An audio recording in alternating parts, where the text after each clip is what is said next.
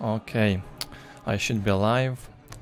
Hi, whoever is watching now. We will get started right away with part 11 in Expert Clash series for Dawn of War Vanilla. As promised, we will continue with the series and we'll get more and more new players into the series.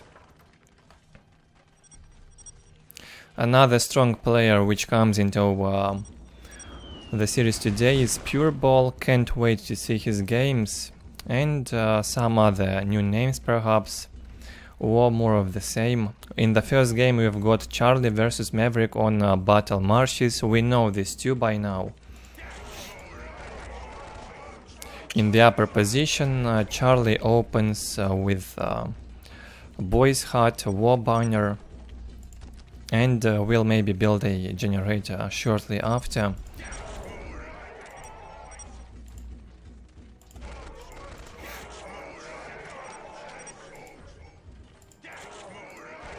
No generator yet, okay, he can place it now.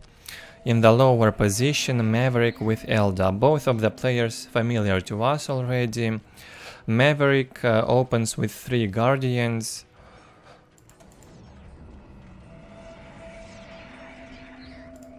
And maybe a Farseer, something which Select will also do in Vanilla. 3 Guardians, Farseer and Soul Shrine. No Farseer in here, Warp Spiders, yeah. A lot of people complained about Warp Spiders, especially the Orc players, so I guess Charlie now expected this jump. He reacted really fast, and he even sent the big mech this way to meet those Warp Spiders. And so Maverick fails to kill a squad of Slugger boys. That's bad for him. If you cannot kill a squad with the first jump, it's bad. Warp Spiders must pay off ASAP, or they become a burden. Economy-wise, at least, very expensive. Charlie will do a good job and keep his squad of boys alive, very nice. Builds the pile of guns already and takes his remaining points as well. I do not have the chat opened yet, however you better start and start chatting, don't be shy. I will check it after this game. I will not track it, I guess, during the stream, but I will check after the games. We'll have to alt-tab. Charlie goes in, only 1 squad of Warp Spiders, not a threat, a big mech can follow it. This is the downside, I guess, if you open with the Warp Spiders in Vanilla, very expensive, and you can only afford 1 squad of Warp Spiders. I guess the Farseer is coming out now, being trained in the Aspect Portal. Quick counter-attack here from Charlie. Maverick says it's a nice rush. Yeah, indeed it is. Warp Spiders would be tied up by the big mech if they get in here, or even the Slugger boys. Second banner built now by Charlie. And now with the coming of Farseer, it will get more difficult for Orks. Mind War cast on the big mech by the Farseer. He is in danger, must jump away. Could also be a well-planned overextension here by Charlie, so he can win more time. Finally, a good job with good jump with these Warp Spiders. Almost finished. Yeah, finished off that squad of Slugger boys now, finally. And even managed to kill the big mech. Bad jump from Charlie. 2 war banners up. The Eldar will not manage to breach through this position. We've got the pile of guns. LP2 upgraded, a war banner. A decent firepower on the left hand side for Charlie. Took all of his points, built the listening posts, and will build the relic as well soon. Maverick suffering on economy. Charlie managed to delay the shrine on this side and did not allow him to capture that relic quick. Good aggression early game by Charlie, although he lost both Big Mech and the Slugger Boy squad. I guess it still was a good trade. Usually against Warp Spider opening you may lose Slugger Boys for free even, and maybe 2 squads and Gretchens. This was not bad from Charlie. 2 squads of Warp Spiders now and Farseer. I guess Maverick will continue producing the Warp Spiders. Charlie will go from the other side now with a full HP Big Mech and another squad of boys, slightly reinforced. From Maverick, 3 squads of Warp Spiders. Perfect against infantry. And now that he can outnumber the Orks, it will be an easy fight for the Eldar, I assume. Guardian squad ready. Shall I divine your next move? Quickly, take us to the battle. Okay, hello guys and welcome. Just alt tabs to check if the stream is running fine. Looks good. This will be another long, one of those long streams. I will also make a food break, of course, in about 2 or 3 hours, and then continue.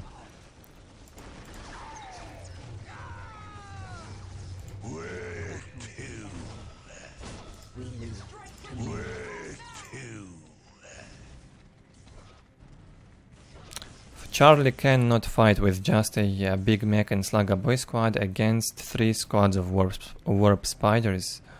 Quickly, take us to the battle. Right, 3 squads of Warp Spiders, Farseer and 2 squads of Guardians. Maverick, now heavily outnumbering the Ork, can easily fight around the map, move safely. Orks are no threat. However, Charlie hits tier 2. That might be a surprise for the Eldar. 140-30. Bad thing Charlie will lose in here the outpost if he will not manage to defend. Got a upgraded banner. The LP2 is also upgraded. Okay, he will manage to defend it for now. Farseer tanked a ton of damage in there and almost got killed, so will get finished off by the mech. And now the mech with a squad of Slugger Boys and a Nob leader can manage and tie up 2 squads of Warp Spiders. Bad fight for the Eldar, unexpected. Bad engagement here on under that LP2 and banner. Lost him that Farseer. Built a bunch of generator, placed 3 generators here in the base and the Soul Shrine. Maverick wants to go tier 2.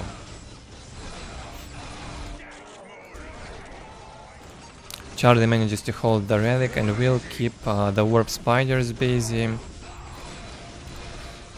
Can afford fighting under this LP2 as long as it focuses the mech. He wins time. He might not win the battle, but he wins a lot of time. And Maverick loses a squad of Warp Spiders. Not enough micro from Maverick in this fight.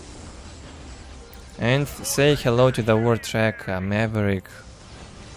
There he goes. Not prepared. Can produce a Bright Lens now to deal with that war track perhaps.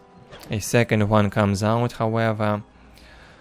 And 2 war tracks probably can deal with 1 Bright Lens platform if it gets focused properly. Okay, 1 war track goes down from 2 Warp Spiders grenades. Not bad. Looks like Maverick is gonna get surrounded from 2 sides now, loses a point in the base and sits now on 3 positions. Some domination now going on from the Ork, controlling 2 critical locations. A grenade absorbed by that war track again.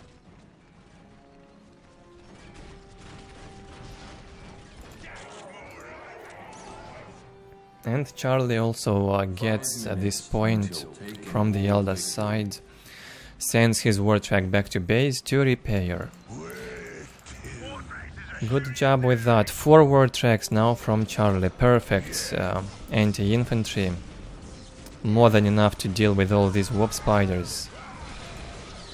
Should focus the Brightlands, however. And looks like the big mech got killed in here. Oh no, it jumped into the Brightlands. Must be destroyed. It's heavy infantry. Terminator armor, basically. Something like that. And Maverick so loses his Brightlands. He cannot micro, he says. Yeah, he is done, I guess, with this game. Kinda one-sided now in the end. Not a hard win for Charlie in this first game. Yeah, just focus that Brightlands when you have the chance and be done with it. The only decent anti-vehicle for the Eldar in tier 2. Yeah, Brightlands is... They cannot make the Wraith Lords, they don't have the Fire Dragons here, so yeah, they can only rely on Brightlands. And if you take down the Web Brigades, they cannot produce even that. I guess Eldar weaknesses can still be exploited in vanilla.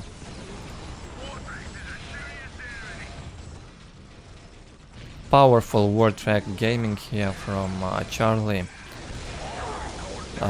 Lately, the games we saw from Charlie, he did not use so many war tracks. He mostly massed infantry and war trucks.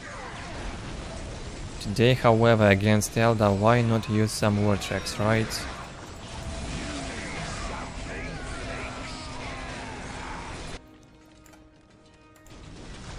Finishes off the Eldar in here, no chances for Maverick to get back into the game. Both of them with very high auto-match ranking, however. Shouldn't have been so one-sided. Let's speed it up.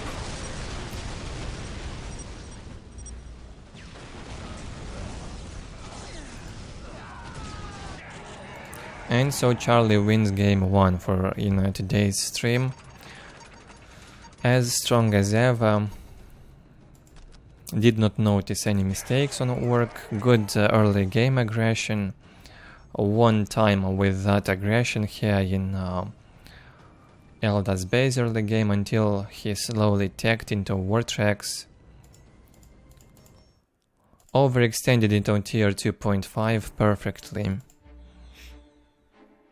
And too much investment from Maverick into the warp spiders kept him tier 1 for too long.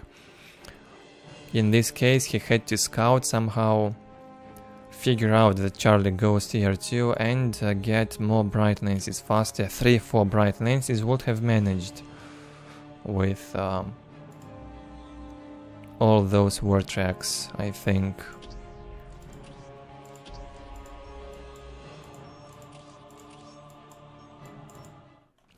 Next game, Benji, another familiar nick by now, versus Sleign, the Chaos player. We basically only have Sleign and one guy so far on Chaos in the series. We also saw Hellfire, or yeah, Hellfire I guess it was, another nice Chaos player in the previous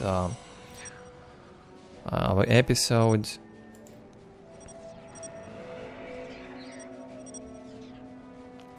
Benji here uses the nickname Milka on Eldar, black colored, and Sleign using another nickname, Dominus. I see he uses another nickname because he's playing another faction, so his Smurf account, we can name it so.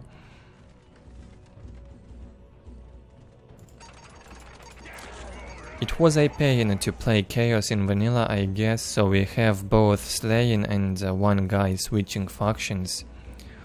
their main faction being Chaos. However, they went an easier life, it seems, from time to time, and they play Orks, Eldar as well. 3 Slugger Boy squad opening from Sleign. Cannot afford that LP1 yet in there. And he cannot afford a generator if he goes for 3 Slugger Boys. From the Eldar, 2 Guardians and Farseer. I'd say this is a safer opening compared to 3 Guardians and Warp Spiders, what Maverick done in the previous game. Complete fail opening. It's good when you actually manage to kill stuff with Warp Spiders in the first 2 jumps. If you don't, you're gonna struggle.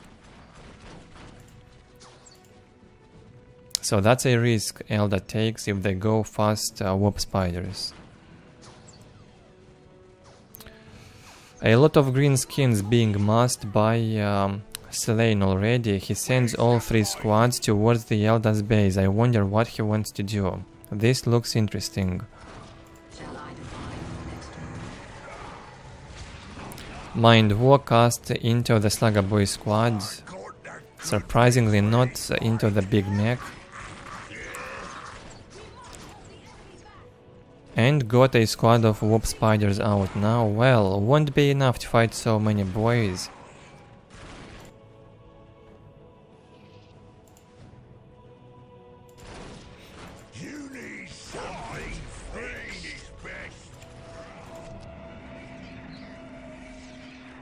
On the right here, Sleign will build up the banners slowly and tech up.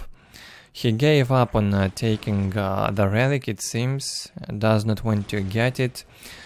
Instead he goes for a rush, by the look of it, some kind of all-in attempt by Sleign. Won't be easy, however, with the Warp Spiders jumping around. He's gonna lose 2 squads of Slugger Boys in this fight, maybe even all of them. Yeah, only 1 squad of Slugger Boys left alive. He had 4 of them. Lost 3 squads and is gonna lose all of them. Terrible attack in here from Sleign. We can definitely say that he's probably not used to the Orks.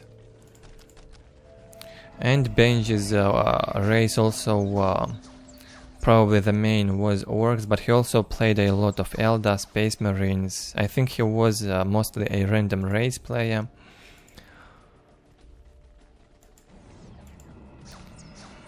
Will manage that Ork attack just fine. Complete miscontrol and terrible decision from Sleign to go in, and now he even wants to win some time with this mech, it seems. Should have retreated long ago under that pile of guns here. Not sure why he keeps going in like that. No LP2 here, sadly. If Benji got the Warp Spider's grenades, he will easily take down this point. Even without the grenade, half HP down in like 2 seconds. Second Mind War cast on the Big Mech. Drops to red HP, and the Big Mech is gonna die unless he's gonna jump away from this fight. And I'm expecting Sleign to manage and defend in here, yeah, with the pile of guns and LP2 up, should be manageable. Mismanagement on the Farseer here from Benji. Kept that Farseer under the fire of the LP2 for too long, lost a lot of HP. Gretchen's got in here to repair. Instead of finishing up this war banner, it was necessary to get here and save this point. Right. Nothing is hidden from my sight. And from Benji, a third squad of Warp Spiders and Farseer, similar to the previous game from Maverick.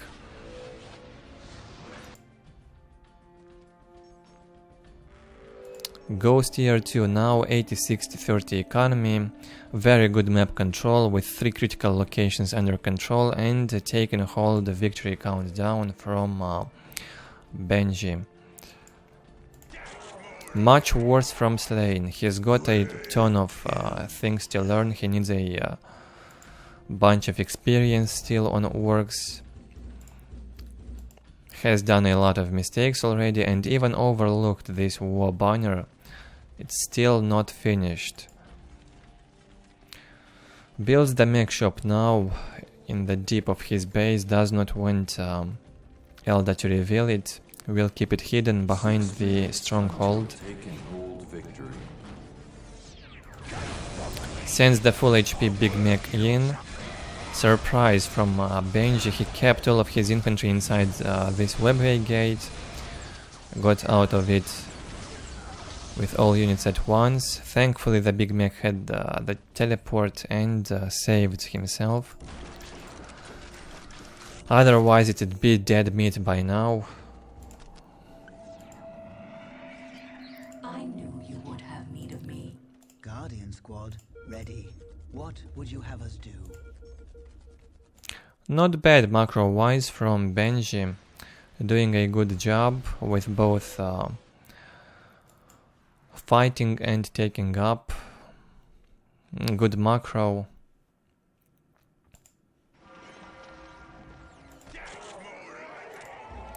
And from Sleign, despite having a terrible start, manages to hit tier 2.5 faster.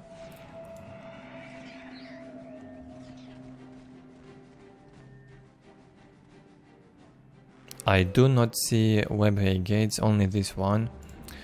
Okay, and another one on the top side.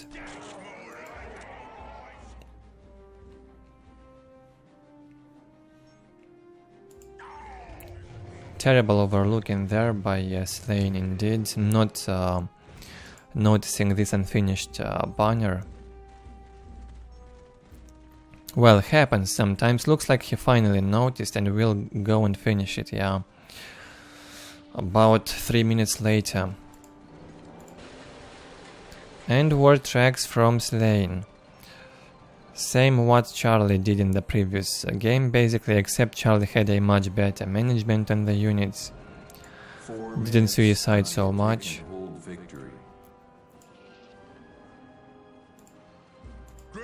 Sleign must decap or he will lose by taking hold. Goes in once again with the big mech and throws a grenade in that LP2. Dropped a half HP from this LP2 with just the grenades. Very good one.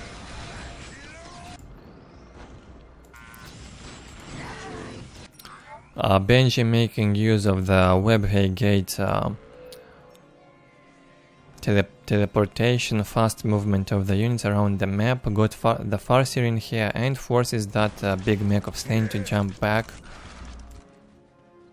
Well done with that. Forward tracks from Sleign 5. He's gonna use the full potential, the full power of the Orks in tier 2.5. And is gonna focus the bright lenses first. That's what you need to do. Destroy that anti-vehicle threat in the first place. However, the warp spiders also got their equipment. I guess you call it the haywire research. And Benji easily manages to hold this war track attack from the work. This how Maverick should have handled it, I guess. Get to tier 2 faster. Do not reinforce warp spiders so much in tier 1. Research the haywire for warp spiders. Get those grenades and cast them into the war tracks. Some terrible engagements from Sleign. Jumps in with a big mech even. And Benji will hold strong. No chances for the mech to do anything. And Slayn's hope of having an easy win here with Orks will fail. No such thing as easy wins. No such thing as OP war tracks. Eldar can manage them just fine, as we just saw. Command me to be. And Benji hits tier 3 now, goes for the support portal. Can even push into this work base. War tracks no longer a threat when you have so much anti-vehicle. Solid game from the Eldar, so we basically have 2 games showing how they can destroy each other. As long as you play properly, you shouldn't have a difficult time either winning with Orks or winning as Eldar. You just need the good timings, a good unit combination, some game knowledge.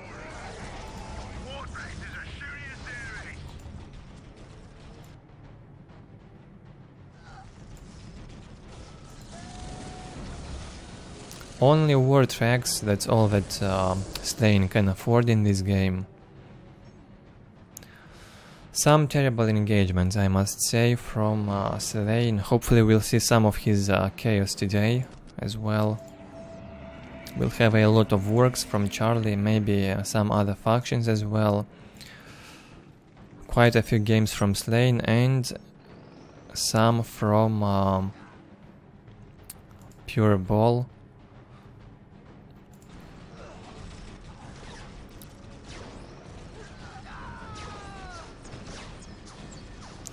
Benji says Eldar is imbalanced. He might be right in this matchup. If you can handle the Eldar properly, if you know what you're doing, looks like work has no chances even. But we do not have to forget that Sleign had terrible engagements.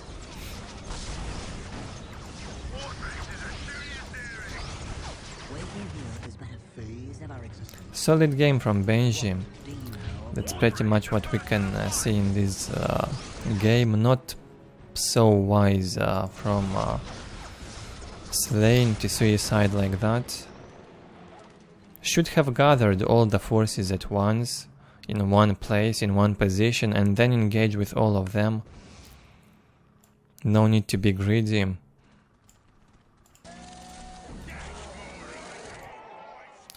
Now he is a Deadman, 79 to 60 income, good income. On power, terrible income on requisition. Much better for Benji. Benji made it look easy. In fact, he even got a fire prism out. And Sleign finally has to say GG. Kinda one-sided overall, just like the first game, except we have an Eldar victory here, not an Ork victory. What do you know of war? So skill still matters a lot in the game. Skill and game knowledge, not just the matchups. It looked terrible for the Eldar in the previous game, it looked great for the Eldar in this game.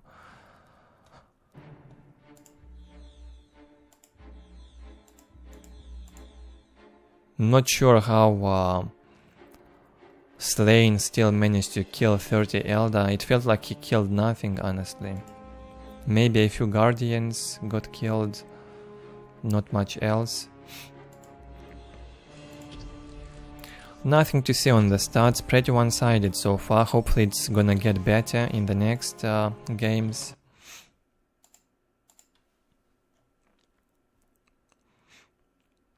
Having a look at the chat, I have to alt-tab.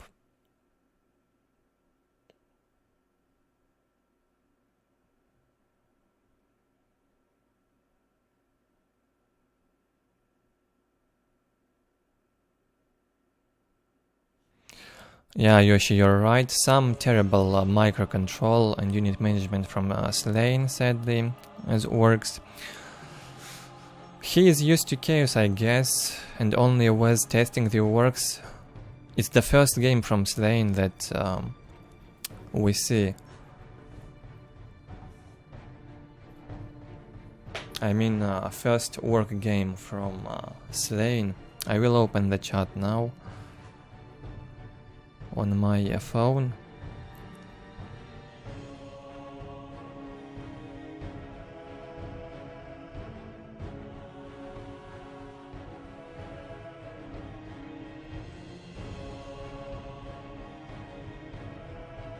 Although I won't be able to follow it all stream long, I will have a look at it from time to time, and feel free to have a conversation in there, feel free to ask questions. I will check and reply after each game, I guess, if there will be any activity, of course. Usually you guys love to stay silent, or maybe even fall asleep during the streams. Jumping into game 3. Hi, Robrecht. It's probably the first time I see you on streams. Okay, game 3 on Meeting of Minds. Sleign playing Chaos. Good to see that. Sleign versus Charlie. Now that should be a good one. Both of them playing their main races.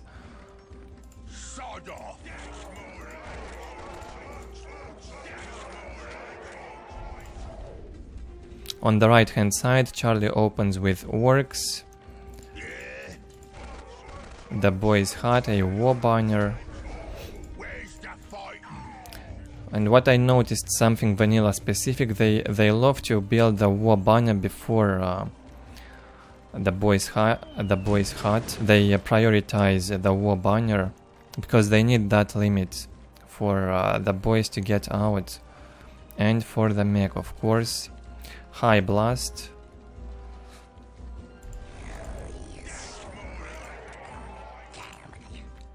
What do you want? Two Slugger boys, basically the standard build Charlie loves to use most of the games. War banner generator, the boys hut. You can afford all that in vanilla. Powerful stuff, and even a third squad of Slugger boys now gets out. Not sure how they could afford so much.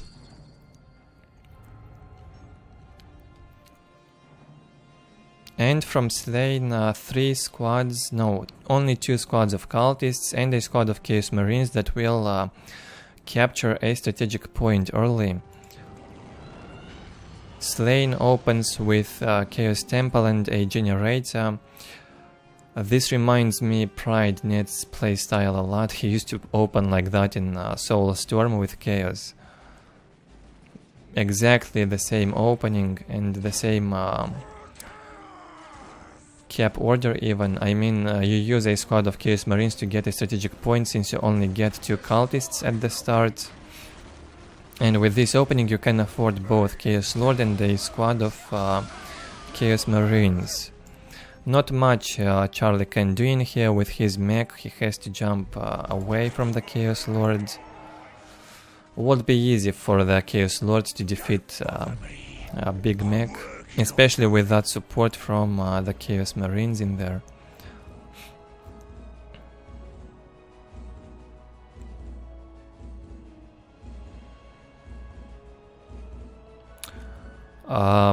Robert, I cannot spell your name properly, it's very difficult. Yeah, the vanilla game is probably not as high level as in Soul Storm right now. However, it gets only better and better with each episode in the Expert Clash, I believe. If you're gonna watch the first vanilla videos I have done, the skill was much lower than what we see now in here, so yeah, about 4 months of experience at this point for the players in Dawn of War. I believe in a few months for now the skill level may be equivalent to that in Soul Storm we have. Back then the players were more motivated to play at a high level, I think, because they had bigger tournaments with much bigger prize pools. They had a working ladder. They were fighting hard for auto match points, something we do not really have nowadays. Yeah, no floats here for either side. Sleign pushing slowly towards the Chaos base.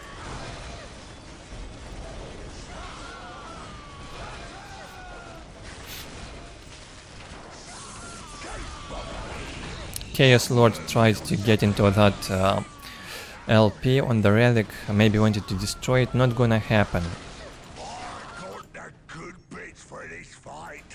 110 to 20 income, very good macro from Charlie. One of the best macro players so far in the series. He manages to both upgrade economy nicely, get the map fast, and even huge armies. So I cannot say Charlie is lower skilled than any top player in Soulstorm now, for example. He now had a bit of float, but he needed that amount of resources for the mech shop, right? It's very expensive in vanilla. Very good economy also for Chaos. No floats whatsoever, gets some infantry. Upgraded now occultists with grenade launchers and 3 squads of Chaos Marines with heavy bolters.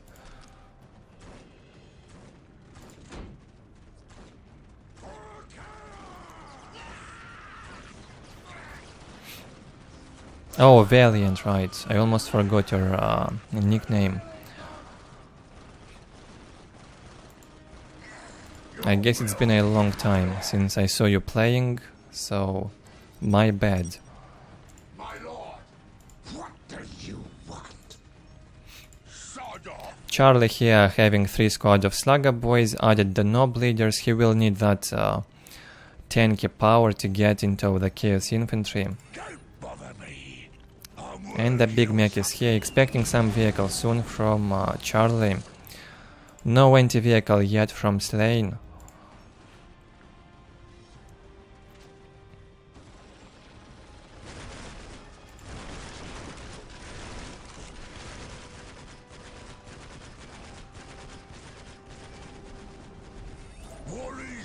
Also, the Expert Clash series will get overextended, I guess. Initially I planned it only for Dawn of War Vanilla and Winter Assault. I think I will cover games from Dark Crusade and Soulstorm as well, at least the ones that were played in the early days for both Dark Crusade and Soulstorm. So yeah, the series probably will get over 100 episodes, might well be.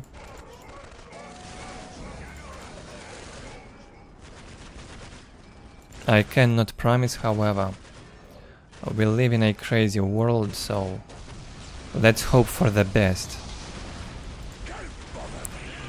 Engagement here from Charlie, jumps in with a big mech, a squad of boys attached, and a Storm boy. The Storm boys without armor upgrade, it seems, got annihilated by cultists and those Chaos Marines immediately. A war track is also here, and Sleign does not have anti-vehicle to hold back the Orks in this fight. He can push a very good income. I love it from Charlie, showing a high level of work play in vanilla constantly.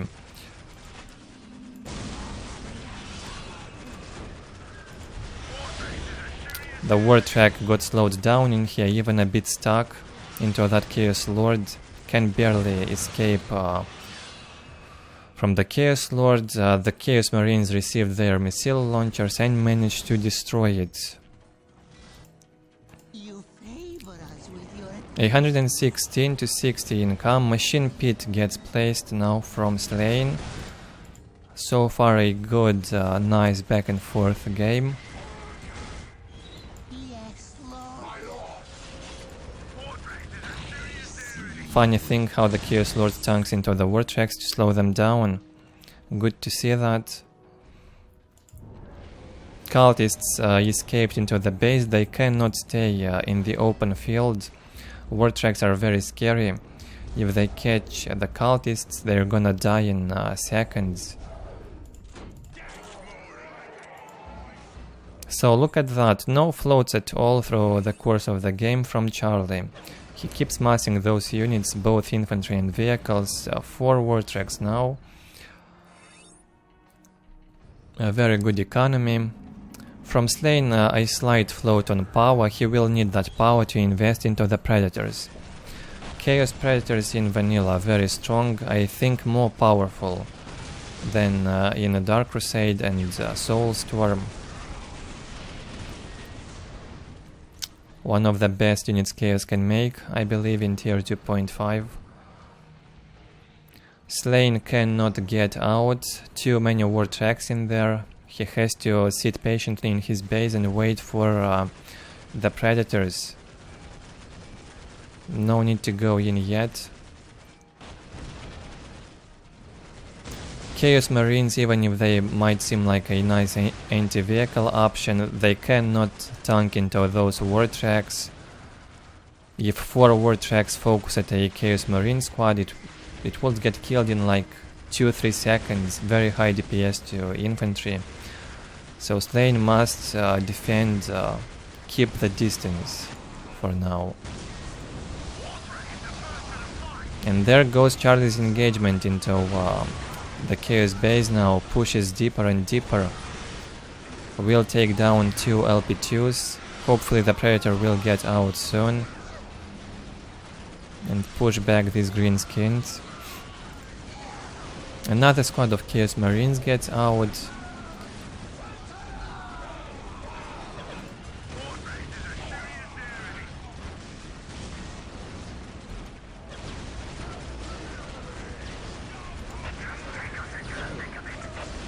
And here comes the first Chaos Predator. I get distracted by the chat from time to time. Apologies for that.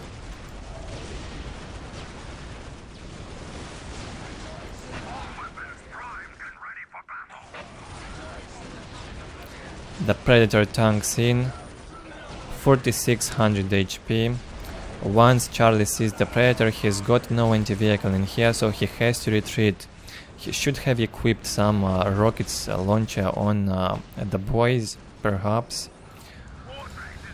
Instead, now he will upgrade all the weapons on 3 war tracks to anti-vehicle. He will need all the anti-vehicle he can get to deal with this Predator.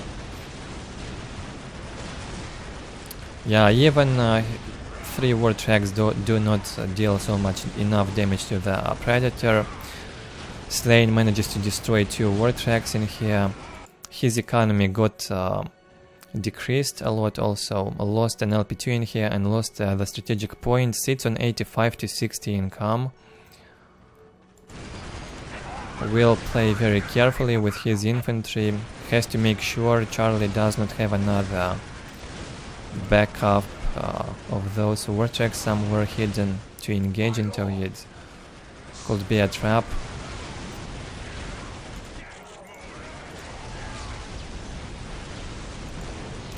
Will eventually manage to deal with that Predator. Sleign will suicide it into those work buildings. Well, it destroyed 3 war tracks, paid off, I guess. Another Predator is coming. Both harassing each other with 1 vehicle for now. A war track in here on the left. On the enemy relic from Charlie. Predator tanking in front just like it should be done. And 3 squads of Chaos Marines sitting in the heavy cover there nicely. Also the Chaos Lord pushes in front, tanks a ton of HP, and pushes Charlie back. Charlie hits tier 3 in the meantime. Strong counter-attack from Sleign, not enough anti-vehicle steel from Charlie to stop the heretics.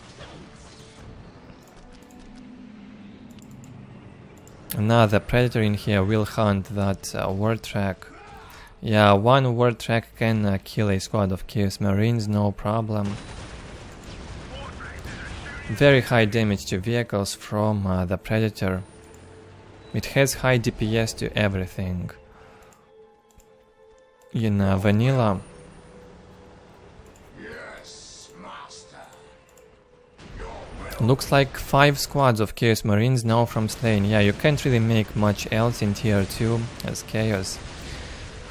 Maybe Raptors, but Chaos Marines are a much better choice, I assume. A more universal squad in vanilla. You can equip them with flamers, bolters, plasma, anti-vehicle.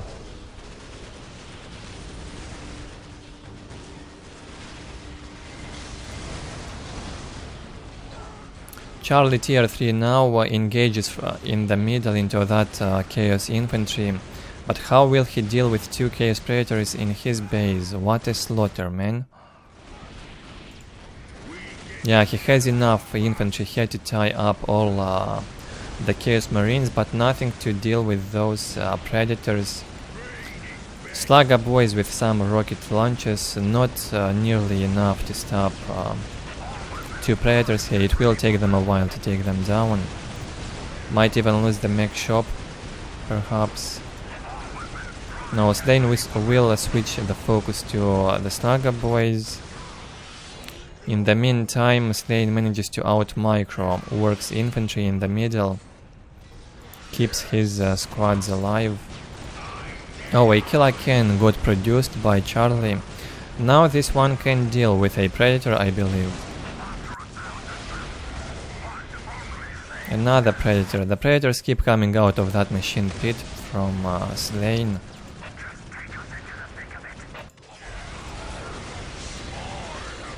Warboss having a fight here with the Chaos Lords. A lovely fatality. Yeah, the Orc Commander's fatality is probably the best in the game.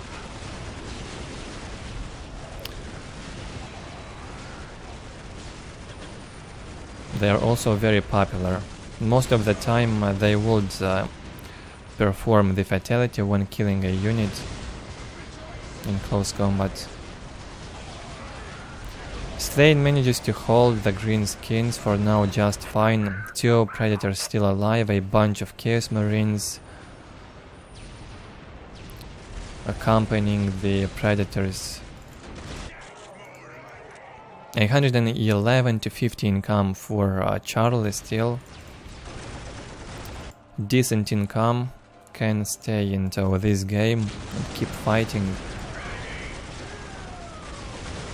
2 predators heavily focusing the Killer Can. Killer Can, however, a heavy vehicle, receives very low damage from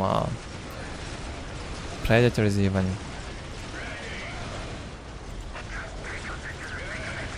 Yeah, it will take a while until it goes down. Charlie should have upgraded the anti-vehicle weapon perhaps on the Killer Can and focus those predators in range. This is a crazy 1v1 battle, so much back and forth. We don't get so many of these in vanilla.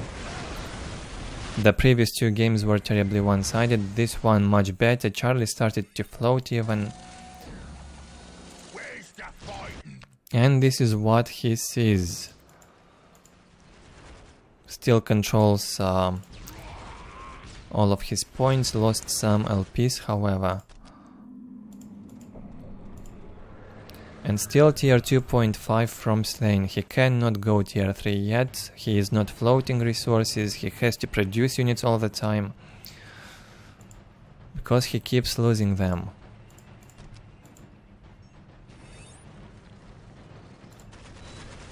Another counter-attack from Sleign once again will engage into the lower position, towards the lower right.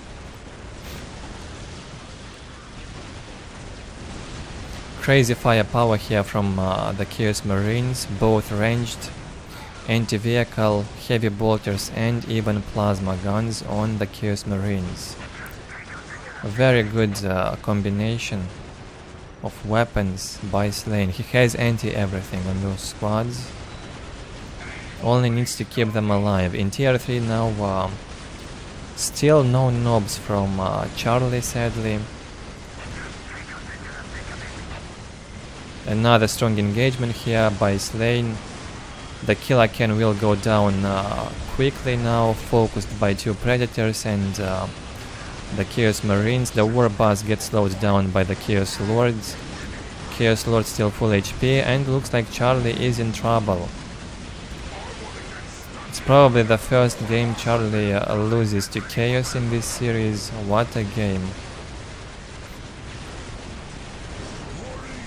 Matchup in vanilla heavily considered in Orks' favor, so very well played by Sleign this time. A very good hold. Yeah, even Charlie is surprised. How did he lose this? Usually he'd destroy Slane's Chaos without much trouble.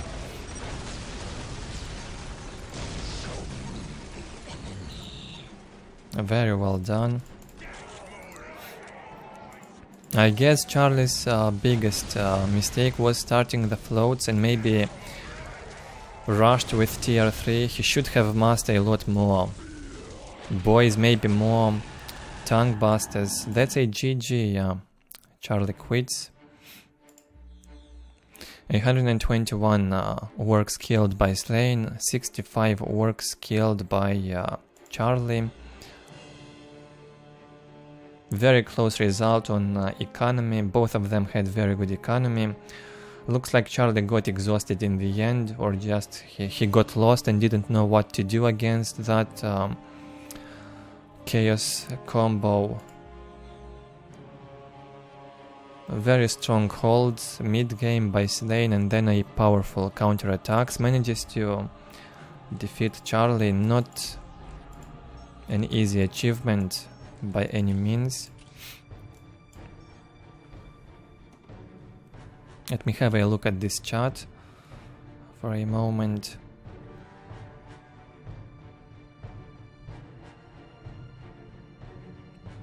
Yeah, even Valiant enjoyed it. Yeah, you probably should start watching this series. I am so hooked by these games already. I was not expecting actually to get addicted to vanilla replays, but it happened. I said in my previous video at the end that I might make a week break after that, but no, I could not resist actually. So I had to do another stream today.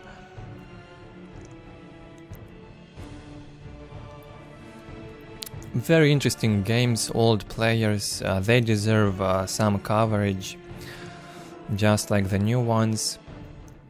I cover a lot of new players on my main channel, and I cover mostly the veterans on this one. Okay, let's jump into the next game, game 4 I believe. Finally we'll see PuReBall in action. PuReBall versus Charlie, an orc mirror perhaps, both of them maining orcs.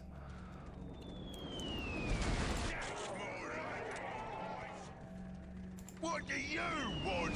On outer reaches an orc mirror as expected. Both Charlie and PuReBall having very high auto-match ranking back then, close to 1900, so they match against each other in the ranked mode. It was very fun to play, even in Dark Crusade and Soulstorm. It's very sad that it does not work anymore. It was a ton of fun to play this mode. You get a random opponent equal to your skill and on a random map matched against each other. What's it? This was one of the big things that kept Dawn of War alive for a long time.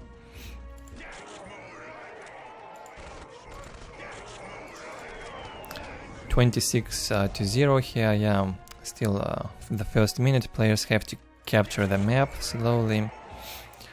Charlie always goes on this map and gets the middle point. He wants to take it fast, build an LP in here. We'll keep the boys for a while in case a Shooter Boy squad comes or a Slugger Boy squad to defend the Gretchens. And once he builds the listening post, he will also place the pile of guns in the middle. A more safe map control from PuReBall, getting the points closer to the base first, the inner points. No, the auto match never got fixed. It worked in 2014-2015 when Soulstorm just was transitioning to Steam, but then it got broken again, and it never worked as intended. Even if you managed to find some opponents, you'd get an opponent not matching your rank or something like that, and the point system was not working properly. Even on GameSpy lately, in 2012, 2011, it was not working as intended already.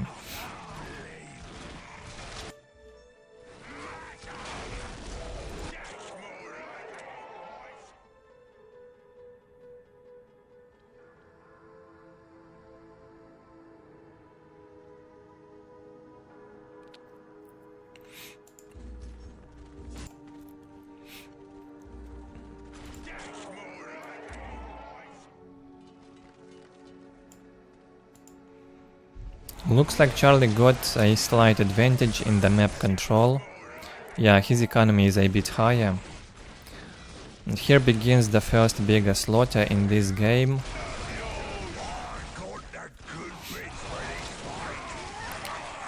PuReBall gonna lose morale on his squad with the mech. When this happens, preferably you must disattach the mech so he can recover the morale quickly.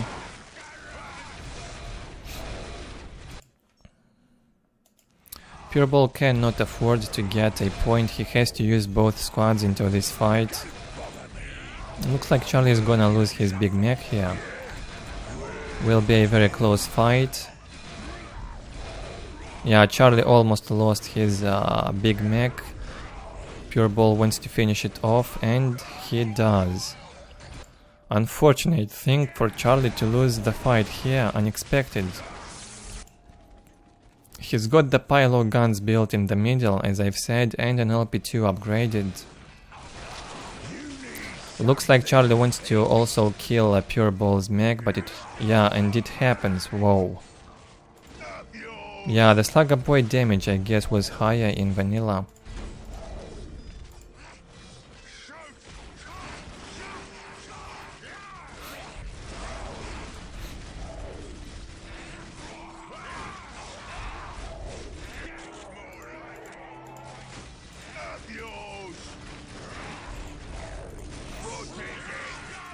Charlie gets his big mech out once again. PuReBall forced to fight on very low economy. He does not have any spare squad to get that relic or a strategic point. And looks like Charlie again, with his game knowledge advantage, might manage to make a comeback after that terrible fight at the start.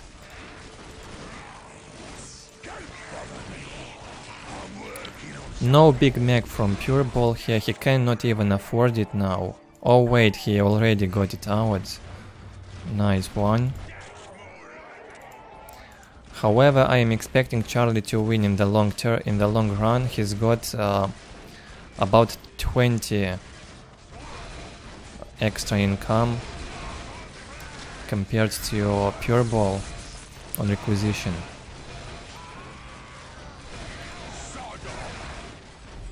A long slaughter here, it lasted for a good 2-3 minutes already here at the top side of the map.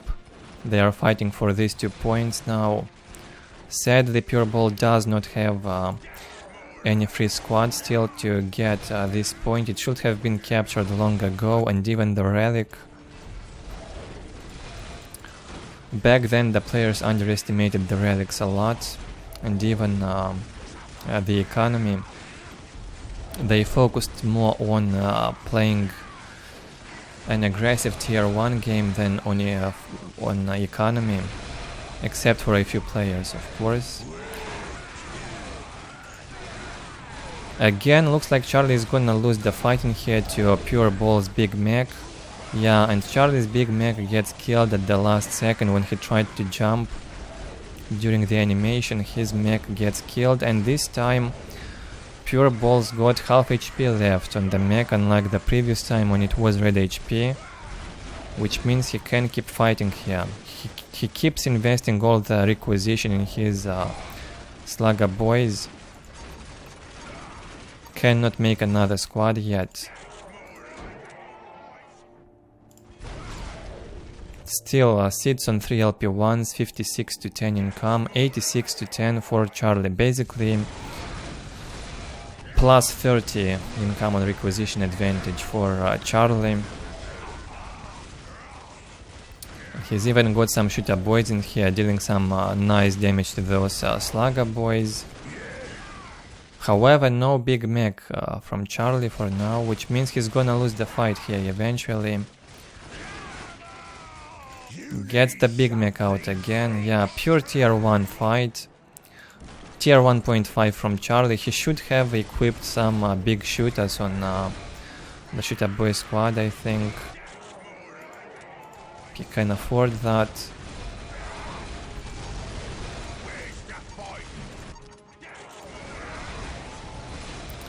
Yeah, 2 extra points under control from Charlie will give him the huge economic advantage in this game. And there we go again, big mechs slaughtering each other. This time Charlie is gonna win easily with a fresh mech in here.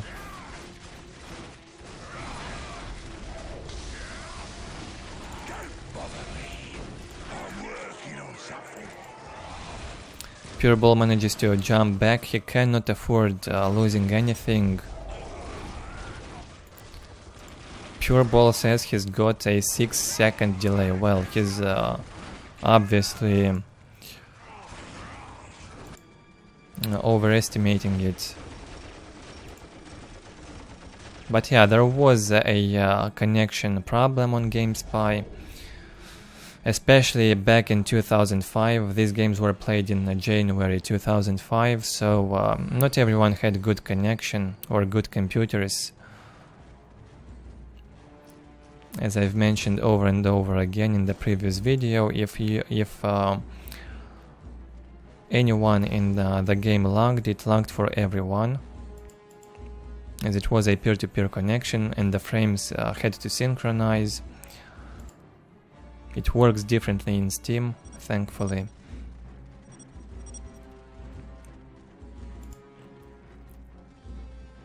Much better connection now with Steam. Victory countdown has begun. Back then players also had connection issues. Someone from Korea, for example, would have a hard time connecting with someone from US or Europe even. Yeah, something like that happened. Depended a lot on the internet provider, I guess, also. Charlie's economy improved a lot over the course of this game, and slowly he wins an economic win once again for Charlie. 104 to 10, 56 to 10 still for PuReBall. However, PuReBall manages to hit tier 2.5 now, builds the mech shop. That will be a surprise for Charlie, I assume. He is not tier 2 yet, and he cannot afford the mech shop.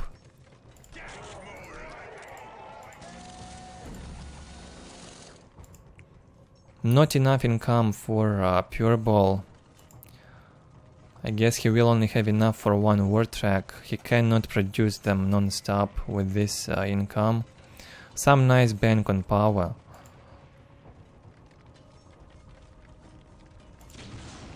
Still will allow him to get out a few war tracks, I guess. Got that good bits for this fight. I got that good bits for this fight. Yeah, taking the middle point at the start's a really good idea. Charlie emphasized that thing even on the forums. He said it's very important to take and hold the middle position, and then you have to fight more safely on the top side for these positions. You won't have the advantage during those fights if you hold the middle. And that's what we witnessed in this game. Charlie fought with an economic advantage the entire game. And even if he got out-tagged now in the end, I'm still expecting him to win. His economy is just so much better. 2 war tracks here from PuReBall. Probably does not have any infantry upgrades. Still low income, 68 to 10. Manages to take down a point from the top side. Well, there's at least one thing PuReBall could have done better in this game, is to take the relic faster. Make one extra squad of slugger boys and take that relic faster at this point. While he was fighting Charlie on this side for about 5 or more minutes. It was crazy. Charlie with a bunch of boys now equipped with the rocket launchers. He can take down those war tracks, they are low on HP. Yeah, only 1000 HP for a war track, easy to destroy. It has a ton of DPS, but very squishy vehicle. And so Charlie will manage to push in. PuReBall says GG. Looked like he had some connection issue with Charlie. I am not sure, I cannot say. We cannot see that in the replays, thankfully.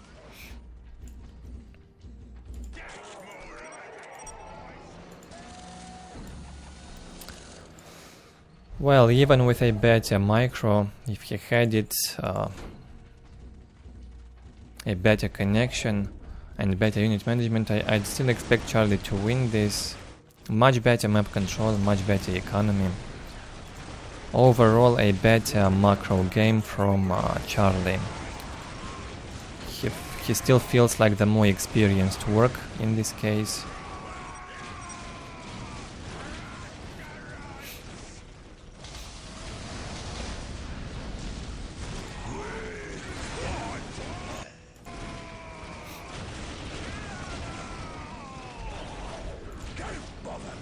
Charlie will not comment on that one, it seems. Yeah. He probably disagrees, however. PuReBall's statement that he's about 10 times better than the people to which he loses.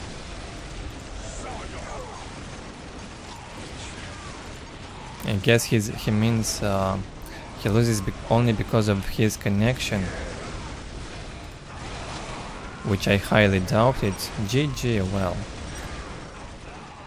A bit of upset here from PuReBall, but I'd say much better played by Charlie.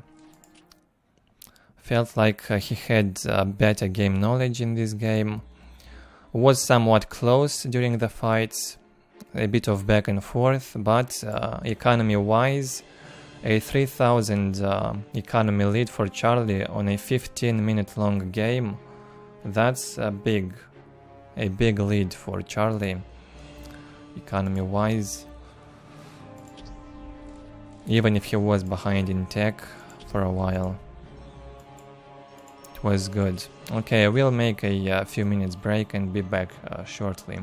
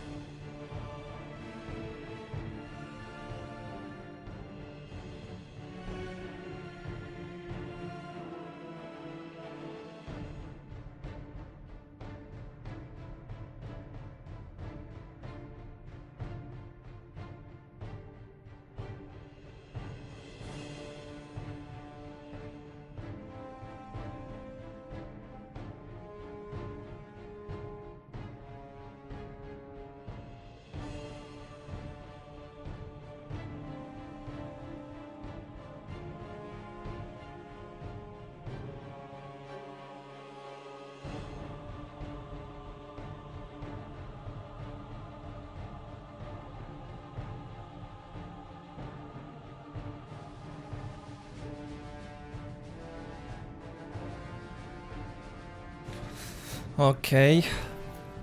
Got my water closer to me. I will need it.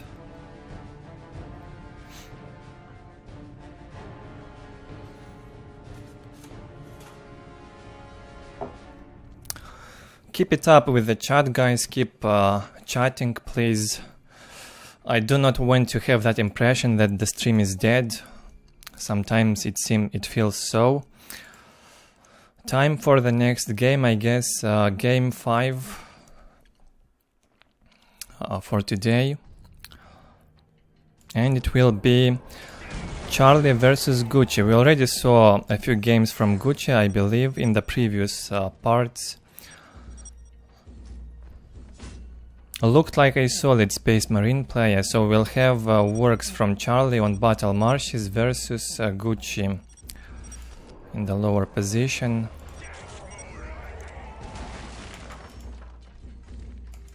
What happened? Looks like Charlie deleted one of his Gretchens. I don't know.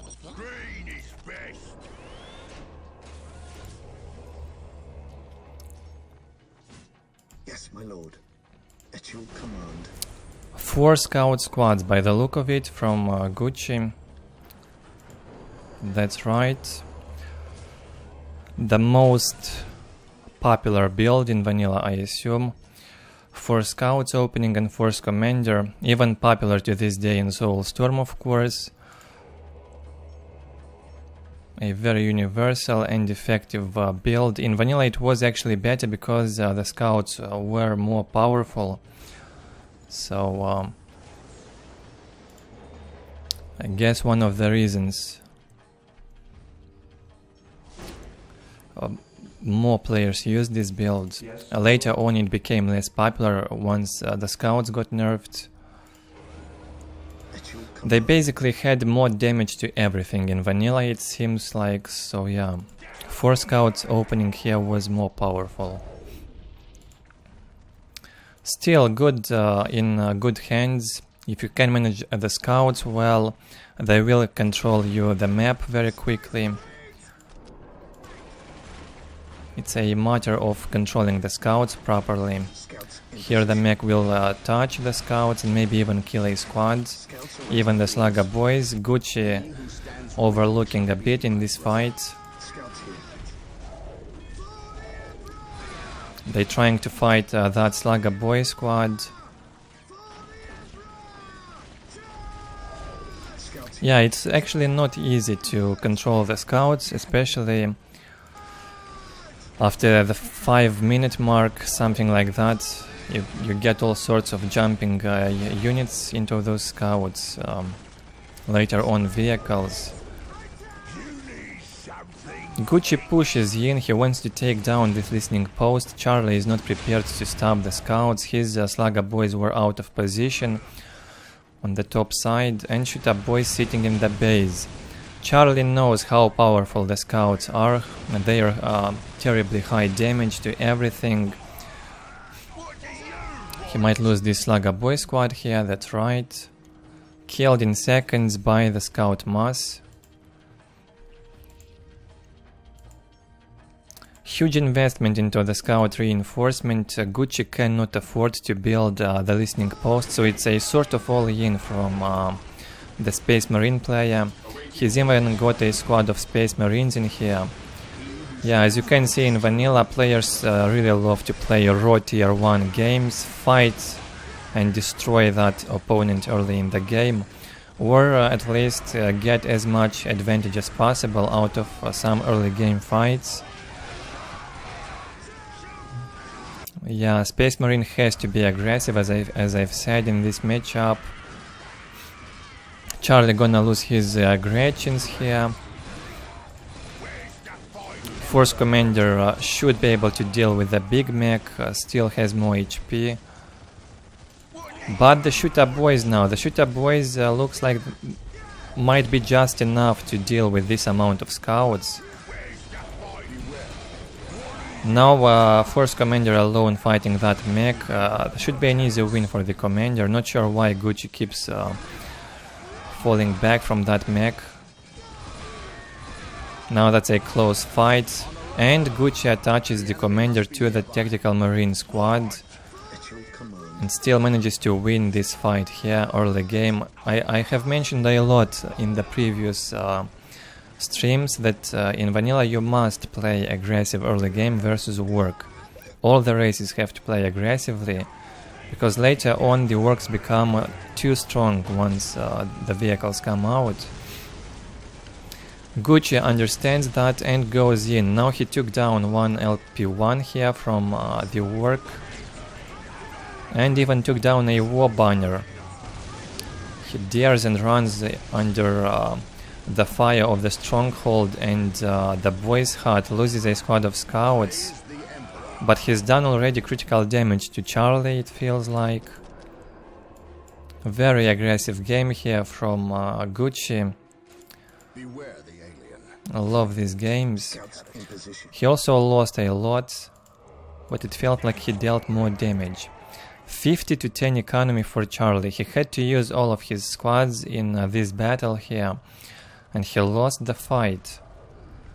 That's the power of scouts in vanilla. Pure reinforced scouts without sniper rifles. Still very high DPS. At your command. Walk softly and carry a big gun. Charlie not happy with Space Marine's playstyle. I have covered games from Android as well. A Space Marine player in vanilla which also played at WCG, that big tournament in 2005, and we're gonna see some games from that tournament as well, for sure. I already have some. However, I probably won't be able to get all of them. We'll see.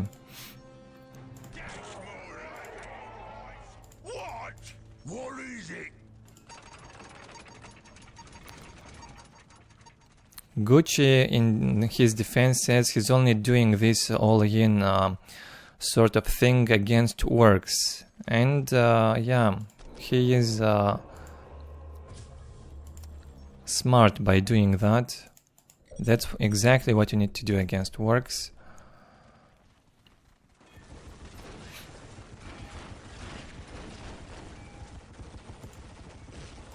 Scouts awaiting orders.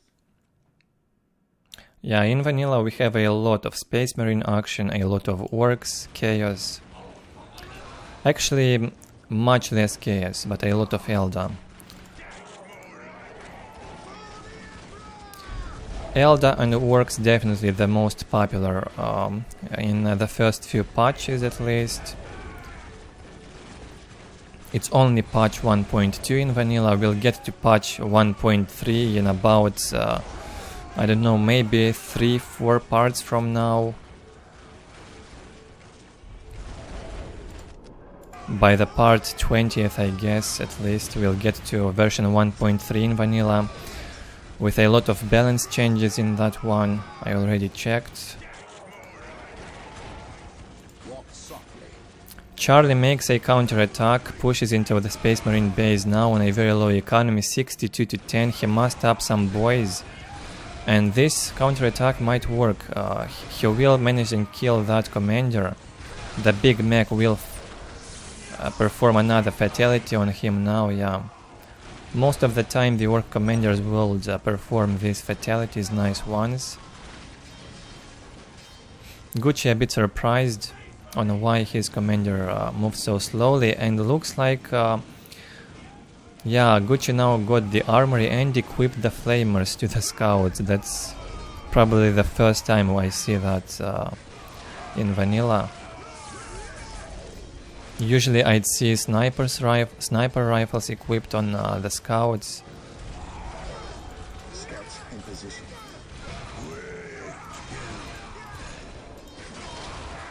$80 to 10 income, however, for oNEgUY, with a much better map control, and gets a relic now also. It's only a matter of time.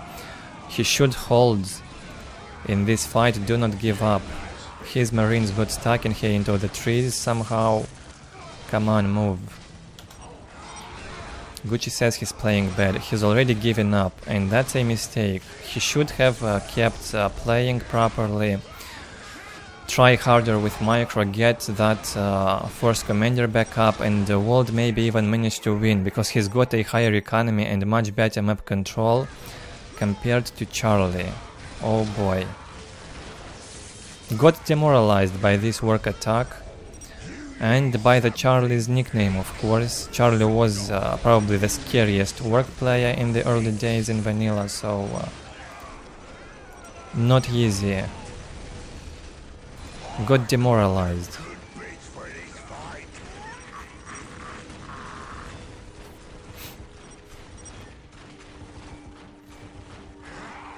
Yeah, in the end the greenskins come on top in this game. Gucci started to float a lot. I guess instead of building the armory, he had to build up more tactical marine squads, and definitely managed to hold this greenskin attack. He had enough resources. Charlie is still sitting on 3 points. 2 LP2s and 1 LP1. So never give up. That's one thing we learned from this game. Gucci had all the chances in the world to win this game. Instead he started complaining. Now instead of microing, he started to complain. A weak spirit, weak morale on the player, I assume.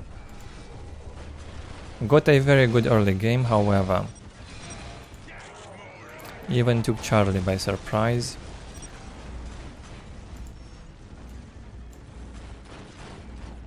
Gucci says he wants to move switch to the work. Not a good idea. Probably. Not good to change your race just because it's a weak faction. You must stay loyal, try harder. There's definitely a room for improvement for Gucci. We all know that. Let's speed it up a bit.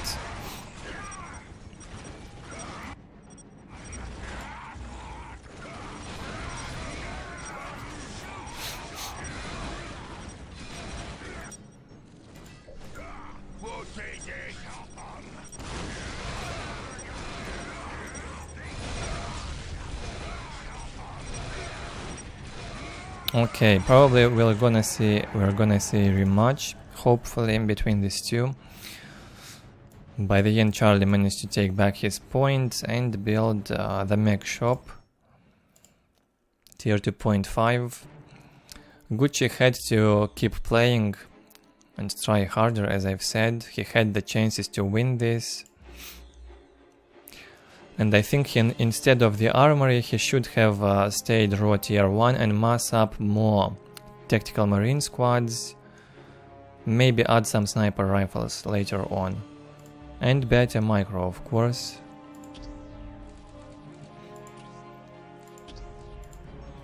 Charlie demoralized him with that counter-attack. Oh, we'll have a rematch between PuReBall and Charlie, actually. On Fallen City.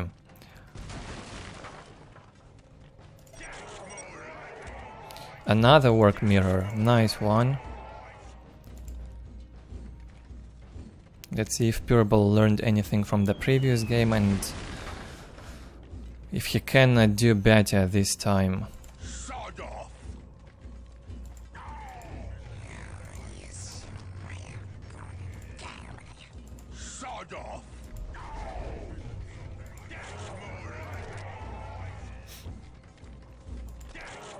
The war banner builds faster than the boy's hut.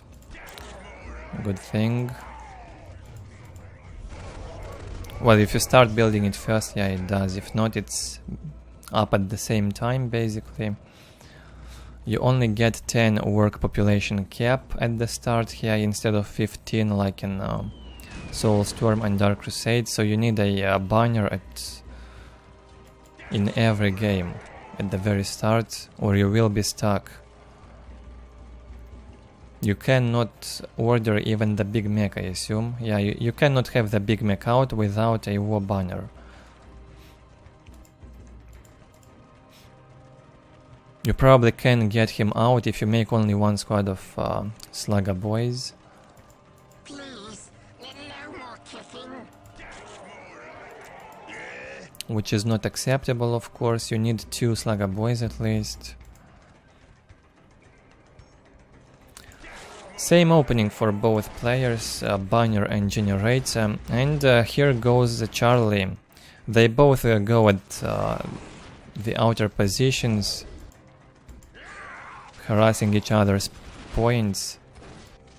That's right.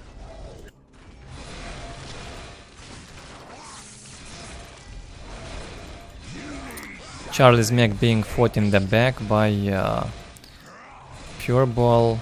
Looks like it's a very close fight here. Charlie wants to retreat, does not want to risk it, keep that mech alive. And a small skirmishing here between the boys.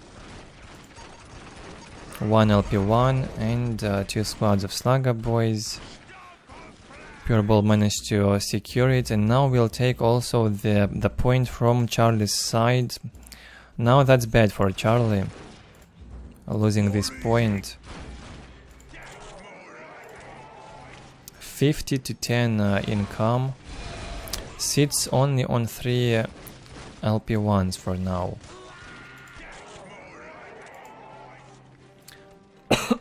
Sorry. Welcome once again, whoever joined the stream recently. Feel free to have a chat, ask questions if you want.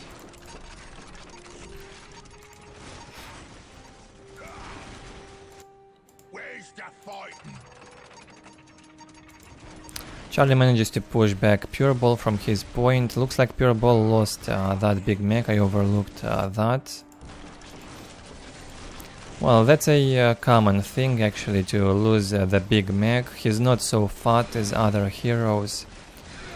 He produces very quickly in vanilla, much faster than in Soulstorm and Dark Crusade. You've got a very fast production time here on the mech.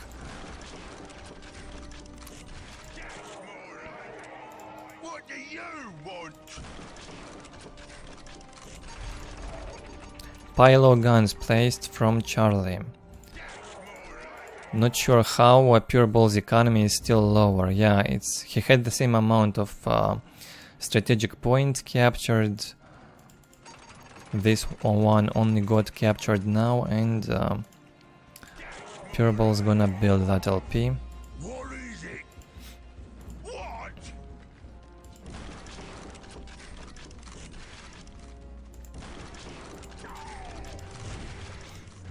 I got the good bits for this fight. There's also 1 LP2 upgraded on Charlie.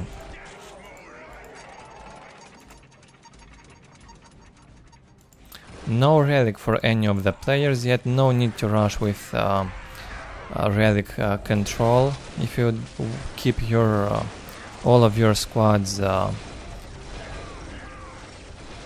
in the fights, you better prioritize the fights than the relic, I guess. Very important to win the fights or the game here in vanilla.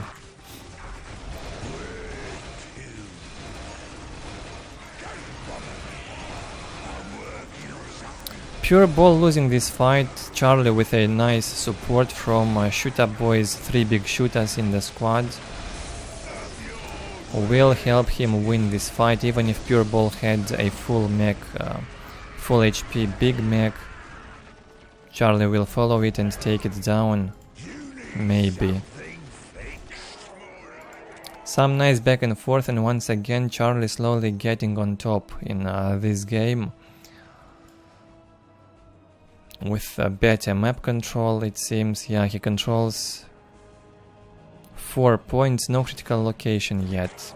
Equal map control then. But still a bit higher economy for Charlie, thanks to that LP2. A slight economy lead. Well, much better than the previous game at least. It was much more one-sided economy-wise, in Charlie's favor. Charlie sees no LP2 in here, no threat from this listening post, and he will go in. Good bits for this fight. Don't bother me. I'm working on something. The Gretchens got stuck. You have much more Gretchens in a squad in vanilla, and it's more likely that they will get stuck. This Gretchen here right in the middle, surrounded by Gretchens and Slugger boys, they cannot move unless Charlie will reorder them, so the war banner build up got delayed. PuReBall got another big mech up, or is this a new one? I mean, is this the old one or a new one? Probably the old one. I lost track of how many big mechs died this game. Charlie now will manage to hold on both sides just fine. The Gretchen's still stuck. Charlie did not notice. Only now he did. Lost about 1 minute with these Gretchens. Stupid Gretchens. And only now both players starting getting their relics. Very late in the game, at the 7th minute.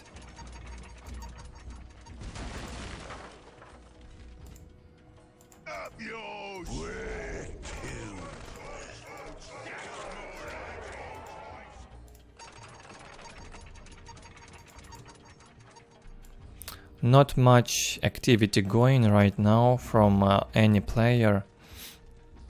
Both of them defending, trying to go for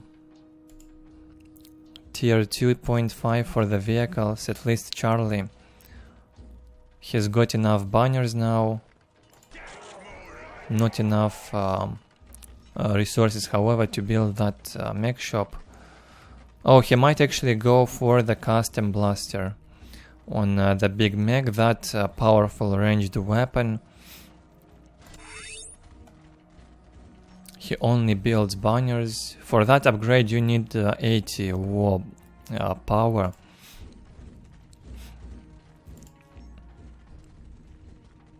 A very powerful upgrade for the big mech. He basically hits like 2, 3, 4 units at once in a squad, and if they are not full HP, it's likely that they will all die in one hit. Depends on the HP amount. So I wonder if Charlie will do that. Will he go for that upgrade? He only masses infantry for now, and is also scouting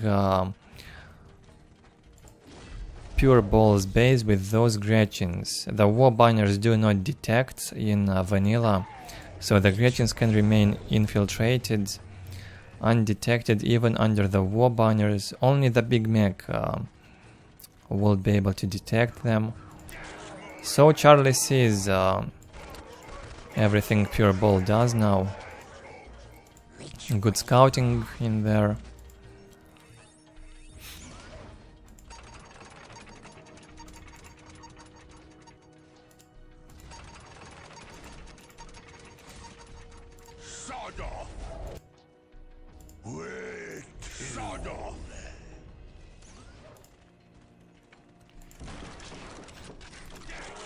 Huge economy lead already for Charlie. Much better income on requisition.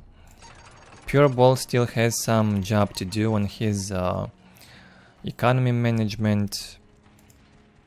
He should have upgraded at least 2 LP2s by now. Usually you must take care of upgrading economy in the first 10 to 15 minutes of the game. Later on the strategic points start to decay and you get less and less income from them, even if you upgrade economy. The economic upgrades start to pay off much more slowly if you do that later in the game.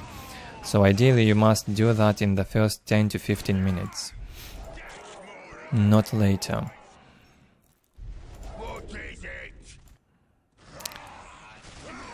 15 minutes, that is if the game gets longer than that, of course. A lot of 1v1s actually end by that time.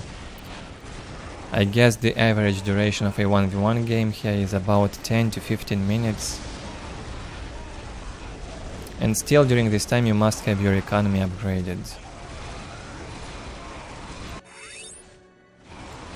Charlie engages on the right.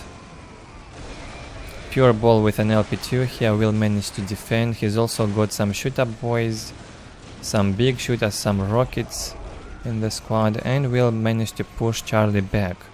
Charlie probably overestimating PuReBall's power in here. He outnumbers his opponent. Should have stayed and fought. I guess he wants to play it safe. Yeah? Green is best. Up yours. Good harass also on the enemy relic.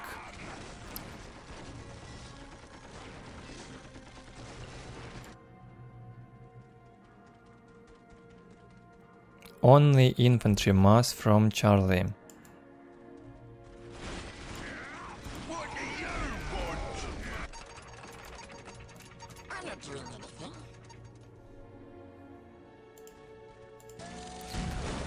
At the 12th minute, PuReBall places his mech shop. Still sitting on just one LP1. The remaining points are... on one LP2, the remaining points are LP1s. Not enough income, 92 to 20, that's acceptable income when you're tier 1. Once you hit tier 2.5, your income on requisition should be much higher, preferably above 110.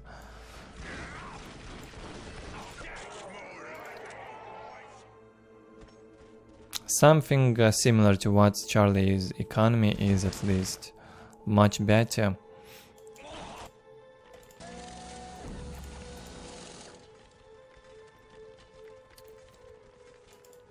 So eventually, thanks to a higher economy, Charlie will both manage to outnumber PuReBall and even catch him up with tech, in tech. Now he's a bit behind. PuReBall hits tier 2.5 a bit faster, but with lower economy. If you don't make use of that mech shop ASAP, it's basically a waste. A very expensive building in vanilla.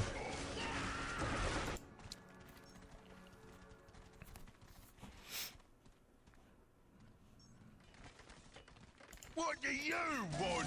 More and more shooter boys from Charlie. I like this workplay style. He's been playing like that a lot in the last game you saw. And oh, look at that. How is that even possible? A boy got stuck here behind the wall from the squad with a big mech. He probably got disrupted somehow and now sits behind the wall. He cannot move, he's stuck in here. Poor boy. I almost feel sad and sorry for him. Look at his sad face. Yeah, poor work. This is funny. No fight for that one. Work's biggest enjoyment in life is probably fighting the humies. And this one cannot do that. Up yours. Very unfortunate for him. What is it? PuReBall's economy slightly increased.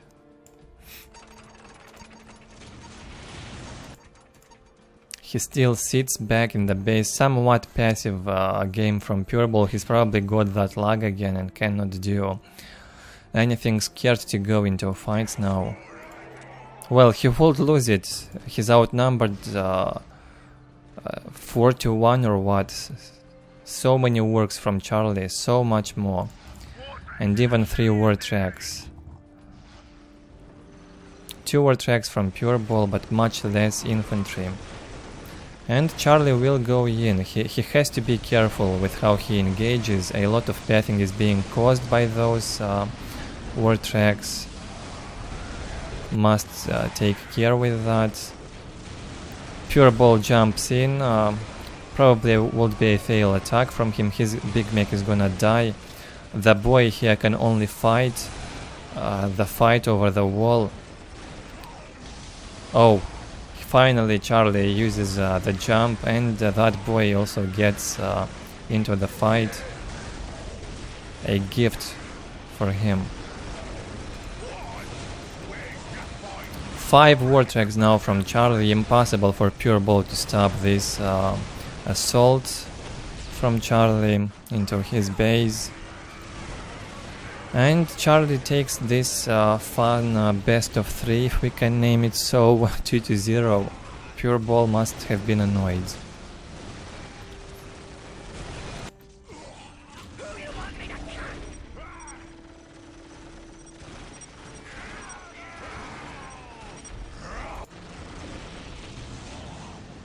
Okay, PuReBall was not happy with the war tracks.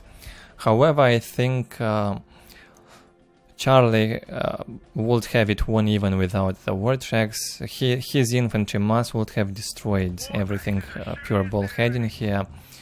The only thing Charlie lacked in this fight is Mad Dogs. He needed a few Mad Dogs to cast them on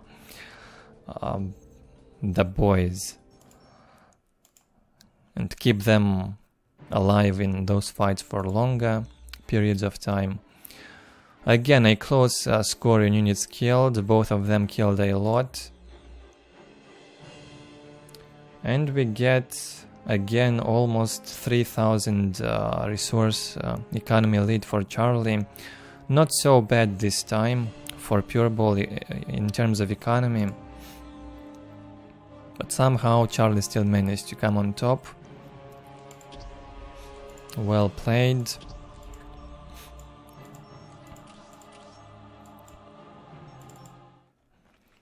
One more game and I think I will make a food break after this one.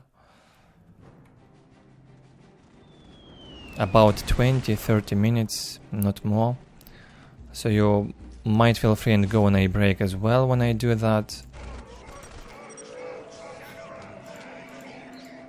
You will not lose anything. You can even scroll back the stream, the video stream, and check what happened before. You can watch it later on YouTube if you want. So I am not forcing anyone to watch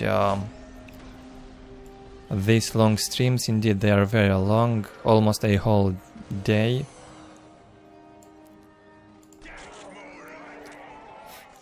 So you can watch it whenever you want, whenever you've got the time.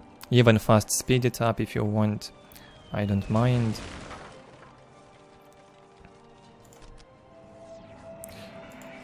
On Deadman's Crossing, also a popular map in vanilla, we have in the top side Charlie with Orks and plays versus Bakdal, an Eldar player in the lower position. The lower left. Huge map, one of the biggest 1v1 maps in vanilla. Basically the equivalent of Emerald River in Soulstorm, very huge.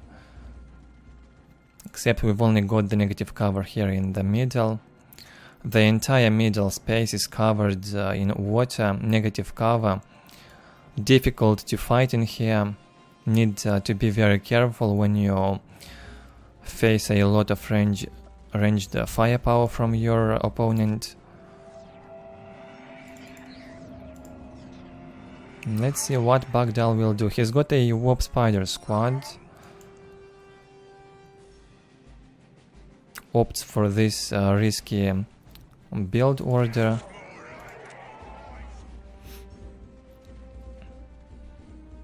See you later, Valiant. Thank you for joining the stream.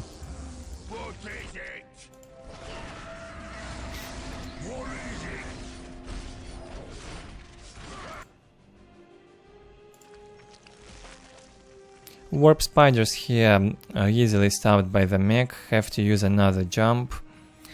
Could not manage and kill any squads at the start.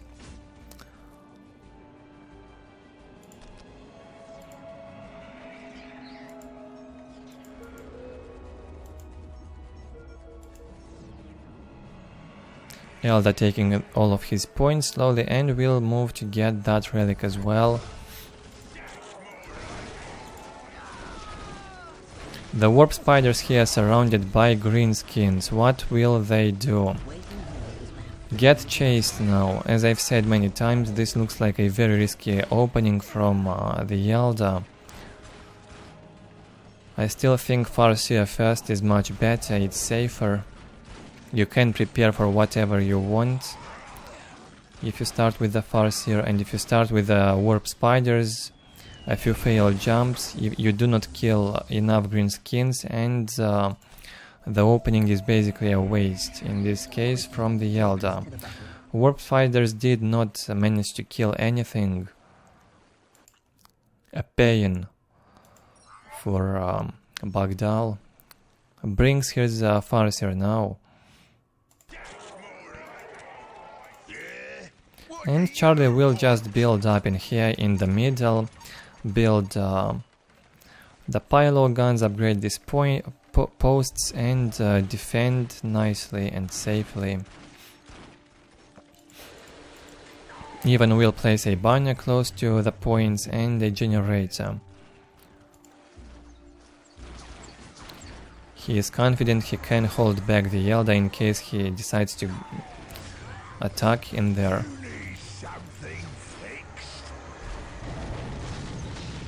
Mind War got cast on the Big Mech. The Psychic Storm also had to absorb all that damage in the negative cover, and so lost basically 3/4 of his HP. Will go red soon.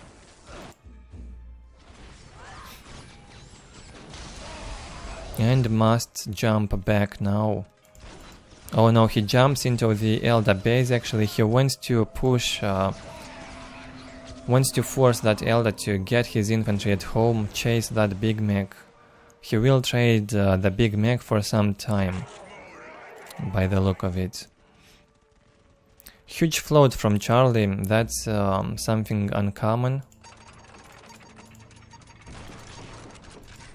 I am not sure what he's doing while floating like that, controlling only the Big Mech. Might have been distracted by something.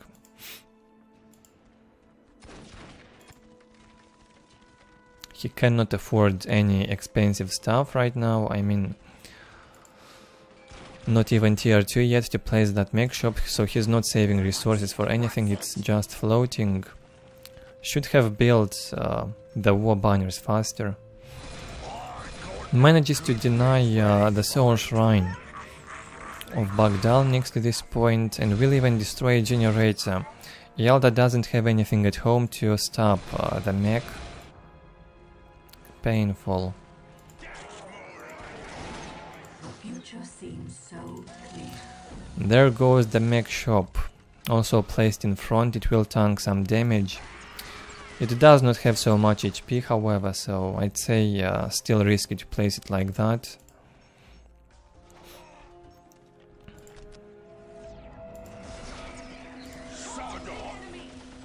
No bleeders surviving for a long time under the firepower of warp spiders. They have immunity to warp spider damage, not afraid of that.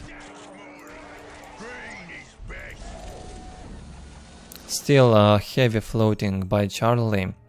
Needs more Gretchens out and build stuff faster. Big Mech still keeping that Eldar busy at home. Looks like Bakdal does not care much about his base. Maybe now he will go jump over the wall with those warp spiders and go and defend your base.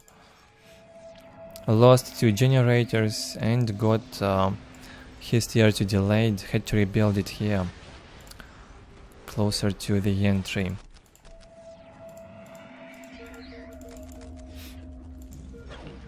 War truck out from Charlie. Also some floats from the Eldar. 104 income to 10. 800 float from the Eldar player. Yeah, a game of floats basically. I don't get how this could happen. at this level. 6 minutes until Warp spiders having their grenades equipped. A one grenade thrown into the ward track takes it down. Also received more damage in range from the warp spiders because it was sitting in the negative cover. Eldar tier 2 now should be getting some bright lances out, and he will. Here comes the first one from the webway gate. The second ward truck is coming. And Charlie no longer floating on power, still must invest a lot in infantry. He will need more infantry. Big Mac gonna die, as well as the Slugger boys in here.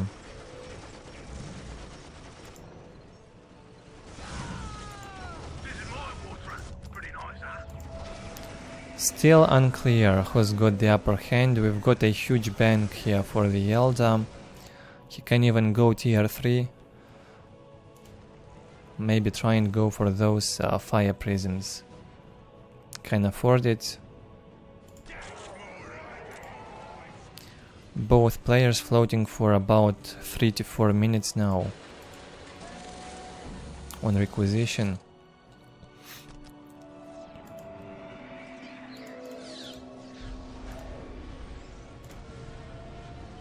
Waiting here is but a phase of our existence.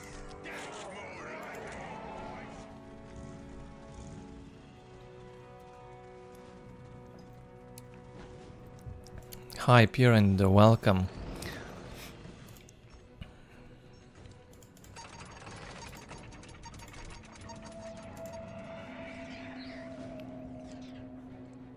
Strike quickly while our enemy slumbers. We are shadowy death. Bright lenses from the Eldar. 3 bright lenses now. That will be probably sufficient, along with 3 squads of warp spiders, to stop any orc vehicle assault. Charlie only has vehicles mostly, and a squad of slugger boys with a big mech, not much else. Okay, he trained more boys. 2 more squads will join the party.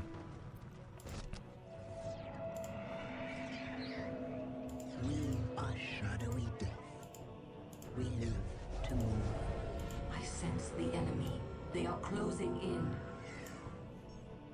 What do you know of war? 4 bright lenses. Now Bakdal really knows what he needs against the work vehicles. Goes in slowly. Gets out of his pit. How can I help? Don't bother me. Both of them getting prepared for the next fight. Eldar already ready to engage. And so is Charlie. Both of them getting in the middle in the negative cover. Looks like Charlie has more, however. 5 ward tracks, 1 ward truck. And I'd bet on Charlie in this fight. He's focusing those bright lenses in the first place. However, he's about to lose the squad with a big mech heavily under warp spider focus. The big mech's gonna die in here. Charlie losing a lot of vehicles. Managed to also destroy 3 bright lens platforms. And forces Bakdal to retreat. The Eldar's engagement failed basically. Time for the counterattack. Don't give time to the Eldar to recover. Good economy here. Eldar dealt with his float basically. Good to see no floating. Same from Charlie. Looks like Charlie now has got more power and more strong units, yeah. And still no tier 3 from the Eldar. Without fire prisms, difficult to deal with this orc combination. But still possible, as Benji showed us earlier today in the second game.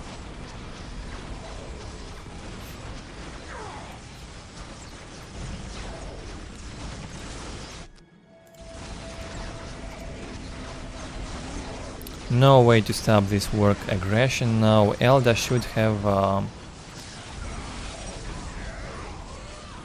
went for a faster tier 3 instead of floating. He floated way too much. He had the chance to go tier 3 for the support portal. He had the chance to build the slag deposit, a big generator in there. He had almost 1000 float on requisition at some point. Same with Charlie. None of them built the big generator, sadly.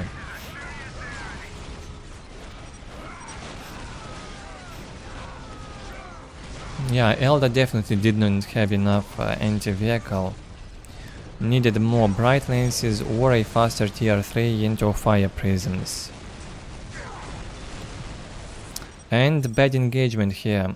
He would have had more chances if he just stayed here under these posts.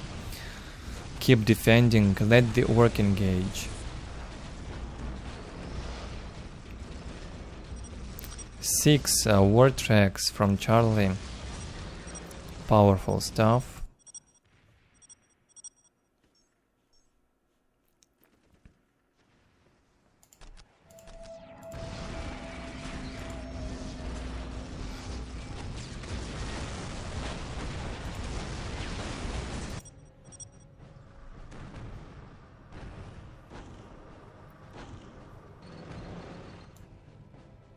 Looks like the players agree in here that Eldar doesn't really have a big advantage when the players are high level. Well, might be the case. I think it's pretty much balanced. If the player skill is equal, both races have good chances. And I still think Bakdal mostly lost this because of his fail early game with those warp spiders. Total waste of resources, they hadn't paid off in the first minutes. And a better execution from Charlie, I guess. Better game knowledge wins him this game. Very close on units killed once again. Most of these games being close in terms of military aggression and kills.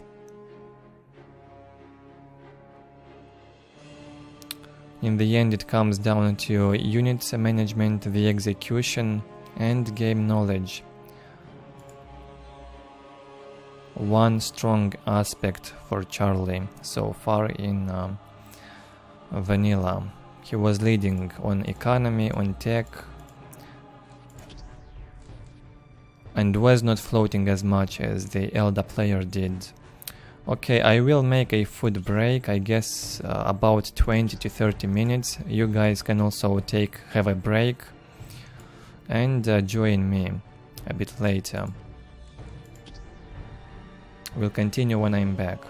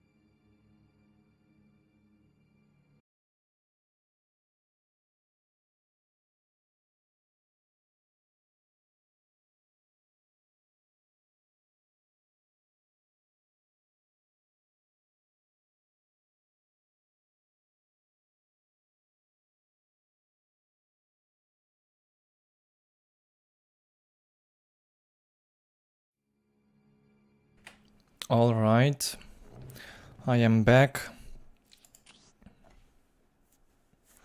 I also started to feel a bit of a cold. Strangely, I got outside yesterday a bit. Might have catched something, had to drink some medication as well. Hopefully I will last during the entire stream and not have some terrible headaches, hopefully. Okay, I think we watched this one, Bakdal versus Charlie. Let me see again.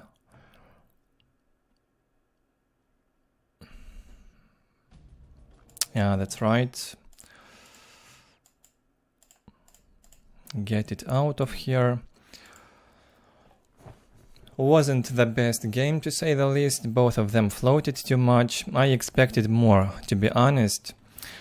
Our next game on Railway.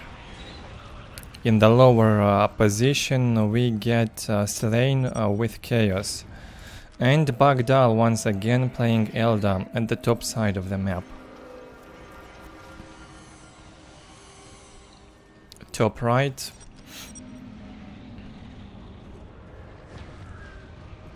We'll have to face Sleign.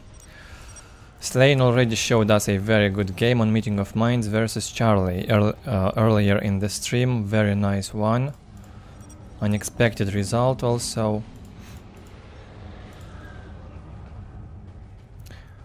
Basically defeated the most powerful orc in vanilla as Chaos, the weakest faction. At least it was considered the weakest, and probably is. At least Chaos is the least popular faction in vanilla so far, at least in this series. One moment. Okay, the stream is running fine, just wanted to make sure. We are here to fulfill our duty. Only one squad of cultists from Sleign. Also, this is the third game we see on Railway, if I'm not mistaken. This map was introduced in vanilla only in patch 1.2. And it was part of the larger 1v1 map pool also. Basically all 1v1 maps were also included in the map pool in the ranked mode, in the auto match. So the players had to play all these maps, like they or not. They had to get used to them and play on them. Later on, the maps were a bit more filtered, and some of the worst maps got excluded from auto match. For now, there are not a lot of maps in vanilla, so the players have to play on all of them. Otherwise, it gets boring and repetitive, playing the same few maps all over and over again. So far we had at least 2 very long games on Railway, good games. Unexpectedly better than I probably was expecting. Yeah. I think it happened in the previous stream. And at least in one of those games we even had the Squiggoth. Yeah, this is a very low economy map, a bit imbalanced even. On this side you have some covers also. Wait, is this even a cover? No, it only looks like a cover, but it's not a cover apparently. I don't get it. Yeah, it's only the animation of a cover, but in fact it's no cover at all. This one should have been light cover here, and this one should have been either light cover or heavy cover. They look like those, but they are not. Fine. Still a bit imbalanced of a map, because in the top right we have this way here, through this path through the woods, which works as a shortcut for the player on this side to get faster from one side to the other. While on this side we do not have such a thing, so yeah. Sleign goes aggressively into the Eldar here with his Chaos Lords. Almost took down that LP2. Probably will fail. The cultists here fighting the Guardians back. Chaos Lords tying up the Dark Reapers. Good to see Farseer and Dark Reapers in vanilla. Dark Reapers still a very rare unit in tier 1 here, not used nearly as much as in Dark Crusade and Soul Storm.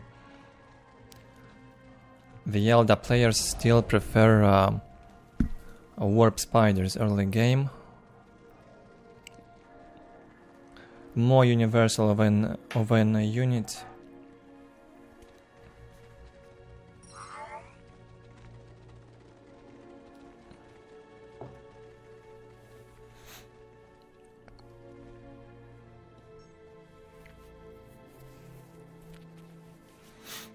Hi Arid, I'm glad you find this game again. Maybe even we'll get back into the game. That's something I am good at, getting the old players back into the game.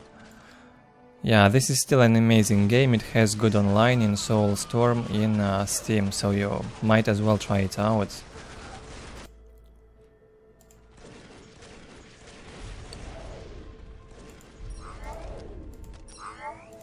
I checked the Soulstorm online activity yesterday. Over 1000 players were playing simultaneously.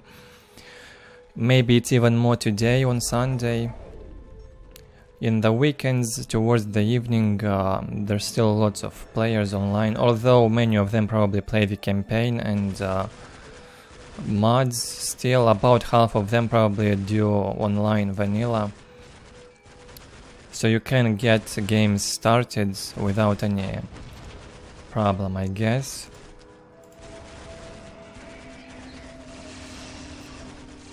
Huge range in here from the heavy bolters, targeting that LP2. Bakdal will try to defend. Chaos Lord absorbed a Mind Warp from the Farseer in here. Will tank more damage from that LP2. Looks like Sleign will fail once again at taking down the Eldar's economy. Bakdal trying to hold. He should have brought the Farseer in here into a fight now that the Chaos Lord is so low in HP and tie up a squad. Yeah, he will manage to defend. Very good hold. Also reinforced that Guardian squad. In the meantime, Sleign is still tier 1. He invested a lot in his early game.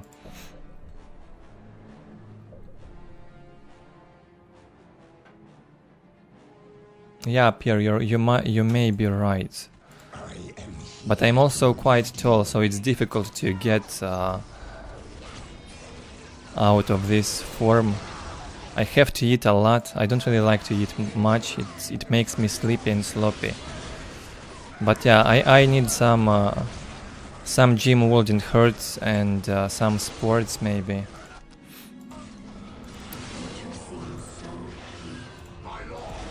You're right. Chaos Lord may get killed in here.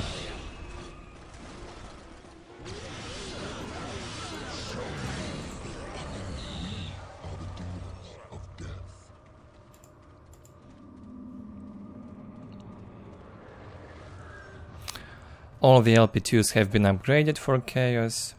Chaos Lord killed. I guess Sleign will train it again in the temple.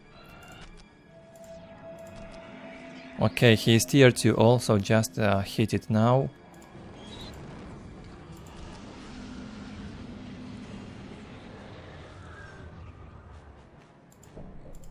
Yes, master.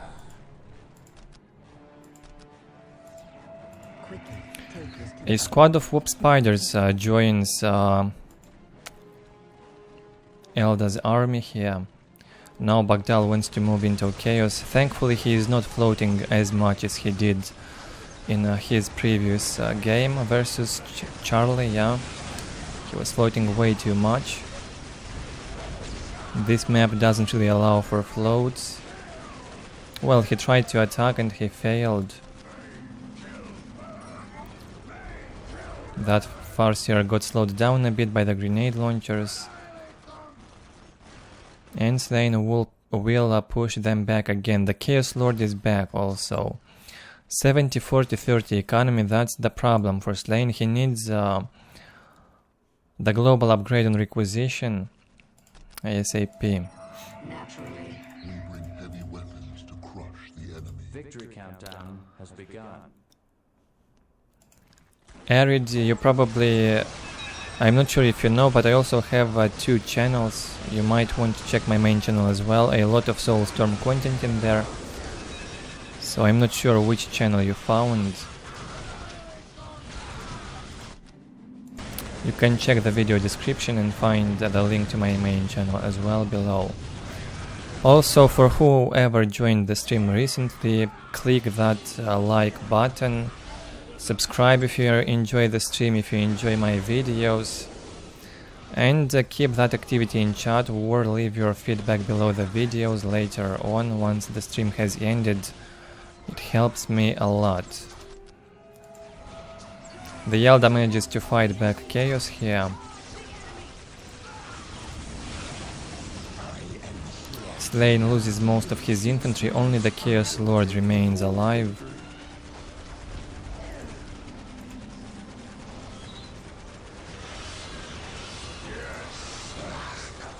Still, the LP2 from Chaos is a threat for the Eldar infantry, so much back and forth already. The Farseer gets killed now, and Sleign can certainly push back the Eldar once again. And his economy just got better. Looks like he's got the global upgrade for requisition. 85 to 30 income on 3 LP2s. That's very good. 86 to 10 for Eldar. He has no global, but he controls 2 critical locations. As a result, he's got the take and hold countdown victory and the same economy as Chaos, even without a global upgrade.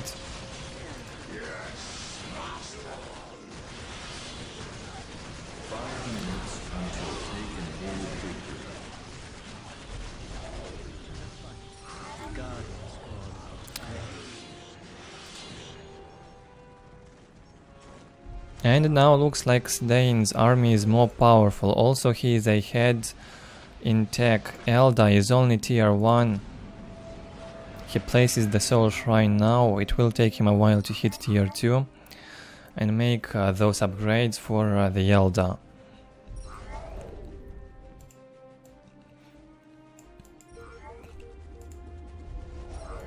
I knew you would have need of me.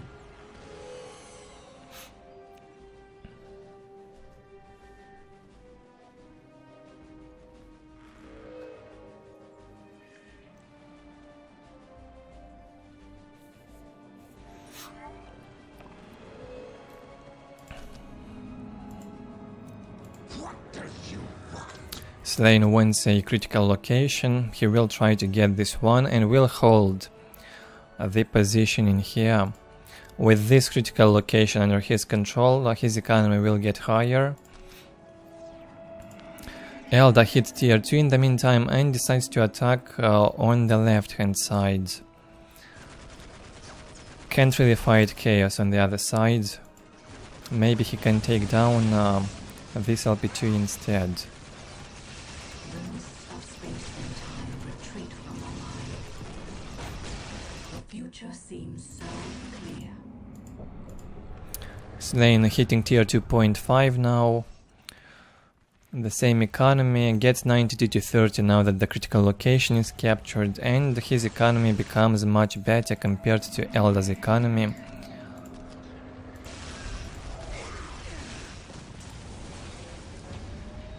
A Predator on the way, probably. We cannot see the production in this vanilla version yet. We cannot see which upgrades the players are doing or which squads they are training or vehicles. Not yet. so we can only guess what they produce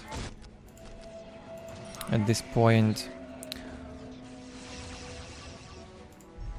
Still, tier 1 infantry here, hopefully they got some upgrades, armor and optics. Bakdal will need them desperately if he wants to hold the next attack, and he will need a lot of anti-vehicle power to stop a predator. Jumps in with his warp spiders, wants to push in. Chaos Lord ties up the warp spider squad, dealing with them easily. Dark Reapers a bit of a problem for Sleign. Chaos Lord has to tank into them, bully them back from here. And here comes the Predator. It looks like he will go towards the top right and attack in there. Maybe take down that LP2 finally.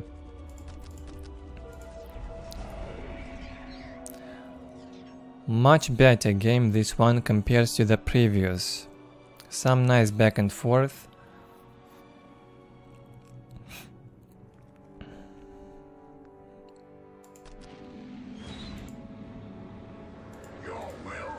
Very low HP on the Chaos Lord, but he paid off big time.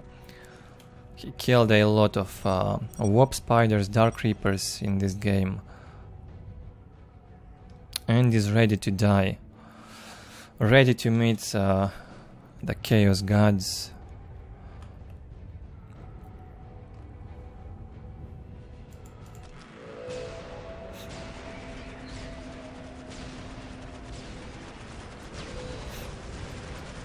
Chaos Predator here from Sleign in the Eldar base. Only now Bakdal builds a webway gate very late. Does not have any anti-vehicle still. Chaos Lord fighting strong, the Farseer does not want to finish him off. Even the Dark Reapers and Guardians would go and kick that Lord in the back. Another Chaos Predator here on the left, and Bakdal still without bright lenses, nothing to stop the Predators. He's basically killed most of the Chaos Infantry with his army, but cannot deal with the vehicles. That's a problem.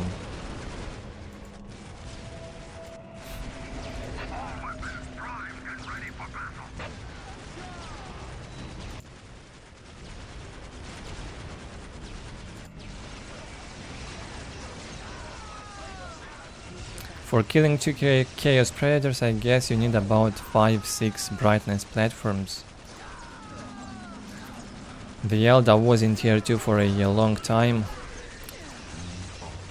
Had the chance to produce them, but did not. Tries to build a webway gate in the middle.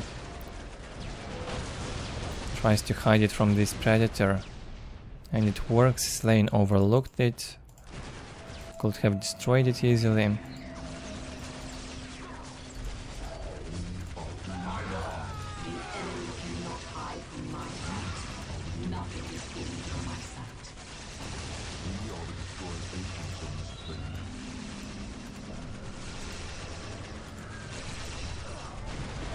A third Predator out now. Now I guess even 6 brightnesses won't save the Eldar if he manages to get them out. That's too much firepower. Sleign finds his webway gate placement and will take them down. Will not allow the Eldar player to produce any anti-vehicle. Bakdal is giving up, says GG. He does not know how Chaos got such a high economy. Well, Eldar's economy was even higher at some point. We'll see the resource stats very soon. GG indeed, a good show again from Sleign. Defeating a high rank Eldar on a railway.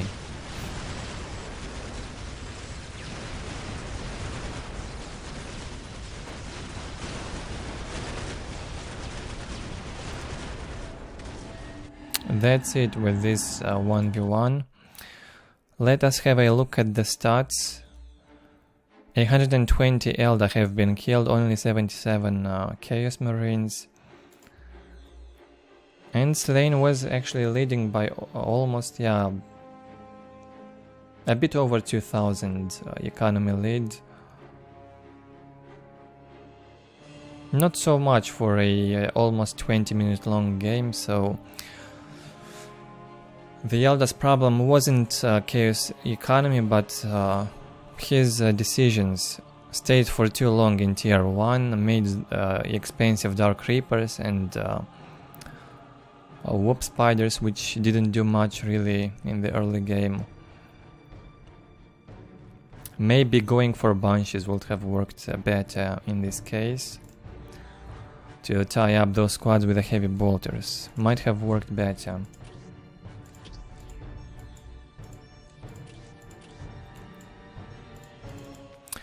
Next up, Charlie versus one guy. Both of them in top 5, most likely at that point. I mean, of course.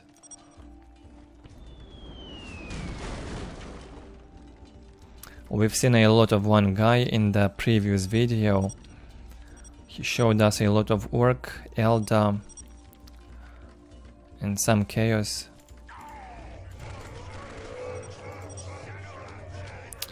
Once again, he gets Eldar position in the upper side on Battle Marshes.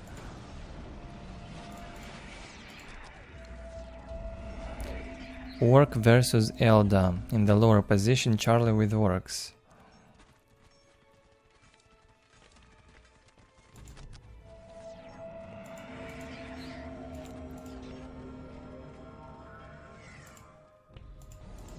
This should be interesting. Both very high level.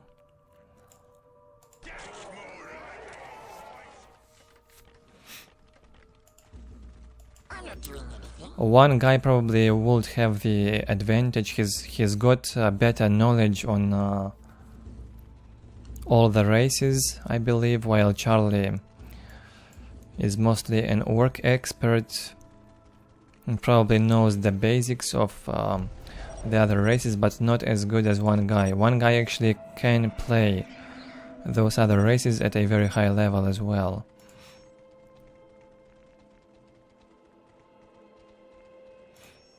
They're complaining about stuff, some bugs in vanilla here. What would you have us do? What do you want? I knew you would have. One guy does not risk to open with Whoop Spiders. He goes for the Farseer, casts the Psychic Storm on the Gretchens, and I think they die even if they get inside a listening post. What now? Oh no, they actually got saved, but all of them, like, what, 1 HP? 3 members in a squad, almost no HP whatsoever, as you can see on the health bar. Only this one kept the squad alive, basically. Interesting.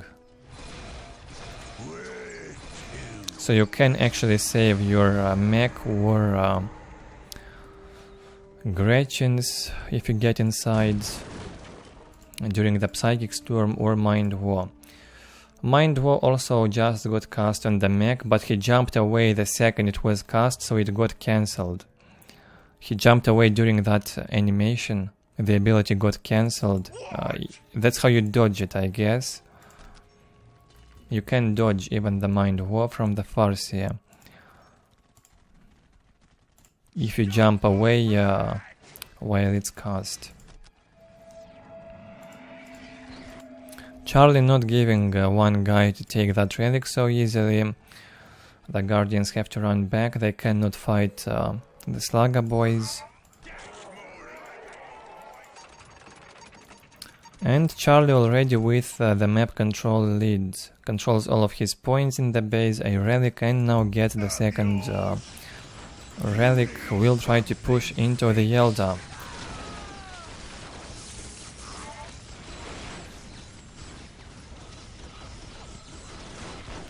Hi Yoshi, I do not consider pizza junk food, by the way. I think it's quite healthy, especially if you prepare it at home.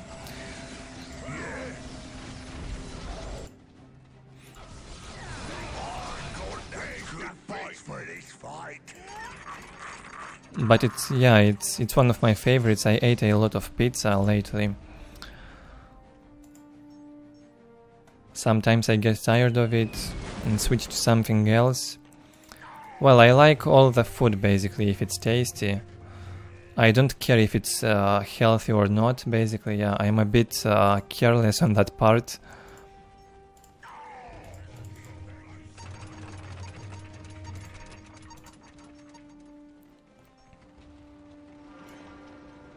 A squad of warp spiders here got out for one guy. Farsia still full HP. Will eventually take that relic with a squad of warp spiders. So he's got 2 squads of warp spiders. I've missed something. My brain is not functioning as normal today.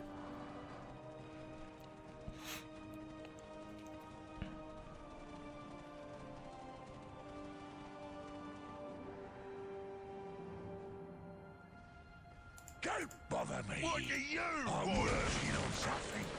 What now? I do not eat a lot of fast food, but if I have the opportunity or the chance, I would not avoid it usually, especially if I'm hungry. I would not mind. I know it's not good for health. You need something fixed. I don't think I have a favorite junk food or fast food thing, however.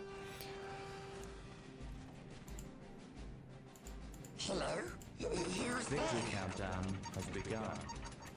I am not sure if sushi are considered the junk food, but I'd never eat that. Probably. We live to move. The random hand How of can we fate help? delivers me to you. 400 bank here for one guy, started to float a bit. He will need that float to build the support portal. First he will need to go tier 3, of course. Not much going on besides players holding their points, defending.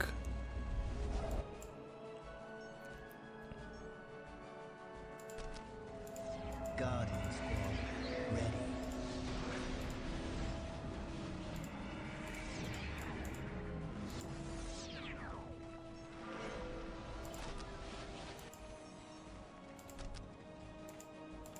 Good vision on the right from one guy. He knows Charlie is not here. Sends his infantry to the left. Most likely the greenskins are on this side if they are not visible on this side. That's exactly the case. Charlie wants to take down one guy's relic, and he will probably succeed. And look at that, as soon as one guy hits tier 2, he actually starts the production of bright lances. That's how you do it on Eldar. You don't have to wait for the orc to show his vehicles, to throw them in your face. You must start anti-vehicle production ASAP once you hit tier 2. You will need them both against enemy vehicles and even taking down the enemy base. Very high DPS to buildings also. You can always use them, maybe even on counter harass can also be sent. No problem.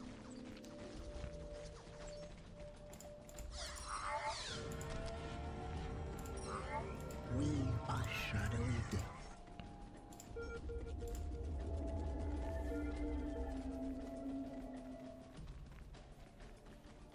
Decent income here.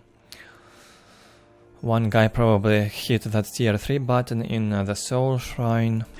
Just got rid of a lot of resources. Charlie also tier 2.5, probably will get some vehicles out now.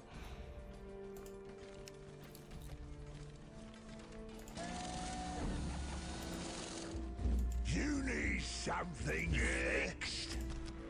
Charlie took down the LP2 on the relic. One guy rebuilds it. The relic was not decapped. 4 squads of warp spiders from one guy. That's also effective against vehicles when they have the grenades. And a shuriken cannon platform was produced also. A support platform, also a very good option against vehicles in case Charlie would go and harass on this side. One guy will have anti-vehicle defenses on the right hand side in the top of the map. And looks like Charlie wants to prepare and go attack in there. Yeah, he will go and send those war tracks to harass the enemy base by the look of it. One guy sees them. He's got the vision. Sends the Brightlands to meet the war tracks. Here goes the first shot from the platform. It missed. Misses the second one. However, the Brightlands will not miss. A Brightlands takes down a war track in 3 hits, something like that. It sits in the light cover and still receives a lot of ranged damage. So far the platform missed all the hits. I'm surprised. Sometimes it misses no hits at all, sometimes it misses all of them. Huge economy here for Charlie. 126 to 50. Got enough boys, enough population cap, probably goes tier 3. Yeah, I think he had enough economy now and hit that tier 3 button.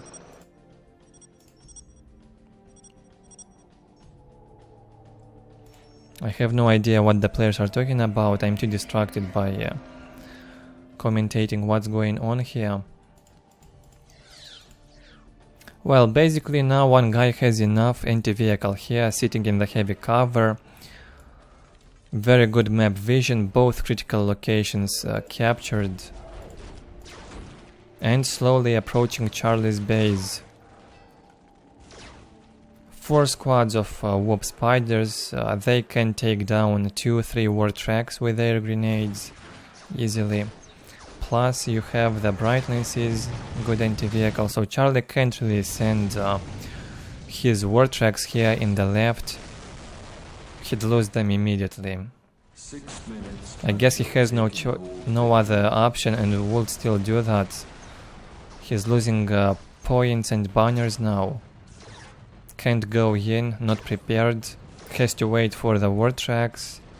And maybe will go in now. Built a lot of banners next to his relic, quite risky. Also. Jumps in with a big mech. Warp spiders will have will need some help from one guy. Jump a bit, micro a bit, and defeat Charlie in this fight. Pretty much doable. Big mech goes down. A war track got destroyed. One Brightland still alive, and looks like the war track will go down. The second one manages to retreat. One guy brings 2 more Bright Lances and a third one, so he will have he's got 3 Bright Lances on this side and another 2 in here, defending with them in case Charlie will decide and send his vehicle to harass here. One guy will need those defenses. Tier 3 from the Eldar, he's got the support portal up and can go for the fire prisms now, probably lacks power. Charlie also hits tier 3 in the meantime. This is a very close game. Both of them tier 3. Can Charlie hold it, however? He's being pushed. One guy is pushing him to the limits. Charlie has no choice, he has to get out and fight. Can't sit in the base all game long. And look how your banners go down. With the help of the war boss, he will manage to push back the Eldar. One guy got scared and retreats. Good income still for Orks, 119 to 66. A bit of float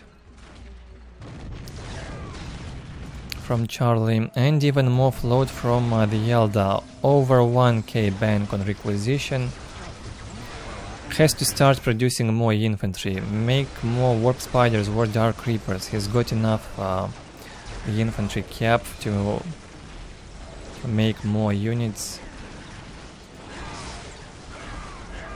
3 minutes until taking more victory.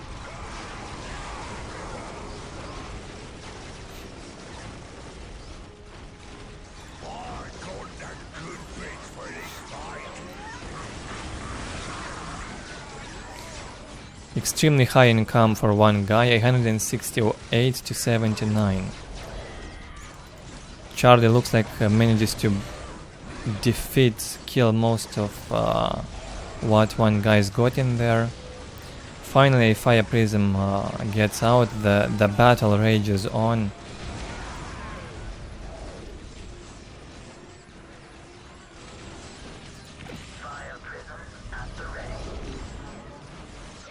And I bet Charlie is not happy with that Fire Prism.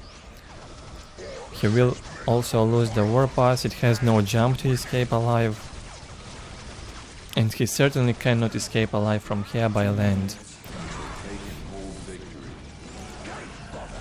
Thankfully the prisms do not have very high damage to commanders. Would have been a nightmare. Otherwise they are not OP. They can be destroyed.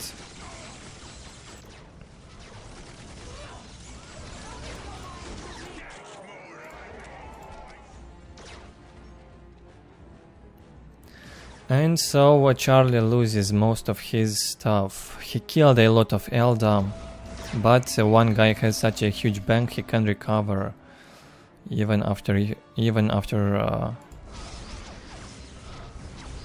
would lose everything. Wins the fight, has more units now and will go on counter-attack. From Charlie, almost nothing left here. Got a squad of tank busters and that's it. Not much else. Floating over 1k on power. In this case, should have produced a lot of killer cans.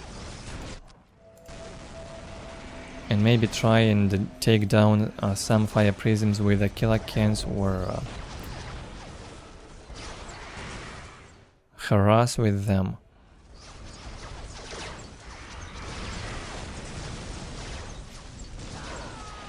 Overall, a more solid game from one guy, I would say. He keeps floating, probably goes for the avatar. Should have enough.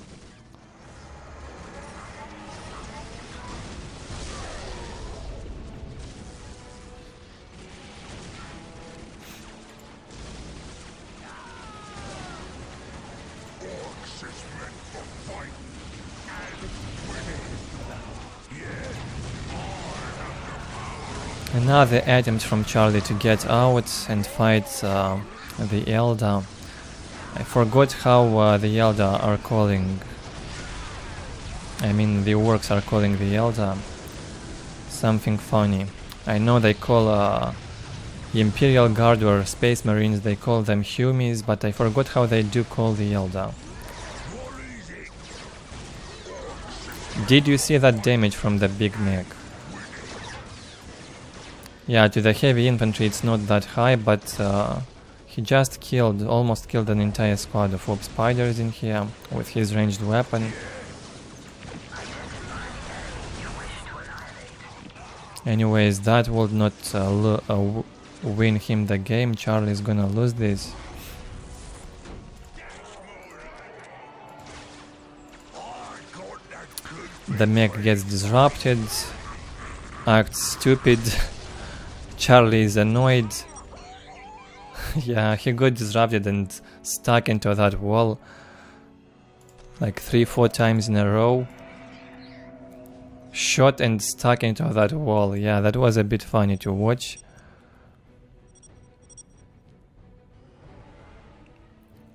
Stupid big mech. The soup carrier. I'd make use of some soup now that I don't feel so well. Not a big mech soup, however. It's probably humus in there. Humus for the orcs to eat on the battlefield. Carries soup instead of fuel in his gas balloon on the back. Pointy-eared kids. And that's so funny. Yeah, orcs are funny.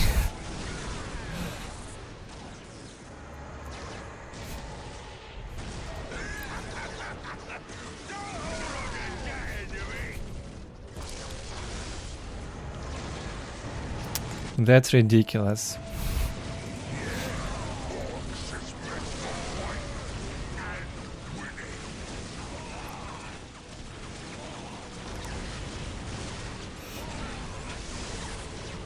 One guy finishing off Charlie in here. Not much Charlie can do.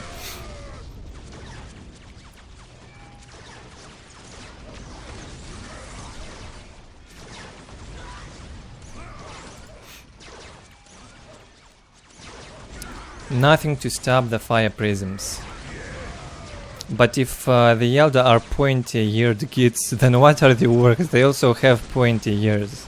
That's the reason I was laughing so much. They also the orcs also do have pointy ears, so it also refers to them to some degree. Insulting themselves at the same time. And they do have flesh gids also.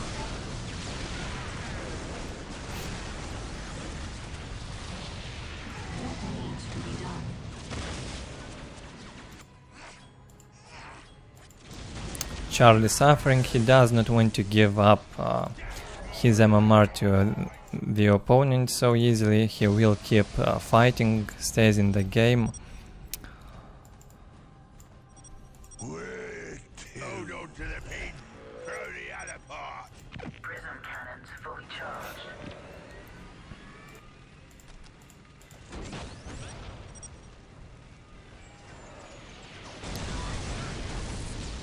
One guy says he's not playing so good this time. Yeah, he floated a lot, no doubt.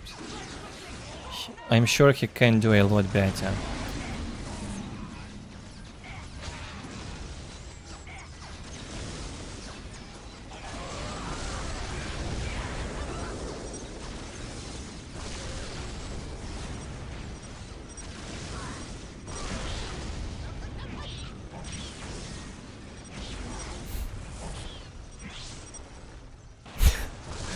Yeah, man.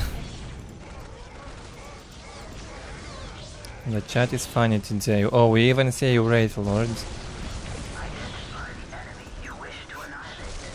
One guy uses it in close combat, can also be used in ranged if you upgrade the weapon to anti-vehicle or anti-building.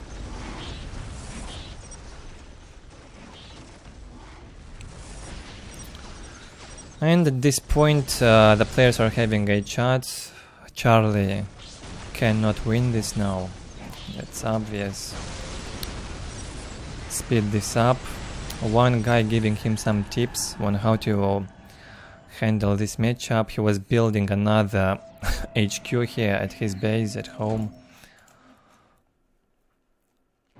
Solid game from the Eldar overall. A very good economy, good game knowledge. Hits tier 2 at the right time, makes anti-vehicle at the right time, had the right combination of units to stop anything Charlie tried to throw at him. And dominated basically in this game. Looked hopeless for Orks. And a 5,000 economy lead on resources.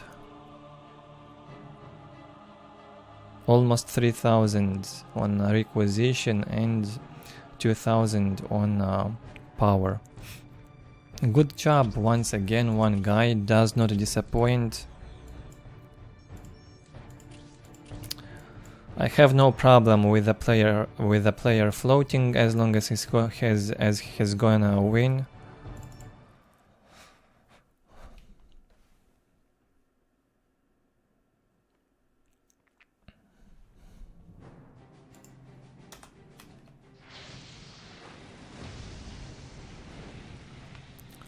Next game on a Valley of Khorne. We get Chemicals versus Havoc. Havoc playing Chaos in the lower right versus Chemicals, another team member in Android's team. Team THE. I don't know how to decipher this abbreviation, no idea what it means. Another Space Marine player in Android's team, however, that's all I know. A strong team in vanilla. Enemies of the dark gods, beware! Yeah, Valley of Khorne is a great map indeed. It was very popular back in the day. However, one bad aspect about this map is that it's not very competitive. You can just sit in your base and defend, tech up, and your opponent might have a hard time trying to destroy you, attempting to attack over and over again, and you can defend just fine with 3 LP2s in front and heavy covers for infantry. Chemicals goes for a scout harass, sends 3 squads of scouts into harass. Havoc does not allow him to decap a point, places a listening post during the decap, maybe even for the battle for Chemicals. He will not lose the scout squad. If he'd tried to decap, he'd get killed by the cultists in there and the Chaos Lord. So Havoc basically saved Chemicals scouts in there with that LP placement.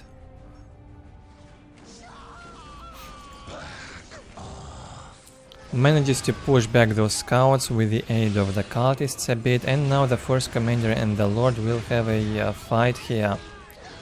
Like grown-up men. Let's see who's gonna win. Chaos Lord gets some help from his loyal servants, the cultists, and looks like that's not gonna help him. The Force Commander still gonna win. Badass Gabriel Angelos will not be defeated against the Chaos scum, or how do they call it? My faith is my shield.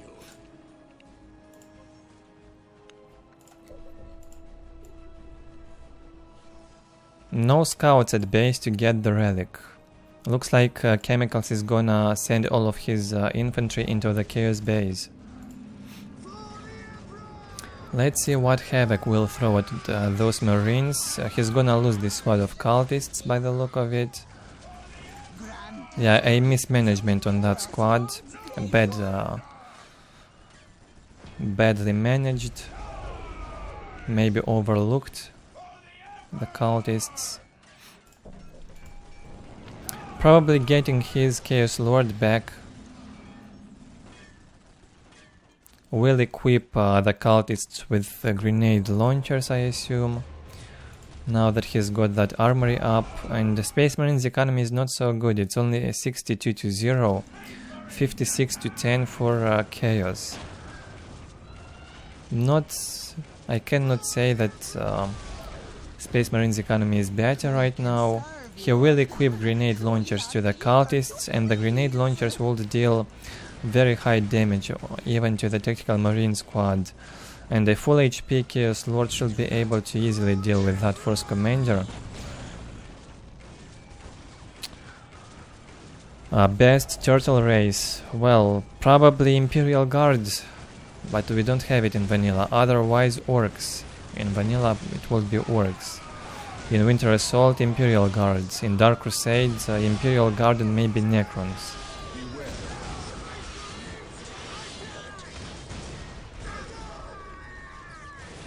And same for Soulstorm.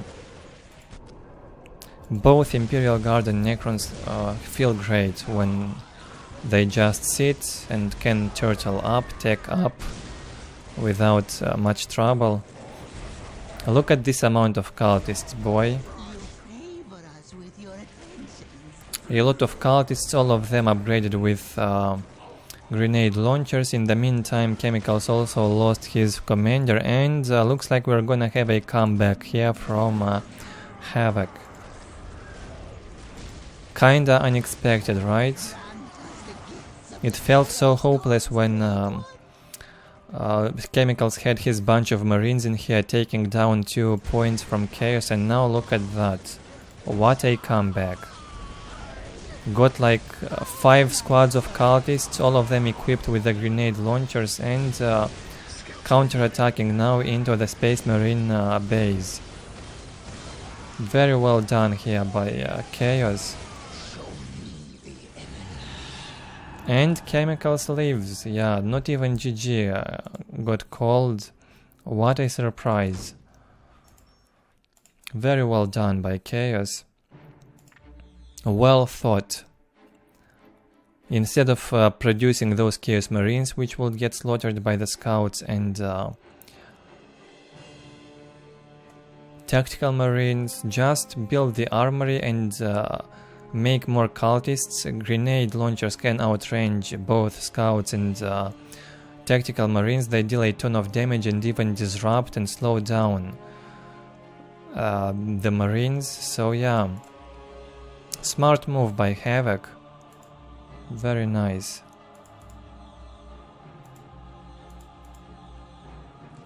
Not much to see on those stats. A very short game, but a good one. A good example on how to stop Space Marine all-in on Valley of Khorne.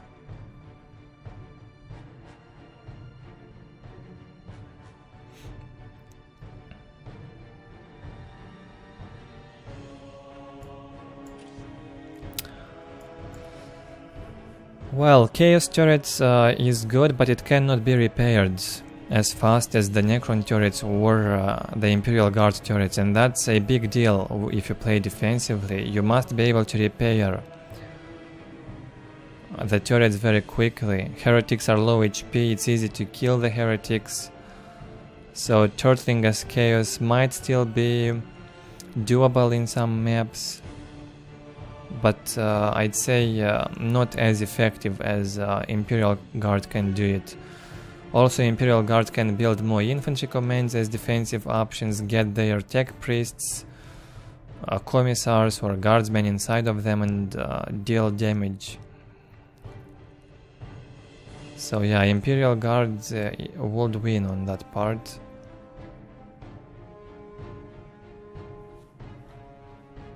And then you have the best turret from Necrons in tier 2. It deals it has the highest DPS to both infantry, commanders, to all types of units basically. The upgraded Necron turret, so it's the best for defense, and you can use them even as an offensive option.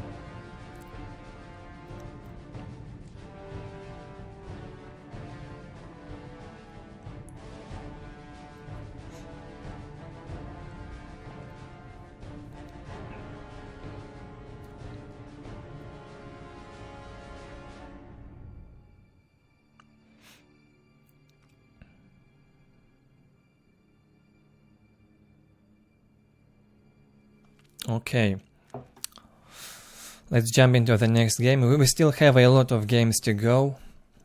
No idea how long the stream will be. Could get close to 7 hours. I hope my voice will last.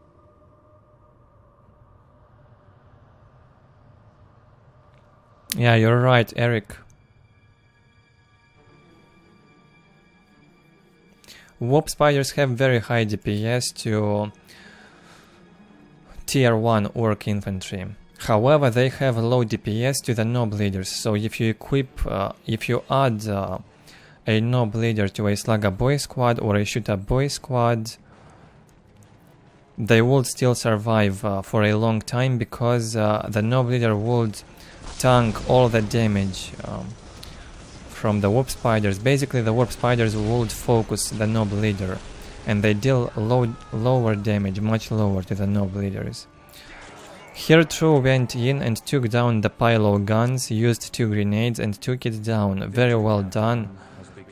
Painful for Charlie. He has to rebuild the pile of guns, and looks like he's going for the custom blaster. Fast custom blaster from Charlie. He wants that ranged weapon on the mech.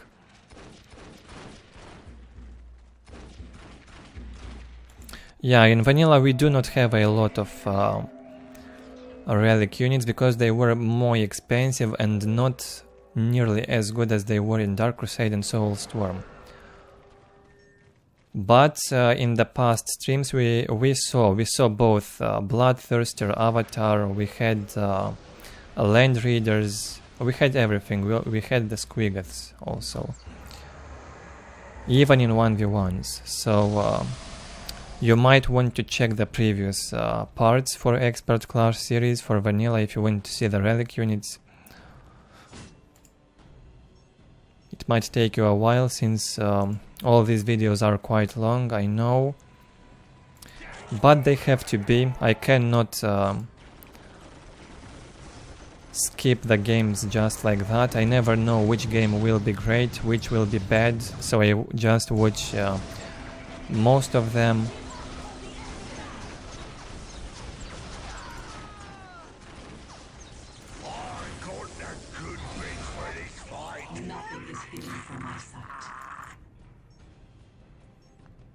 Acceptable economy for the Eldar, tier 2.5, has a bright lens there on the right hand side of the map.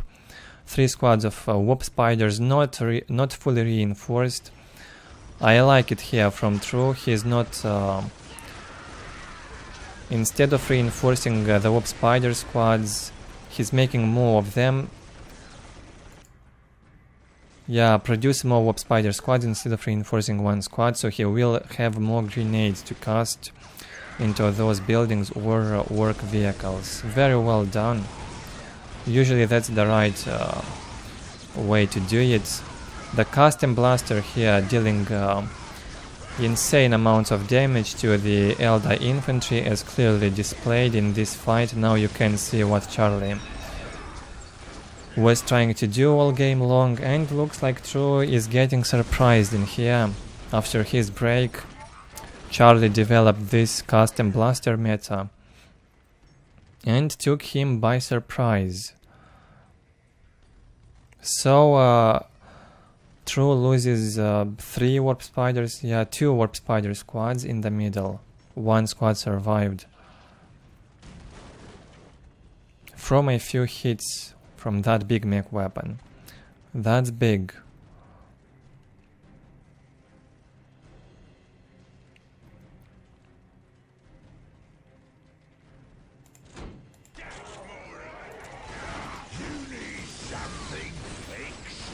Charlie will push further into the Eldar base, get closer, deals some nice amount of damage even to buildings, took down that turret quickly.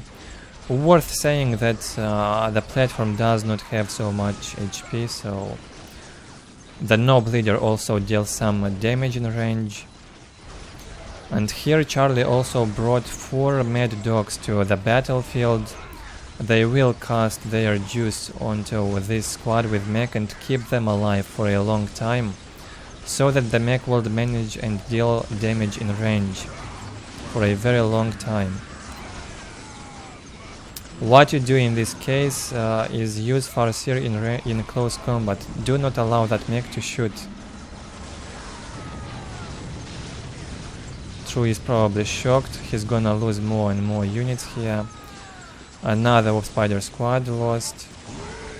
The big mech refuses to die. Still sitting under those Mad Dog drugs. Finally he dies. On the other side, True doing some harass with his brightnesses. Took down a point from Charlie. And some float now from the Eldar. I bet True is shocked and does not know what to do at this point. Maybe fire prisms. That's one thing Charlie hates, so I guess fire prisms would be best in this case.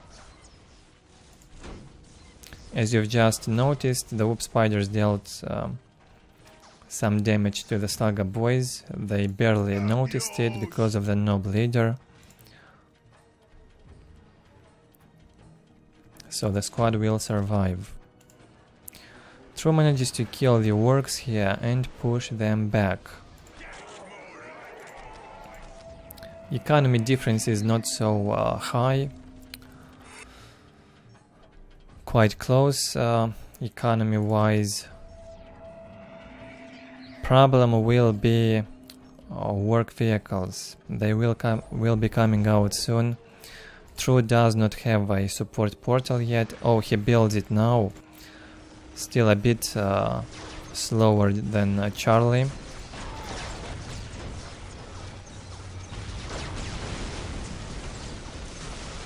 Tanks into that relic with his units. Will take down the LP2 and an upgraded banner. 2 upgraded banners here from Charlie will be taken down. And the third one will get destroyed even more easier. It's not even upgraded. Not a good idea to place banners on the relics like that.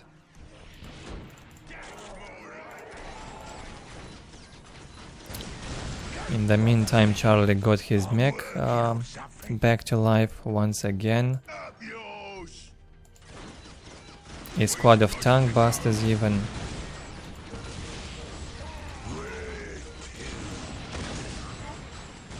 So he's got both anti-vehicle and anti-infantry in here.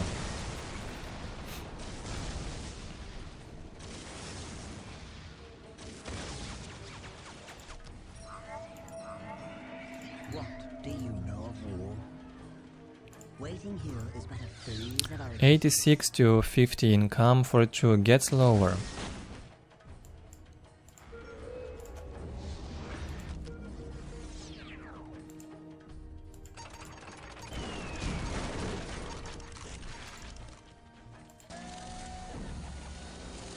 Charlie building another 2 banners. He has to recover them. He just lost 3 banners, has to rebuild. He's got enough limit, however. Could have fought even on 50 limit. No need to rebuild.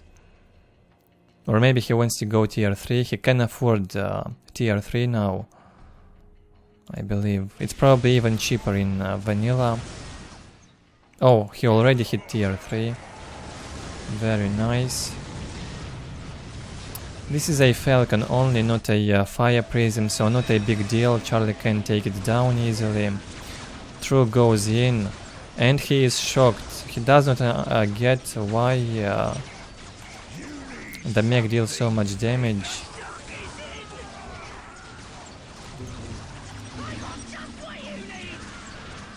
Falcon got destroyed by the tank busters. Yeah, they were reinforced almost to the max. So that destroyed the Falcon in 2 hits.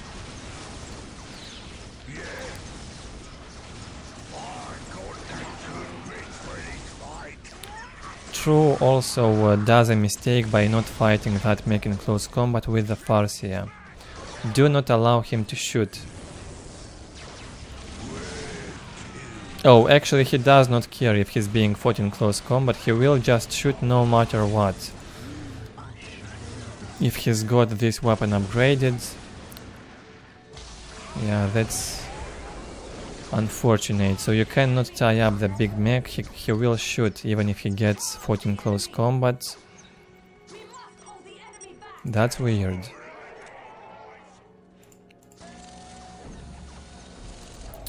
Charlie has one more surprise for True. We'll show him one more trick.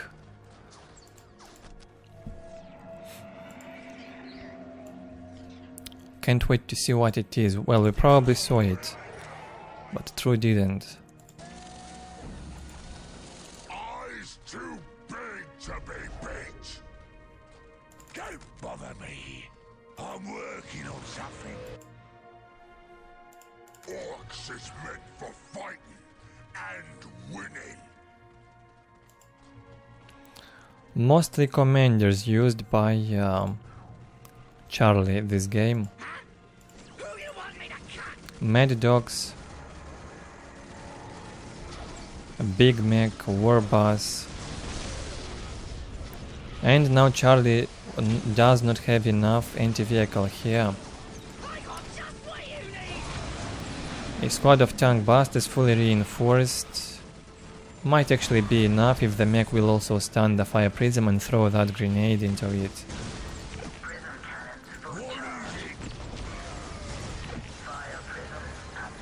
Will take a while, however, until they manage to destroy that fire prism. And a fire prism alone definitely won't be enough to stop all these works. Commander almost received no damage from the fire prisms. They only get disrupted. And so Charlie manages to push in. 2 fire prisms out now.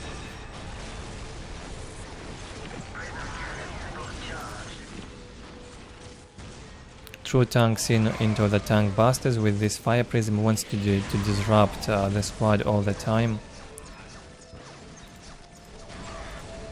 84 to 40, huge float from True, yeah, a lack of inactivity from him lately now is noticeable. However, I believe he will get better really quick. He will recover his level and maybe not float as much in the next games. I believe there might be one more game with True, or maybe more than one. We'll find out soon.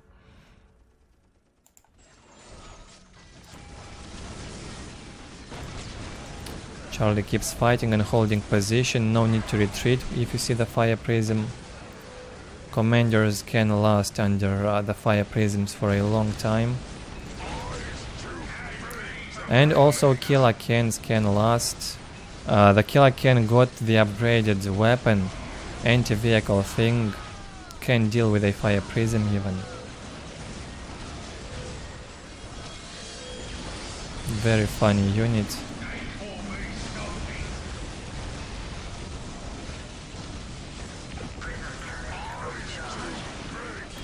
The Mad Dogs will not allow the tank busters to die. They keep focusing that fire prism. We get this kinda one-sided thing in the end. True has no idea what he should do to stop the Orks. In the previous game it looked desperate for Charlie, now it looks desperate for the Eldar. Of course, True did not play to the full potential like oNEgUY did in the previous game. GG. Charlie does not want a rematch.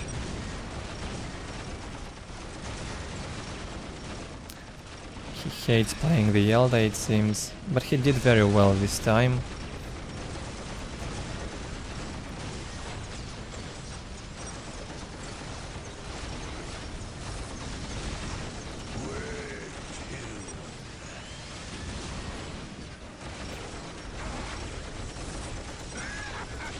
Two squads of tank busters in here now, 4 Mad Dogs still alive, Big Mac and War Boss. No way the fire prisms can deal with that, so yeah, I cannot tell the fire prisms are OP anymore. They seemed OP at first, but now the meta develops a bit in vanilla, so the players are figuring out what they must do in order to deal with them. GG. Let's speed this up.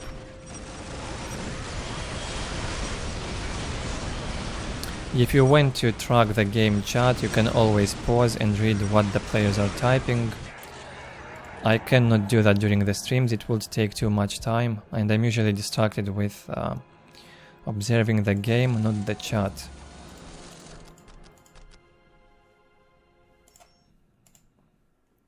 Well played, Charlie. Good lesson for True also.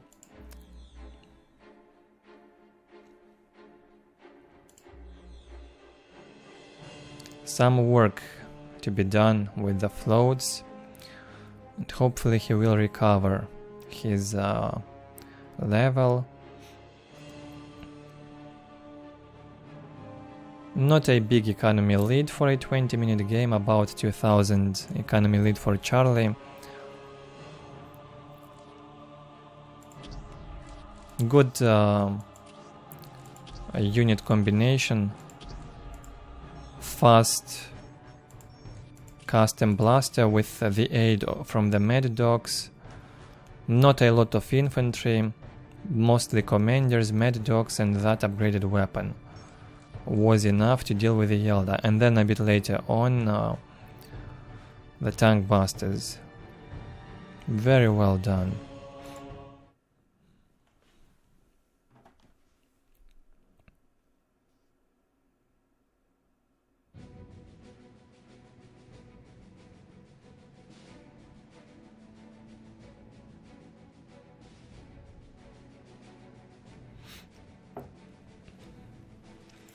Next game on Outer Reaches, in the right hand side position, Android, the Space Marine player,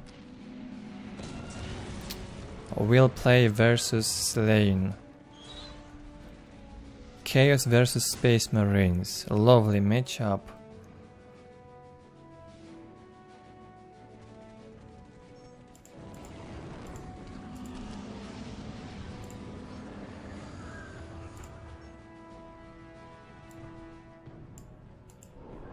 Looks like a 4 scout opening from Android.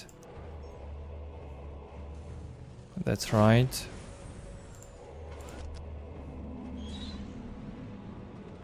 Two cultists from Sleign. A squad of Chaos Marines and Chaos Lord follows.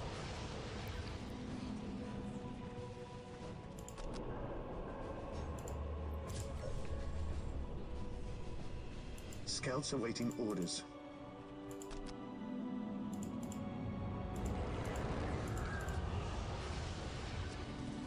At your command. My lord.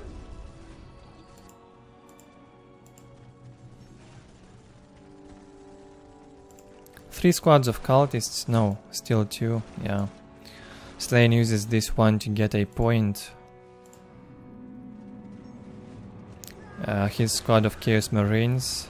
Android doing a good job baiting those Chaos Marines into his scouts.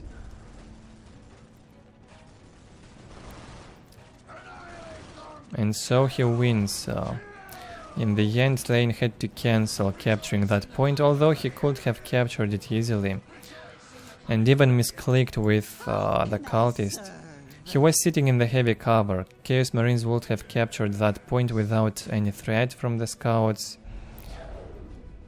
So in Slain's position, I'd just keep capture the point, no need to stop. Get it up faster. Very fast map control from Android. Got all of his points already, and even the top left point being captured now.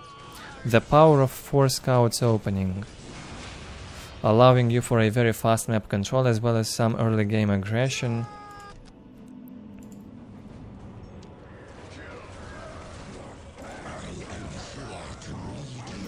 Android does not want to fight the Chaos Lord, will just run for now. Gets surrounded by Chaos Marines, very good catch in here from Sleign. Decent amount of damage dealt to that Force Commander in a 1-2 second fight.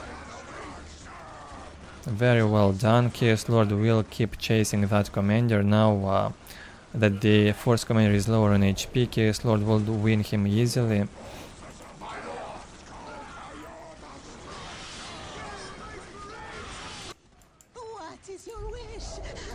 Only 3 positions captured by Sleign, since his cult is now out probably into the fight. Looks like Chaos is getting outnumbered and Android's Force Commander getting slowed down by the Chaos Lord. A critical mistake in here being done by Android. He should have stopped and fight that Chaos Lord. He cannot escape from the slowdown. That's the biggest mistake you can make. Do not run away from the Chaos Lord. If you get slowed like that, just stay and fight, exchange the damage. Even if you lose the fight, you will at least deal some damage. If you run away, you will die for nothing. That's exactly what happened to Android here. Looks like he's winning the Chaos Marines in here. The Chaos Lord still left alive. Maybe it was a good trade. If Android would just stop and fight with a commander close to all this bunch of Marines, he'd win the fight easily by now. And maybe even kill the Chaos Lord. Well, he's got the map control advantage still. 68-0 income, 56-0 for Chaos.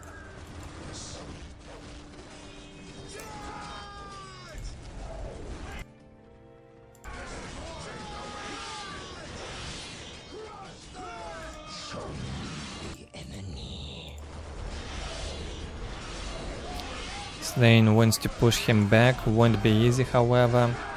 Gets a second squad of Chaos Marines, 2 more squads of Chaos Marines, in fact he lost the first squad. And the Chaos Lord still holds nicely in yellow HP. Should be holdable if Sleign would just sit in the heavy cover and fight. No need to necessarily go in close combat. Not sure why he did that.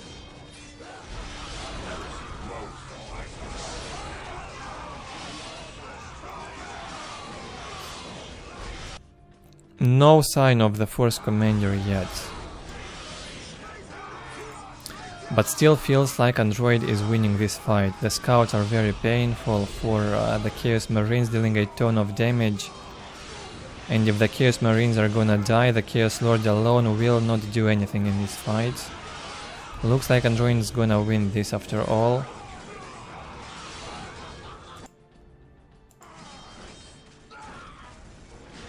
Sleign did not use his requisition to reinforce the Chaos Marines. And he loses the Chaos Lords. What a slaughter. Another full raw tier 1 fight in this game. And so Android looks like the winner. Nothing can stop this bunch of scouts and tactical marines now. And Sleign quits. Sort of all in from Android. He loves to play an aggressive tier 1 game. Most of the time he would do these kinds of raw tier 1 all-ins, get huge economy map control advantage and keep pushing. 47 chaos units killed, 30 marines killed. A bit one-sided in the end, no chances for Sleign. Yeah, looked terrible for Chaos. I don't know what to say. What Havoc did on Valley of Khorne looked so much better against this sort of thing, so maybe Sleign could have tried that and win. Okay, I will make a short break. And then we will continue about 3-5 minutes and I will be back.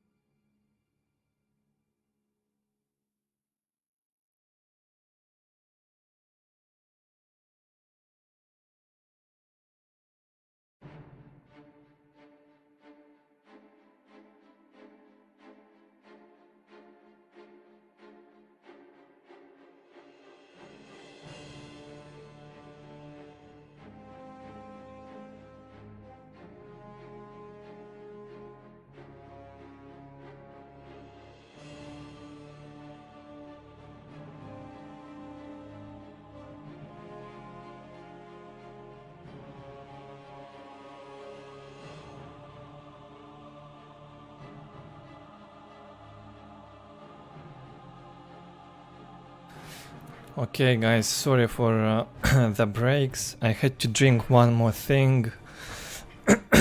My throat's not feeling well at all. I'm afraid I will lose my voice in here and will not last for as long as I planned, unfortunately. I have to clean the mouse a bit.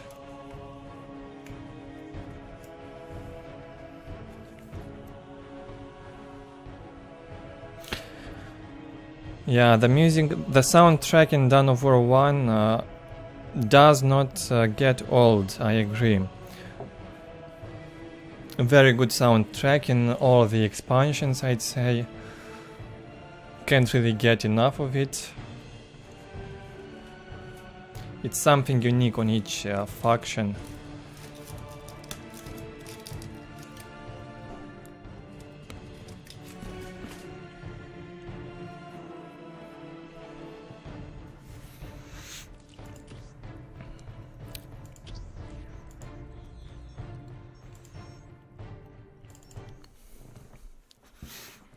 Oh no, certainly not.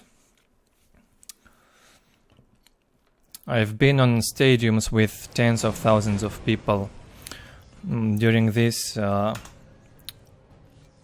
pandemic thing, and nothing happened to me, thankfully.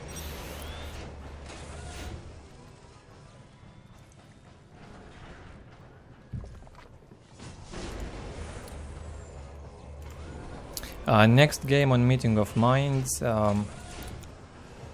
Android in the right hand side, playing Space Marines.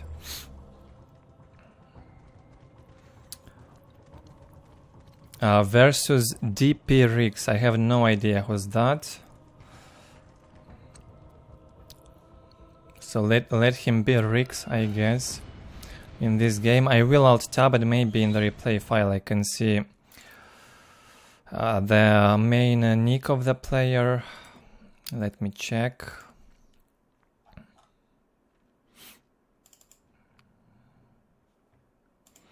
No, it's probably that was his original account. Might be.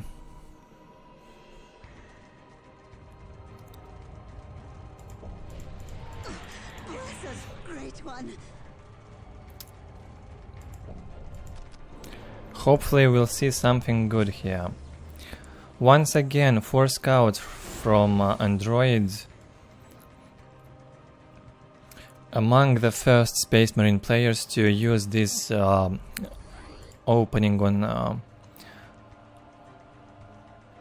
Space Marines for very often, for a long time. Sends a squad of scouts to harass, wants to distract his opponent. Yes, my lord. The remaining 3 squads would capture the points. Scouts in position.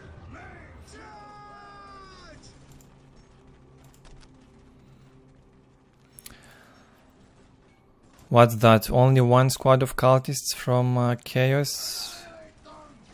Yeah, looks so. 1 squad of cultists and 2 fast squads of Chaos Marines. So if you make only 1 squad of cultists, you can afford 2 Chaos Marine squads, Chaos Lord, and even a generator shortly after. Maybe a good opening even. Well done. Yeah, on Meeting of Minds it actually works. And it definitely works in team games as well. Unless it's a very small map. Going for only 1 capping squad, cultists, that's acceptable in 3v3 games also. And maybe even 4v4 games if there are not too many strategic points to capture.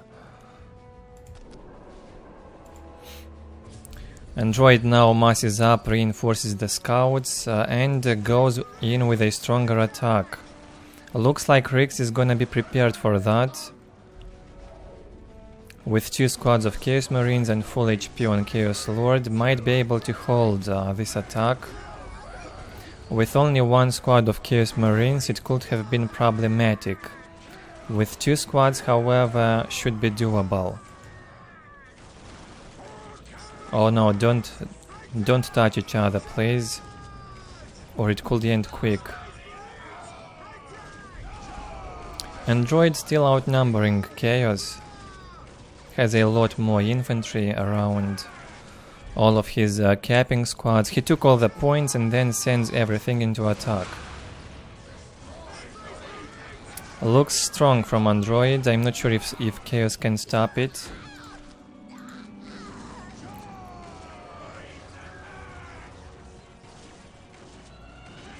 Oh, I see. An LP2 has been upgraded and Chaos retreats under that LP2. During that time, he also gets a 3rd squad of Chaos Marines out. Well done. And we'll sit in the light cover. In the light cover, the Chaos Marines won't receive as much damage from the scouts. Decides to go into that first commander. Chaos Lord gets heavily disrupted by one first commander hit, sadly. Scouts and tactical marines dealing a ton of damage to that Chaos Lord. And here the slaughter begins. Android will have to fight under the LP2, under the Chaos LP2. Not good for the scouts. LP2 focusing a squad of scouts. It will take a while until it kills. Thanks to the heavy cover. Good for Android. And looks like the Chaos Marines are gonna win this fight. A squad of Marines lost morale in the Heretic land.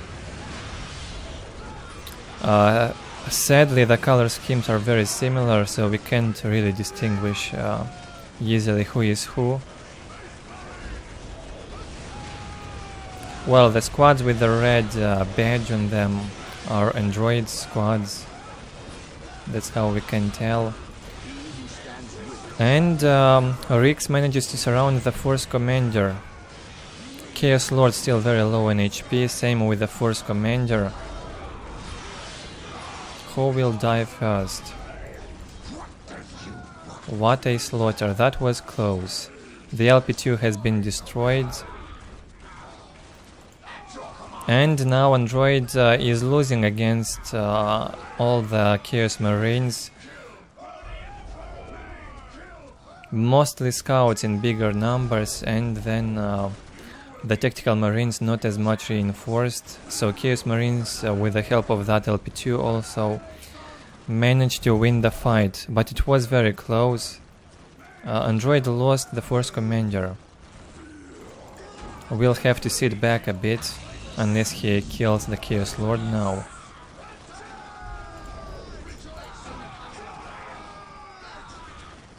Will not chase the Chaos Lord, and that's good. No need to chase. Just sit in one place and deal damage.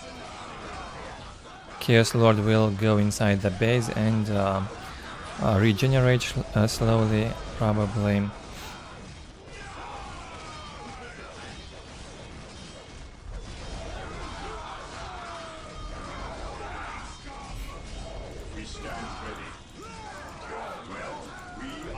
Looks good for Android still, without the Chaos Lord. Chaos Marines in here cannot last. They have a lower HP compared to the tactical Marines. Both of them still fighting strong. Chaos Lord slightly regenerated. Back to... not sure how much HP, around 200-300 maybe.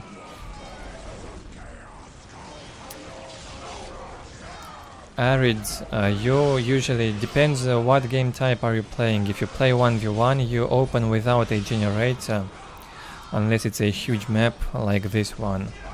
But even on Meeting of Minds, Space Marine builds a generator only now at the 8th minute.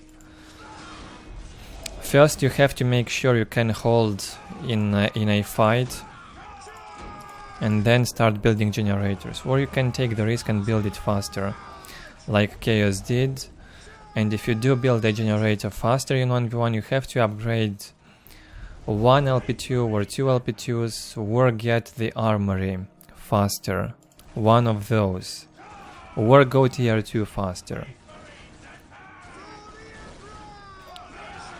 Usually opening with a generator is a risk if you're playing Space Marines.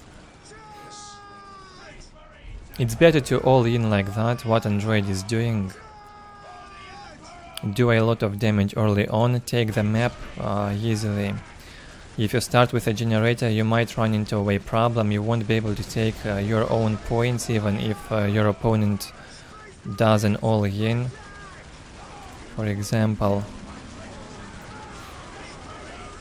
in team games you can build one generator at the start, it's not so risky in team games, especially 3v3s and 4v4s. You do need one generator at the very beginning.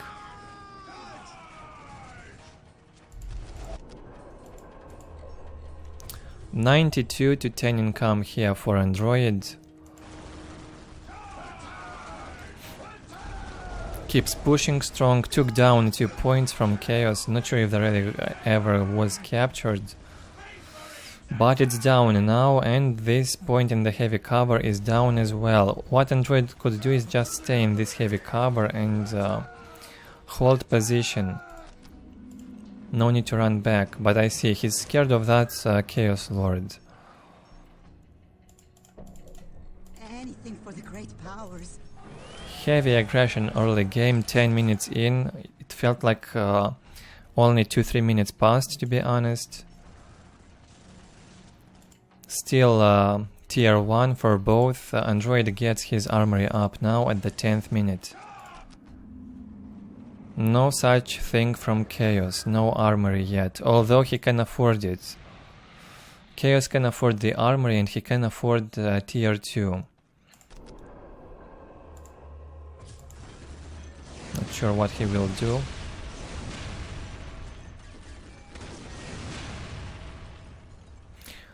Welcome back, Valiant. It's it's Chaos Space Marines versus Space Marines, not really pure marine on marine action.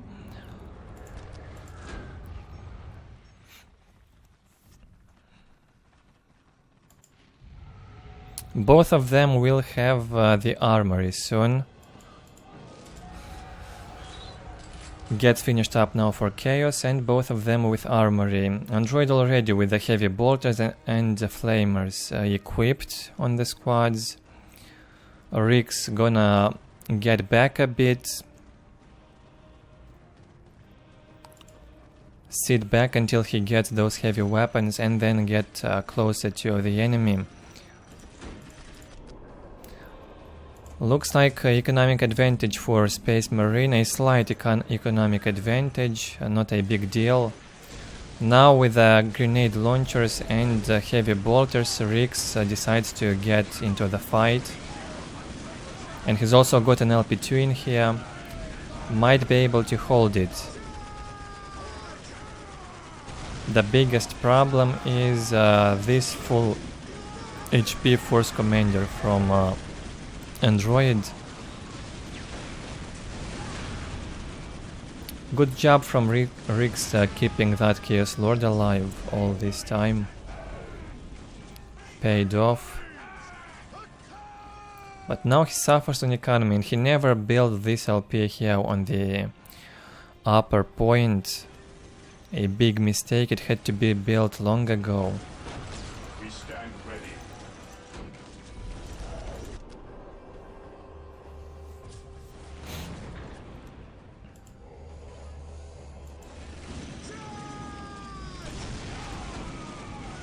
Oh, a squad of Raptors come into play and they will tie up a squad of Space Marines. For a few seconds at least. A lot of heavy bolter damage in here also dealt to the Space Marines. One squad loses morale, another one loses morale. Still, full HP on the Force Commander. How do you stop him? Have a look at Android's vision, all of his points under control, not much else. Much worse for Chaos. Now he's only controlling 2 points. 3 points, but only 2 LP2s. Much worse economy. Still back and forth. cannot tell who's gonna win yet. One bad fight for Android could lose him the game. That's no wonder. Could happen. Otherwise, with a better economy, I'd expect him to win. Either Chaos wins the next fight or he loses. There's no other way. Chaos economy is too low. After a bad fight, he won't be able to recover.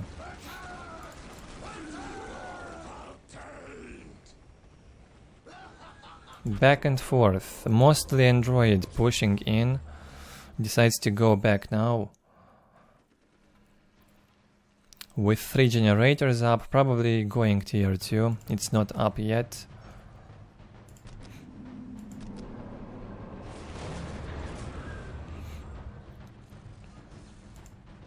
Praise the Emperor. Heresy grows from idleness. And builds a 4th generator.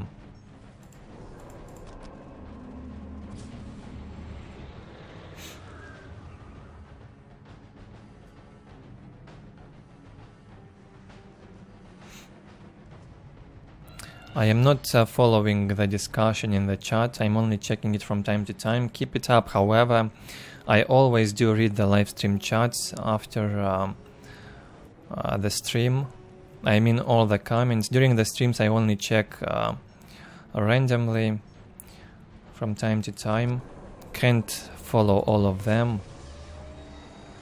Android hits tier 2 now, we can see that by these skulls on the HQ. You don't have them when he's tier 1. Also the shape changes a bit. Goes for tier 2.5 into machine cult, so we'll probably do dreadnoughts. A lot of tanking power on those. Chaos still suffering only towards the end. At the 16th minute, 15th minute he builds an LP here on that point, very late. Lost a lot of economy, a lot of requisition.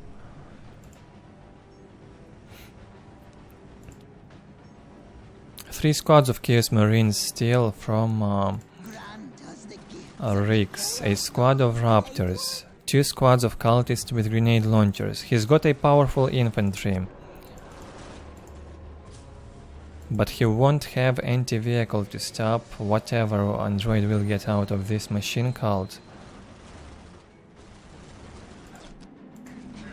Now that I look at it, I'm even sure Chaos would have won the next fight against Android. Android is trying to avoid fighting Chaos infantry right now.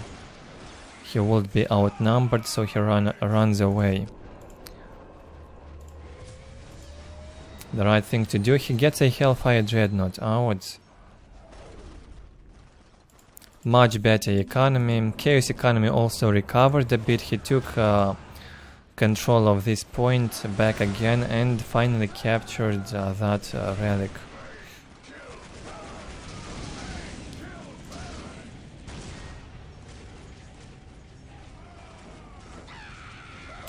A land speeder, a Hellfire Dreadnought. Yeah, Android loves to combine stuff. Does not make the same vehicles or the same infantry. He combines stuff. Well, in tier 1 it's true, he mostly makes tactical marines and scouts, but in tier 2 he combines the vehicle variety. Chaos sees those land speeders and has to retreat. He hits tier 2 now. Economy improved 96 to 10, but can he hold?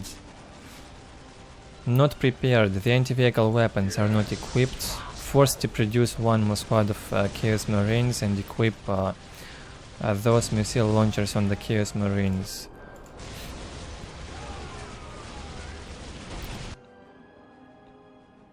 And an Android starting the float during the fight. Should have right-clicked on the dreadnoughts in the machine cult, maybe, and make them non-stop with this income. Affordable. Rix jumps in with the Raptors. Looks like he's gonna lose them in this fight. Some anti-vehicle weapons equipped on those Chaos Marines, gonna destroy a land speeder at least.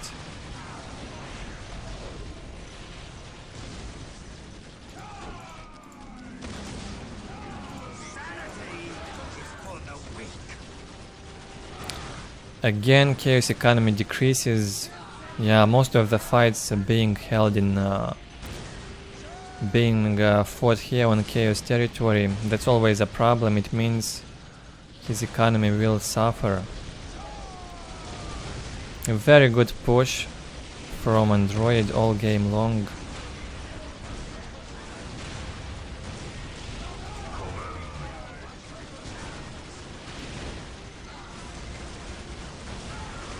Keeps pushing.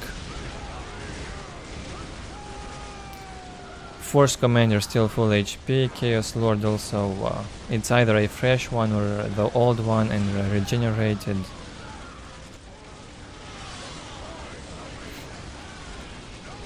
Oh, the Force Commander gonna die by the look of it. Gets slowed down by that Chaos Lord.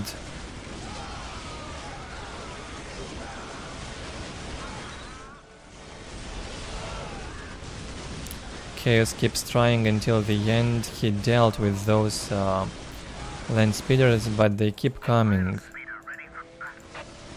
Android producing them non-stop at this point. Chaos economy completely decreases. 63 to 10. Now that's a nightmarish economy for tier 2.5. Cannot fight for much longer with this income.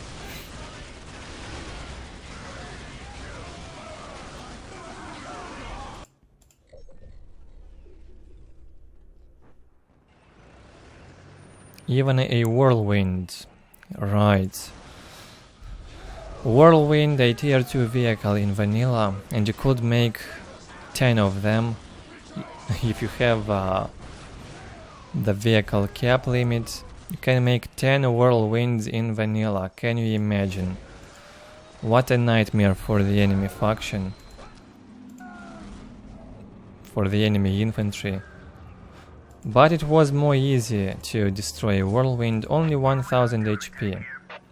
Almost a light vehicle, but insane damage.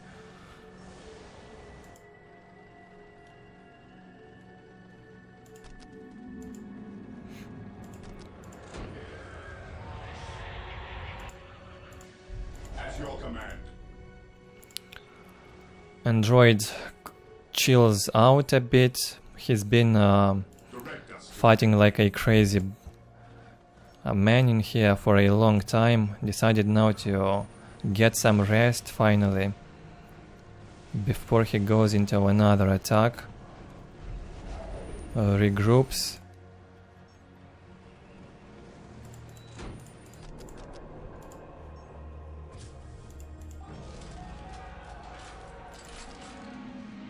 Still better economy for Space Marines, although Android's economy also started to decay now. Chaos Infantry completely out of position. They cannot hold this attack now on the left from Android, far from home. Android will not move into the Chaos base, instead he will get in here and fight the Chaos Marines. He can easily win that fight, he knows that, and he will go for it. Maybe we'll even try and surround them. Looks like that's what he wants to do. He lost vision. Yeah, he does not see the Chaos army now.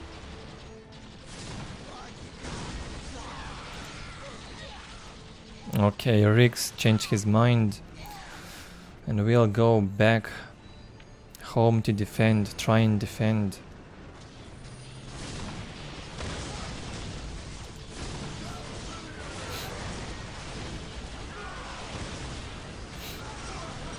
GG gets called by Riggs. Intense game here from Androids. A good display of Space Marine might throughout the whole game in this matchup.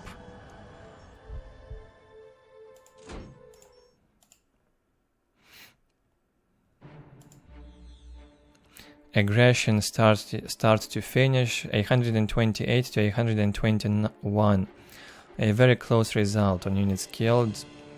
Much more one-sided on economy, however. 5,000 economy leads. Well, almost, no, 4,000.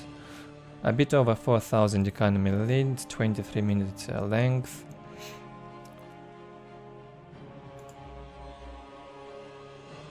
Allows androids to dominate in this game.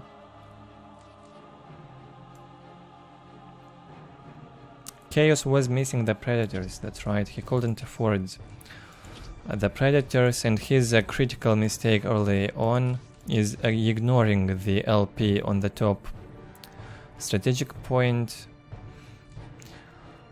Also shouldn't have allowed androids to fight on his homeland all game long. That affected Chaos economy.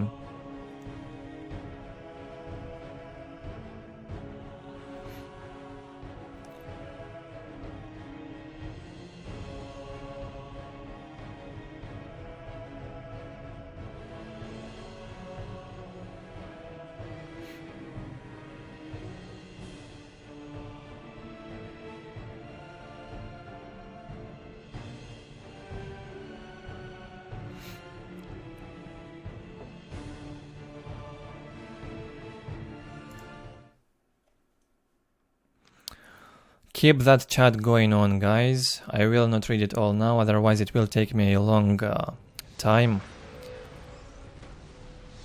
Jumping into the next game on Blood River, we get Insane. The Eldar player. I have covered a lot of games from Insane in the previous parts also. For the Eldar fans, can go and watch. Strong game knowledge on this one, good micro, makes 3 bone singers at the start, sends 1 into the Chaos base to scout the race and opponent. You do not see the enemy faction and the opponent name during the loading screen. They could only figure out who they're gonna play against by using the console. Most of the players were using the console, and it showed against who they will be playing, but they could not see on which map they are gonna play and against what faction. So they always had to guess where to scout early on.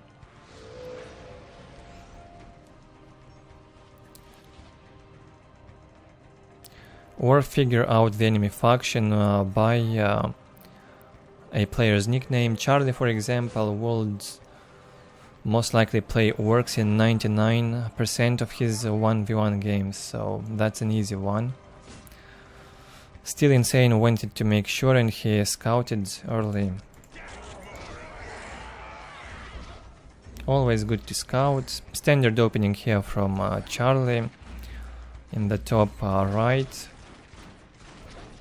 Insane got started with a squad of warp spiders. Not sure if he killed any squad, probably didn't. And now the warp spiders can get chased by the mech. Mech can easily kill warp spiders even on the move.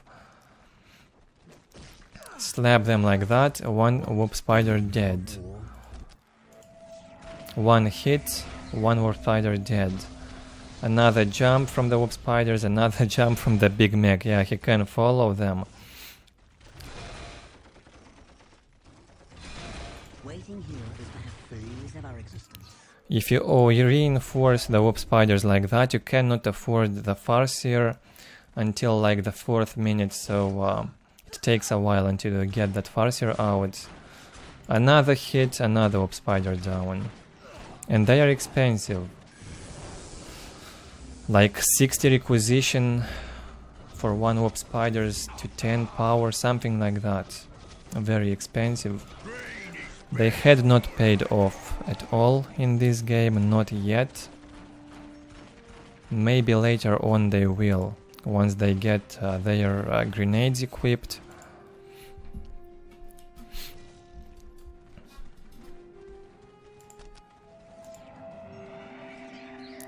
68 to 10 economy here for Insane, gets the relic from his side and a critical location from the left.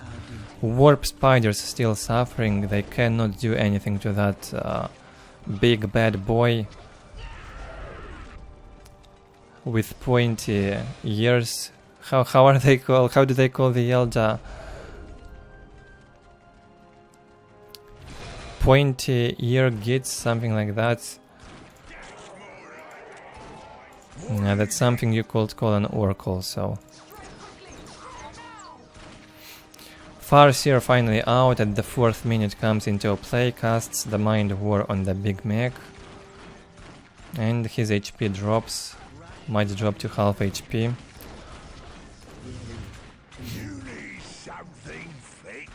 Keeps chasing those warp spiders. Charlie now has to get out of here, save that mech.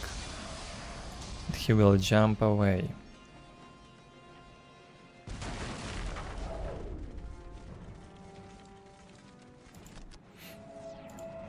Waiting here has been a phase of our existence. Guardian squad ready. Okay, Charlie looks like he denied Insane taking that critical location. Did he kill the Guardians though? Probably not. 2 squads of Guardians still alive for Insane.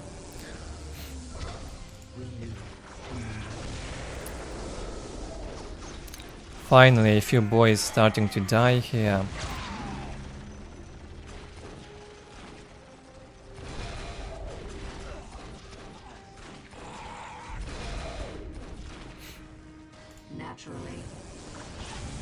More and more jumps from the warp spiders. Unfortunately, only 3 members in the squad, but still they finally managed to kill a squad of Slugger boys at the 5th minute mark.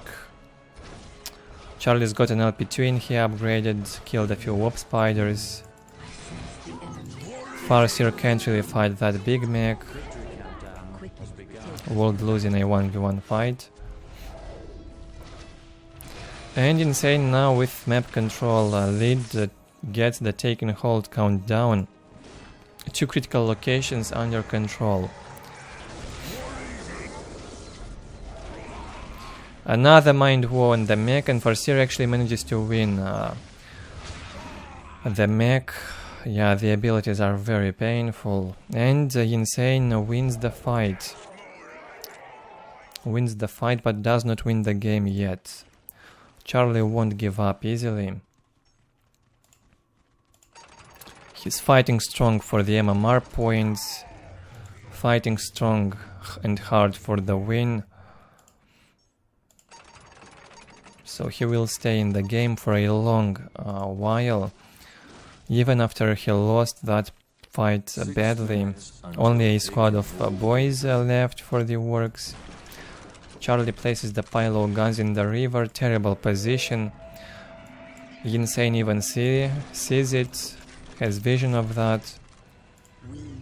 If he's got the ammunition on the warp spiders, the grenades, he can destroy that pile of guns by throwing 2 grenades into it.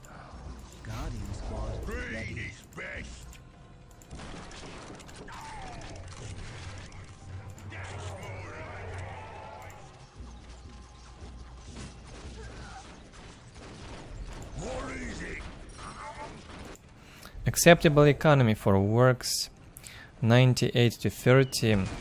Finally, Charlie will build his mech shop. By the look of it, he also wants that custom blaster upgraded on the mech. He only needs 2 more banners until he can upgrade it. You need 80 war power. War resource, I don't know how to call it, if you want to be able and upgrade that custom blaster. Build the 70 war banner. Insane also hits tier 2 in the meantime, builds a webway gate, so he will have those bright lances I'd expect Insane to start the Bright Lens production right away. Full map control here from the Eldar. Very good income. Controls the game for now. Charlie is locked in the base.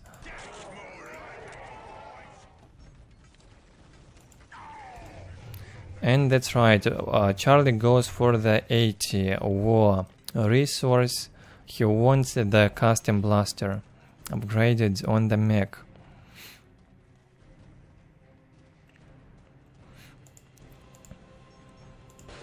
Six minutes until taken hold victory. We live to move. We are shadowy death. 5 LP2s now up. All of the listening shrines have been upgraded by Insane. Very good macro, very good income, and no float. Always good to see that, especially in vanilla. Waiting here is but a phase of our existence. Charlie is gonna sit and defend. For now he is outnumbered, he can't really get out. Still decides to send his big mech into a fight. Scares Insane here a bit. And I'm not sure why Insane retreated. With 3 squads of warp spiders, Farseer, from 1 big mech and LP2. Should have stayed and fight.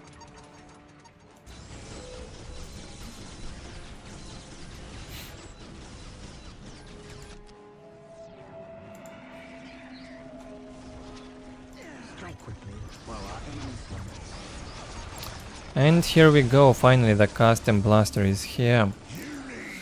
Insane notices that weapon. He does not want to stay under the fire of the big mech and jumps back immediately. Maybe a good decision. He definitely knew better. Still very good income for the Eldar. Even if he loses the relic, he's got high income. 2 critical locations still under control. Probably got a global upgrade also on requisition. Hits tier 3 and goes for the support portal. Fire prisms are being missed by Charlie for sure. 4 mad dogs once again. A bit game a bit similar to what Charlie did against True on Battle Marshes. A grenade gets thrown into that ward track and takes it down. Not even Bright Lens is needed in here.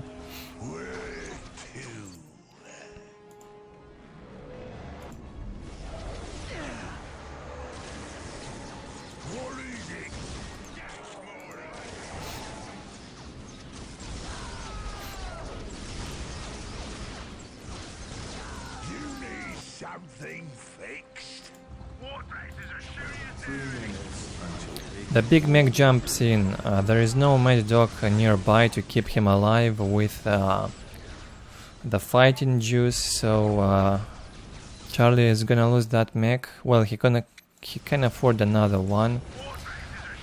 Again, the big mech in vanilla is being produced much faster compared to the next expansions, so he can produce it quickly. He can afford to lose it.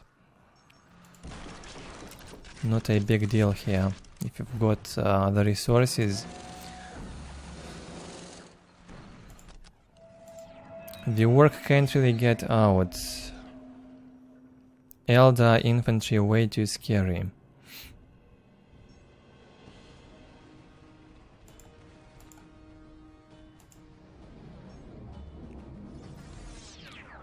Insane probably going for a fire prism, I hope. 2 minutes until taken hold victory.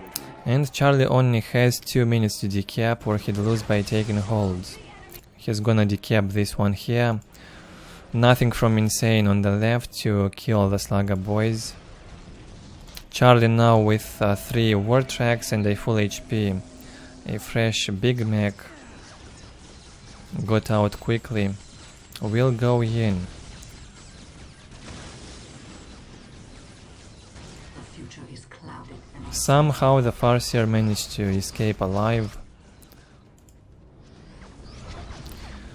Insane dealing with those slugger boys. Too late, however, they've already done the job and decapped it. The taken hold has been stopped.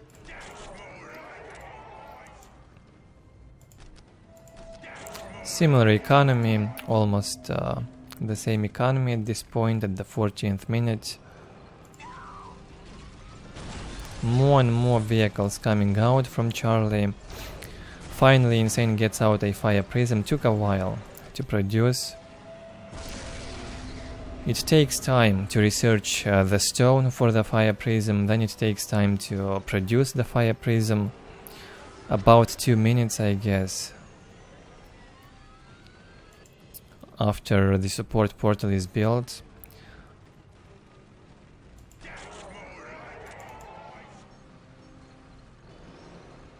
And tier 3 hit by Charlie as well now. Needs that war boss. Yeah, the game pretty much similar to what we saw in Battle Marshes. Sweet big mech repair. Both Gretchens and the mech repairing this war track. A big mech repair, however, was cheaper, I think.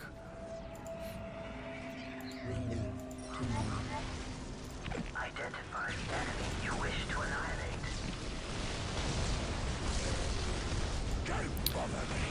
Another jump here with a big mech from Charlie. Focuses the warp spiders with a custom blaster. Kills a few of them. Brings those mad dogs this time.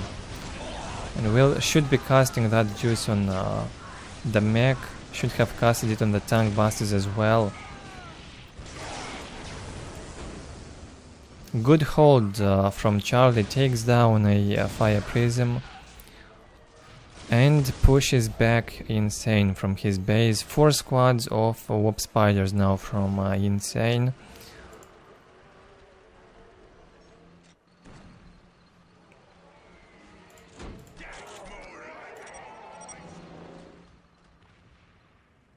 Some float from Charlie. Needs some killer cans, I guess, to deal with that float. War the knobs.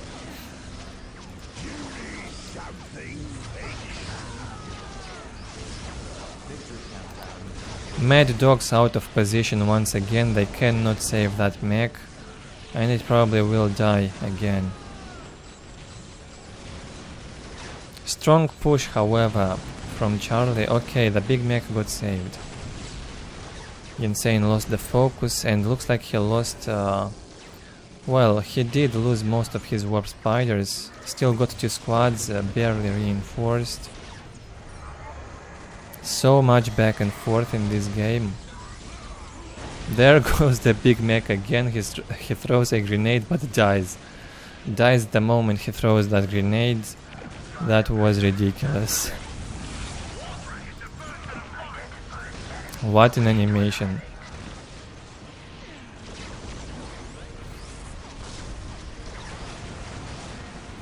Charlie does not like the fire prisms. He will focus it with everything he's got.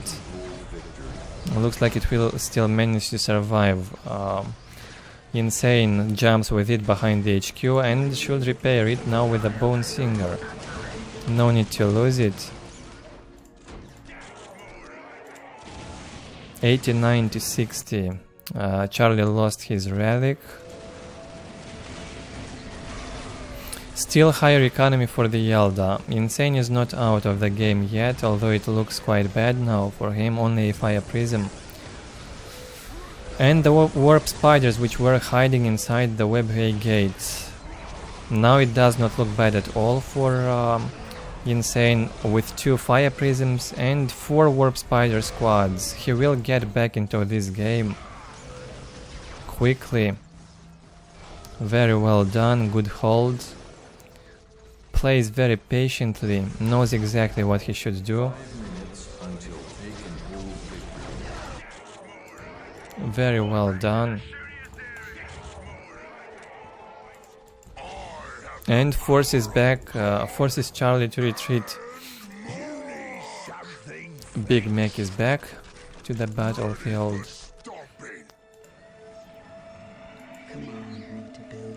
The fire prisms are being sent and harassed by the look of it towards the top right. 4 warp spiders can also get out and fight now. 2 commanders incoming into that Eldar base. However, Charlie's base is also in danger. Fire prisms deal a decent amounts of damage to the Ork buildings. An LP2 and a war banner, an upgraded war banner destroyed within seconds. And now both of them will fight on 2 fronts. Look at that damage, oh boy. Scary Big Mac. Insane cannot keep his warp spiders close to that Big Mac, and he will hide inside the gate once again. And now I get why he's getting inside the webway gates. He wants to make sure that mech will not kill a single warp spider. So instead of fighting, just get inside and stay in there. Or send them to support the fire prism and trade the bases. Ork would lose a base trade. In this case, only 2 commanders here from Charlie. Charlie must be annoyed. As soon as he drops the HP of a fire prism, it jumps back and gets repaired. 3 minutes.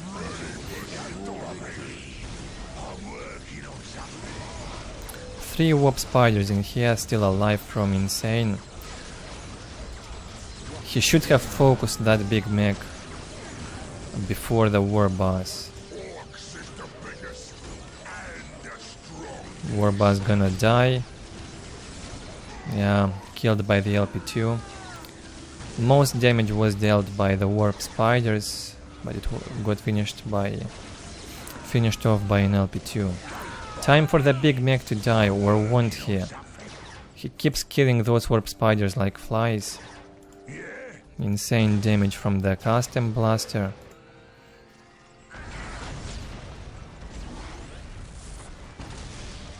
In the top right, Insane keeps the harass going with the fire prisms. That's a crazy game, boys. Some float now.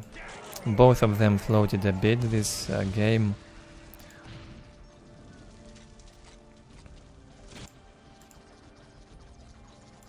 Three fire prisms now. Charlie is getting out of options.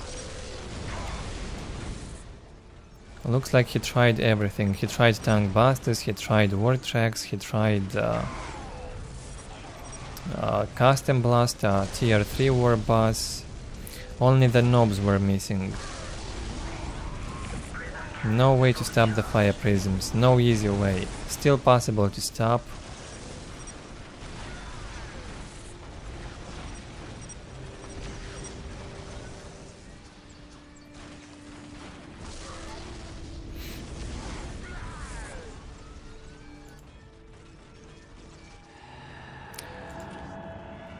Charlie is telling the Eldar player to never ever complain again about the custom blaster weapon when they've got this so-called OP fire prisms. I don't know, maybe producing some killer cans would help with taking them down. Equipping all the boys with rocket launchers may help. I'm sure there is a way to deal with that. Charlie manages to kill more units, but that does not win him the game. That's uncommon now. Usually there are more Orks dying even when they win. In this game less Orks have died because Charlie used mostly his commanders and some vehicles. And a lot of warp spiders have been killed by that custom blaster from the big mech.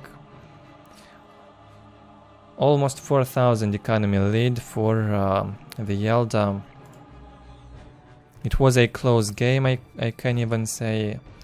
And looks like Insane won because of that economy lead.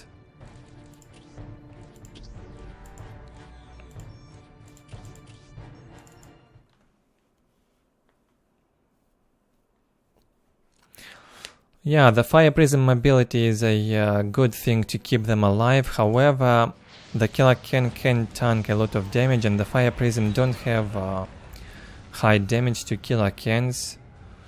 Killer Cans can also get that anti-vehicle weapon equipped. It deals the damage even on the move, so I think it still would be a good choice to tank into the Fire Prism at least, absorb firepower and disruptions instead of doing that with the tank busters. Need to tank into those fire prisms with something, and I think Killer Ken would be suitable for that. We also had Charlie floating a lot of power. He should have tried. Next game on Meeting of Minds, Sleign Chaos. More Chaos games today versus Gucci Space Marines.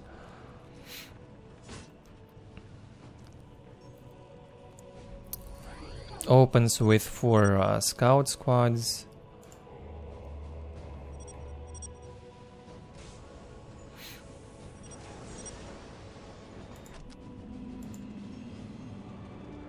What is your wish, great one?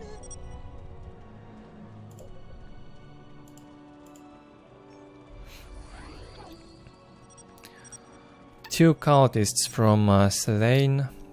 A Chaos Marine squad would get a strategic point. No generator yet from Chaos. Afraid of Space Marine all in. Risky to open with generator in this case.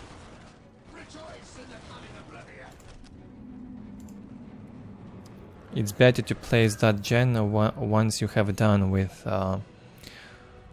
the Space Marine infantry in the first fight. If you manage to hold it, then yeah, maybe you can start building it. Your will?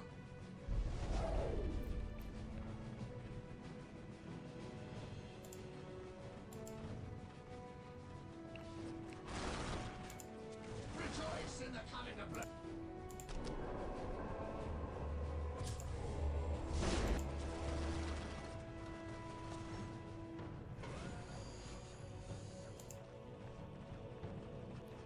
The players avoiding fighting each other for now. We'll stay back. Gucci would outnumber the Chaos soon. Does something similar to what Android does, yeah. Almost the same build. He will go in now with all of his infantry, including all the scouts, and fight the Chaos. What is your wish? Cultists also were ready to fight now that they've got all the points, and the third Chaos Marine squad now out. Oh no, wait, it's the second one. 2 squads of Chaos Marines fully reinforced, 2 squads of scouts also fully reinforced. I guess equal numbers. The scouts, the cultists will follow tactical Space Marines in close combat. In this case, will force Gucci to micro with those cultists. And Sleign even manages to push into Gucci's infantry. Not sure if that's a good idea. Looks like he lost both cultist squads already, but also managed to kill a lot of scouts. Killed 2, No, only one squad of scouts got killed.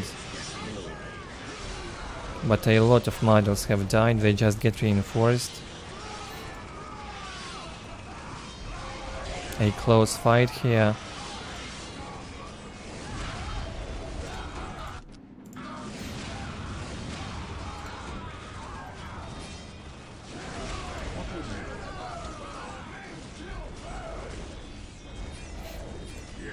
More HP for the Chaos Lords.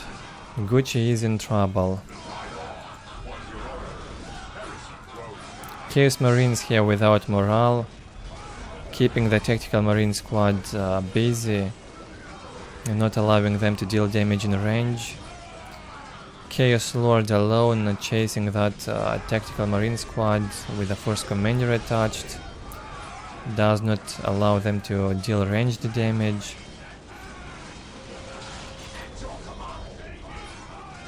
Close fight, both of them lose a lot. Looks like Gucci will eventually win this, yeah. Now he's got the numbers, he's got more squads and forces Sleign to retreat. He's only got a squad of Chaos Marines left and the Chaos Lord. Intense fight from the very beginning. Jumping right into the action in these vanilla games. One good aspect in this game. You don't really get bored while watching these. Most of the games, early game action.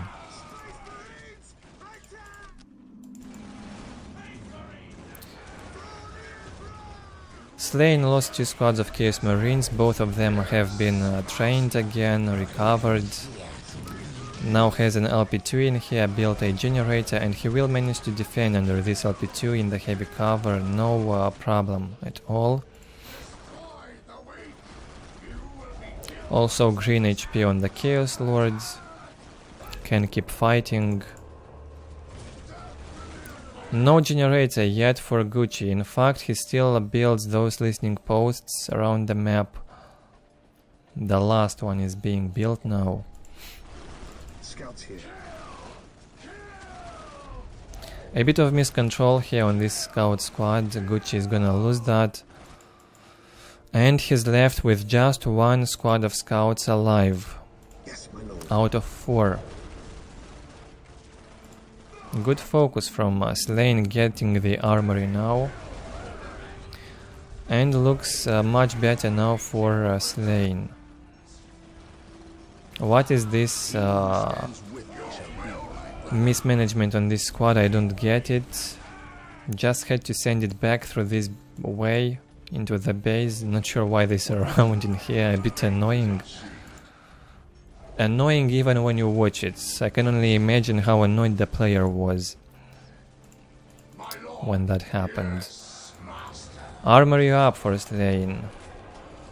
Gets built now also for Gucci. None of them even thinking of fast tier 2s. Get a slow transition into tier 1.5 game, no need for tier 2.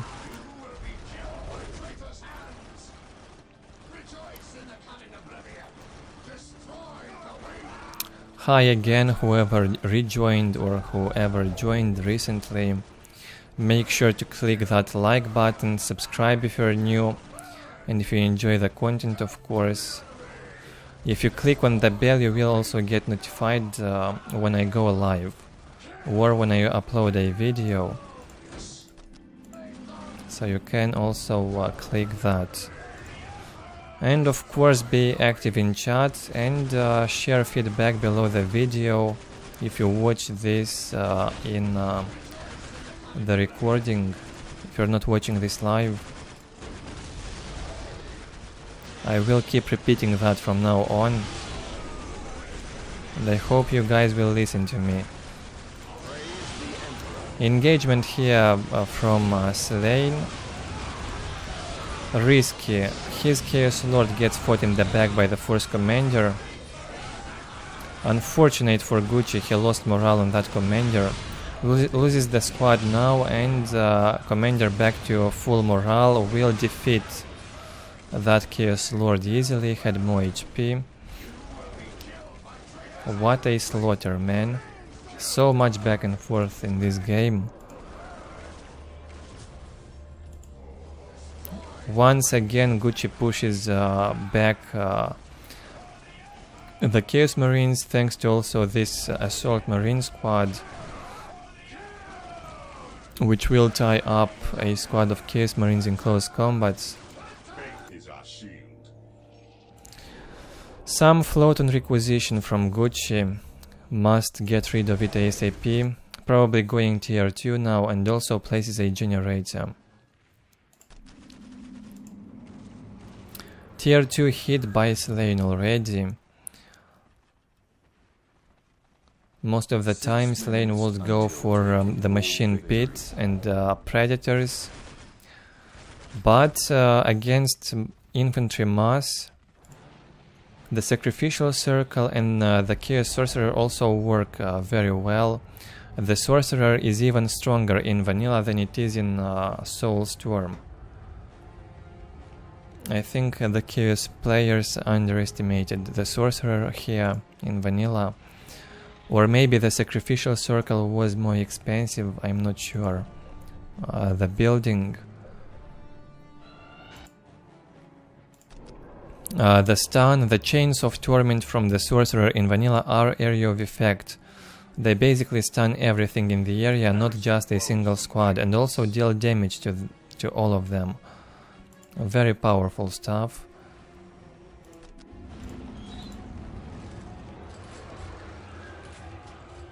More generators being built by Sleign, that means he wins that machine pit. We won't see the sorcerer.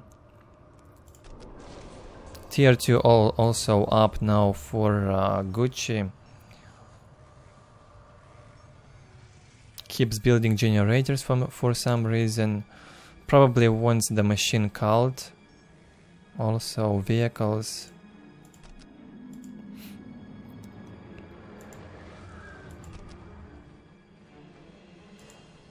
Yes, master. Back off. Lovely Lord Bale.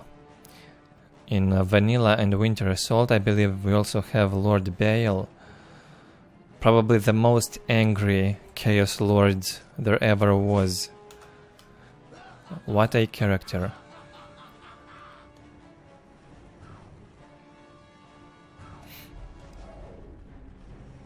Direct us to the enemy. Gucci with plasma guns now equipped on the Space Marines, ready to go in. Sleign also has plasma guns on the Chaos Marines. Let's see how this will develop here. The Assault Marine squad gets killed within seconds of engagement. Bad miscontrol here from Gucci. Goes in with all of his infantry. It melts from the Chaos Plasma. He is shocked to see that, and that was an easy win for Sleign in this fight.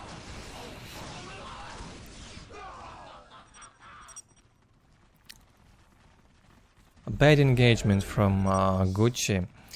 He says his men were not shooting. I think they were, but they got killed so quick. They didn't even have the chance to shoot more than once or twice, I guess. Insane DPS now from these heavy bolters and plasma guns on the Chaos Marines.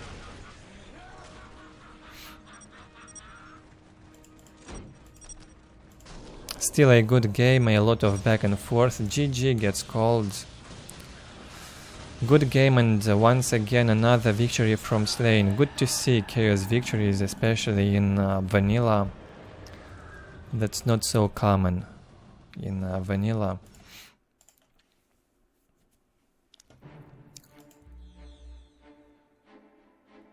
Chaos considered here as the weakest faction. 86 Marines killed, 61 heretics have died. A very close game, in fact, a lot of back and forth. Only in the end, one bad engagement from Gucci and it lost him the game. He probably had to wait, get a librarian with the word of the Emperor, get some apothecaries, and after that go and engage. No need to be greedy, nobody's rushing you. So must try and avoid such sort of mistakes.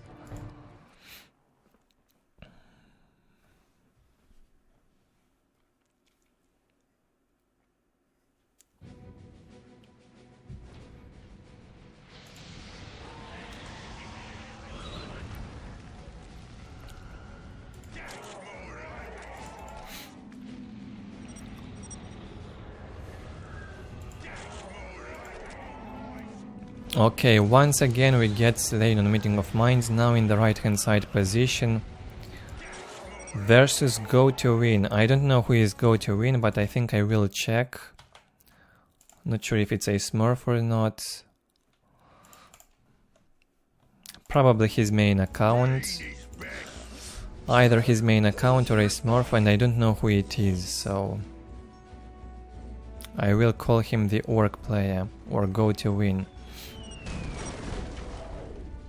What is this opening on Orc?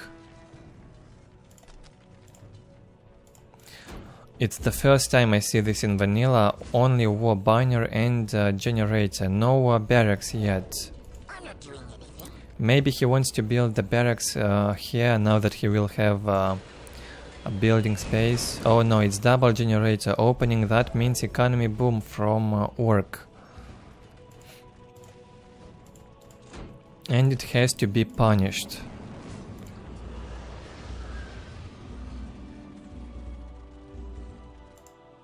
How can I serve?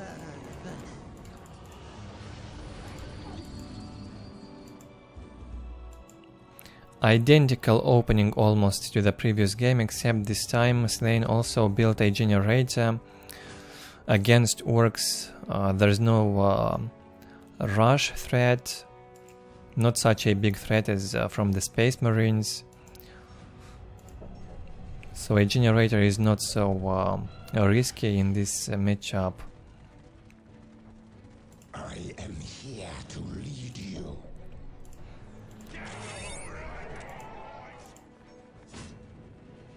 My life is forfeit. Whatever you desire. What is your wish? Great one. 3 Slugger Boy squads from Orks and expecting LP2 mass. 1 LP2 already upgraded here. Another one upgraded in the back of the base. Yeah, that will be LP2 mass. This build was even practiced in Soulstorm and Dark Crusades.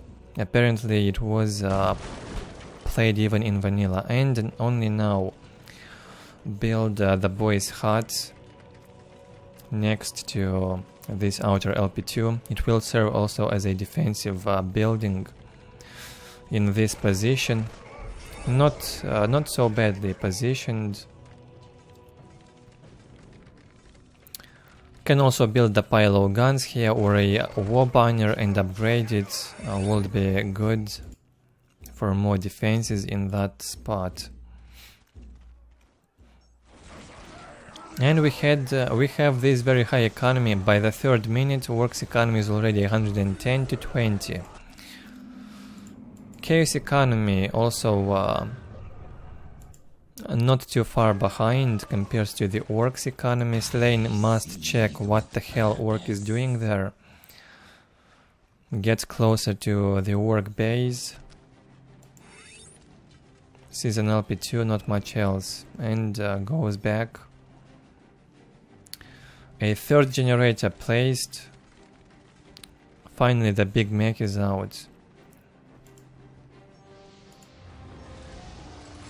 Chaos Armory placed and the 2nd generator for Chaos. You favor us with your attentions. Grant us the gifts of the Chaos Gods, Great One. What? Okay, the pylon gun's now in a terrible position. Not sure why would you place it here. Probably to block the path. If Chaos forces will try to pass through here. Meanwhile, the first clash begins in the middle. A squad of Slugger boys about to die. Yeah, a squad of boys die here in this fight. Chaos Lord should try and fight that mech in close combat. Would be an easy win for the Lord. No idea why Sleign retreats. His forces are stronger than Orks in this fight. No need to retreat. Now he goes for the mech, and the mech will get slowed down. If he's got no jump, it's a dead man. Just stay and fight, please. Stop moving. Finally, after losing more than half of HP, the mech decides to stop and hit twice that Lord's. Barely scratched him, and Sleign easily winning this fight. Will push back the greenskins. However, the Orcs' economy is much higher. 134 to 40 now. 115 to 34 chaos. Not bad economy, but worse. Despite having a better map control. Sitting on a lower income. And builds 6 generators.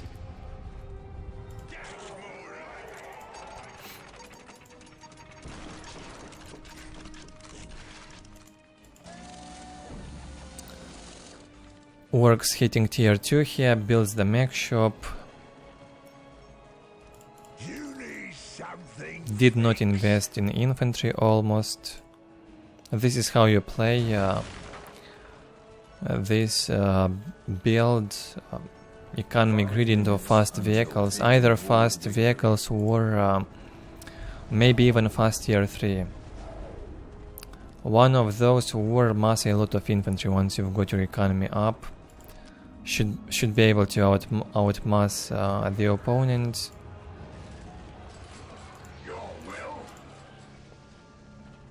Sleign, having control of the middle point, sees what the Ork is doing. Does not want to go out yet. The noble leaders are scary.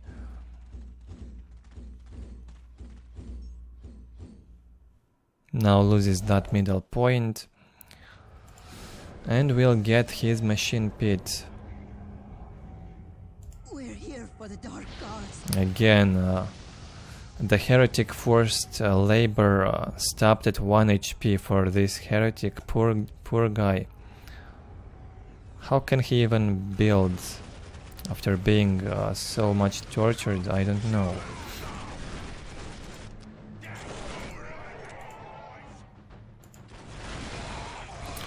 GoToWin is going in. He wants to go for the win now by the look of it.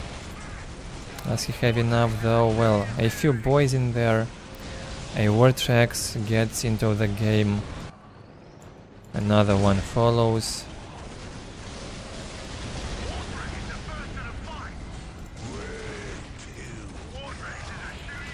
And from Sleign, machine pit finally is finished. Good defenses at home. Has an LP2, a turret to defend. Bad jump from the Storm boys in this base. They will die, certainly. Oh, they've got the speed boosters still. Yeah, I see now. All the damage has been absorbed by the Nob leader. Looks like the squad is gonna die now anyway. So even if being focused by the turrets LP2s, all the damage gets absorbed by the Nob leaders first. That's what saved the Storm boys. A predator incoming, most likely from Sleign, from that machine pit. A very good economy for Chaos as well. Still higher for Orks. Floats a lot now. Why do you go such a high economy if you can't handle it?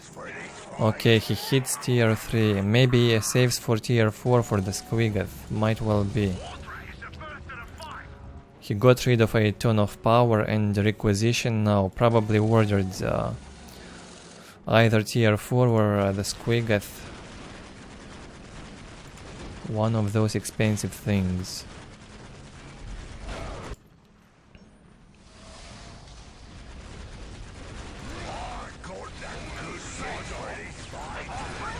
Here comes the Predator. Say hello, greenskins. You have no anti-vehicle here. Time to run away.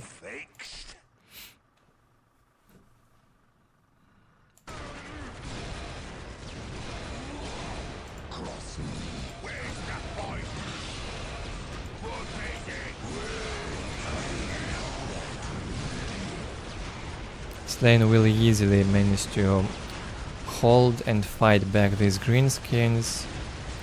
No threat from them.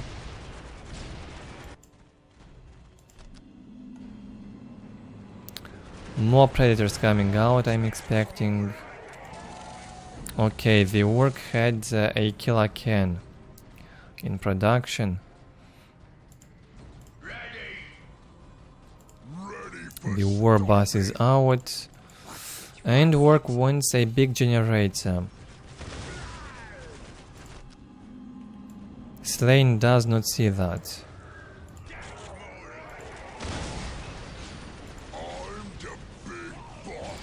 Finally we see the knobs in this stream, a tier 3 unit in vanilla. Lovely knobs. Looks like they were also much more resilient in vanilla, especially with the aid of the Mad Dogs. A tier 3 unit, but more stronger infantry. More resilient at least.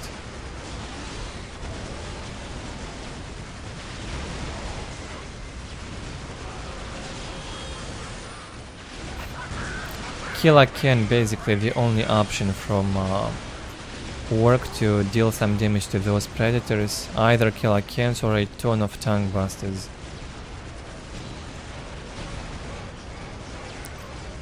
Production in the hut was busy. The big mech was being produced.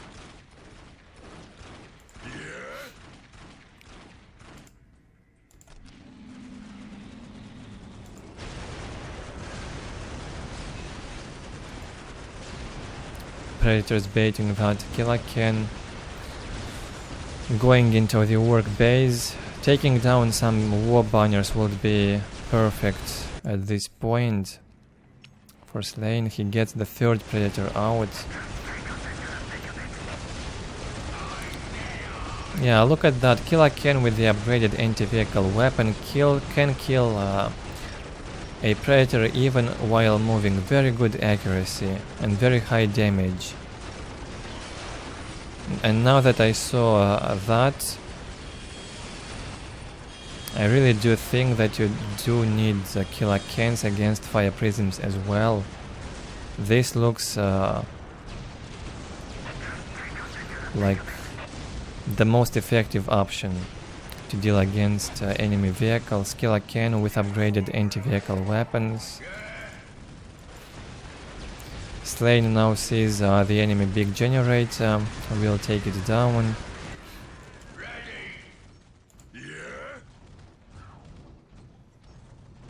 More and more killer cans coming out. Sleign still tier 2. He invests most of the resources in the Chaos Predators.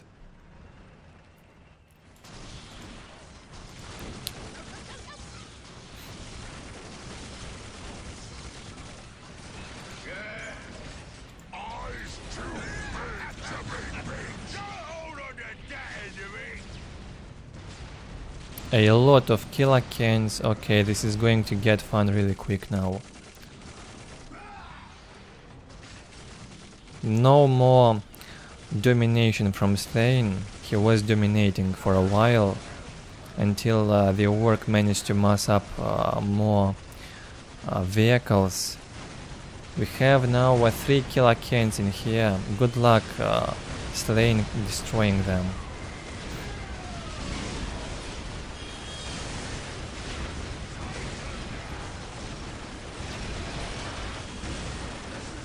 Has some anti-vehicle on the Chaos Marines as well.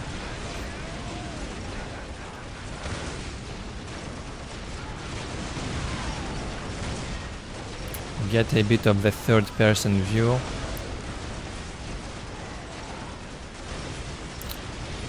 It looks perfect even for this old game.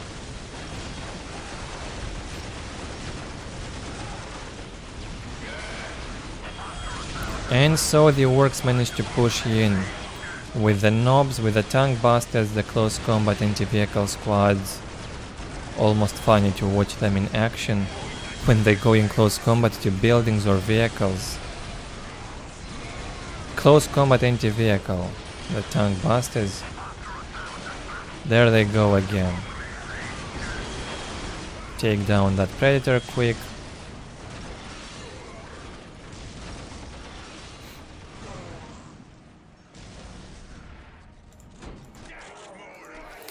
And still we've got the Ork with the economy advantage. 133 to 60 income, huge bank on power.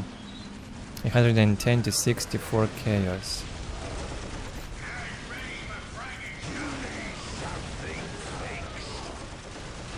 The Ork keeps pushing. Sleign keeps holding strong at home. Maybe he will even manage to fight back. Only 1 killer can left. Yeah, he can do it, and the big mech is also getting killed here. A bit of a greedy attack now, getting so deep into the chaos base. Should have stood in here and hold this point. No need to be so greedy. A lot of Chaos Marines with heavy weapons equipped.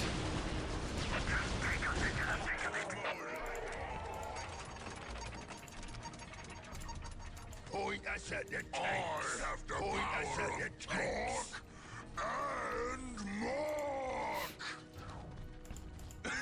2 squads of tank busters alive. The war boss.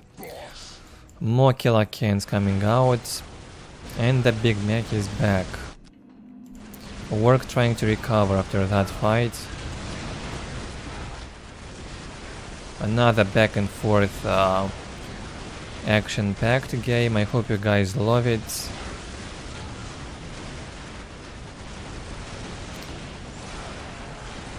GoToWin decides to use the tank busters in ranged now, still good at taking down 1 predator.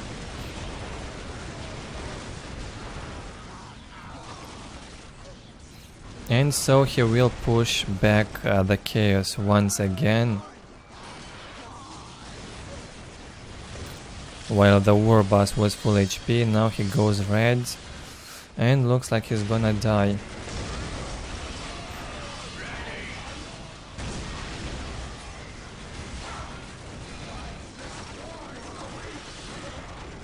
What a show from these two. A good show from the Ork player also. Good unit combination. I am missing those knobs. Get them back out again, please. Knobs also a rarity in vanilla, not a popular unit. You only get them in tier 3.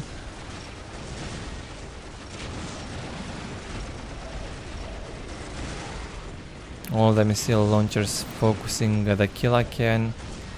Good job with that one.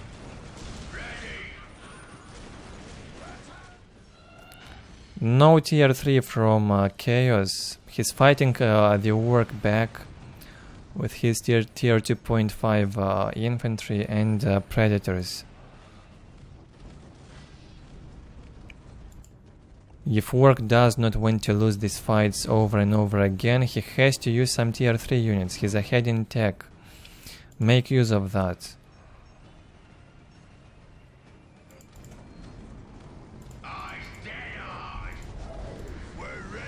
Say hello to the knobs again. They do look differently in vanilla compared to Soulstorm, right? It's been a while since I saw the knobs in Soulstorm, but they do look different to me. And they also have different voice lines.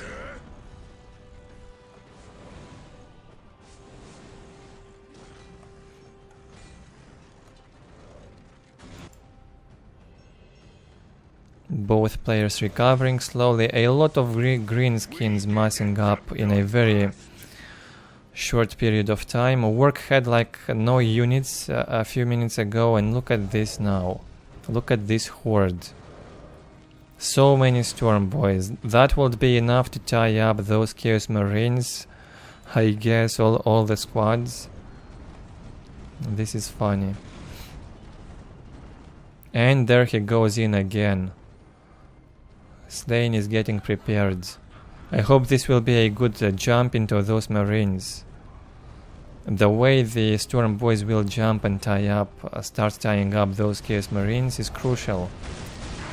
Don't mess up with that. Okay, only now he jumps in.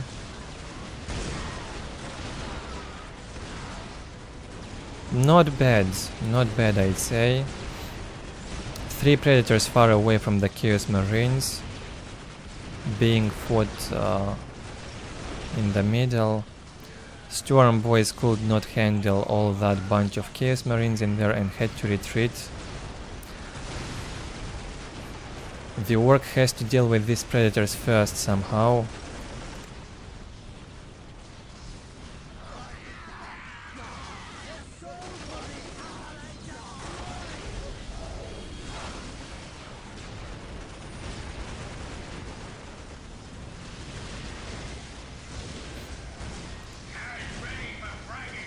Quite low DPS from the Chaos Marines missile launchers. A killer probably can absorb around 20 hits from a Chaos Marine missile launcher. Here a Predator goes down. The second one gets surrounded and it will go down as well. A lot of green skins in here surround the Chaos attack, the Chaos vehicles. My goodness, what a game. This is very rare. Here go the Storm Boys finally to fight the Chaos Marines. Tie those heretics in close combat, don't let them shoot. And looks now like the Ork is coming on top of this battle once again. What a crazy game, oh my god.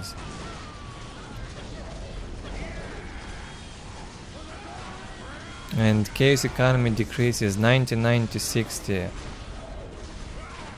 Economy starts decaying. Storm Boys nicely reinforced, abusing into those Chaos Marines. Now they can last under this turret for ages. In there with the Nob leaders. There goes the big mech with the Nobs also. Beautiful game, especially from the Ork. Both of them tried their best, I assume. A lot of back and forth in this one.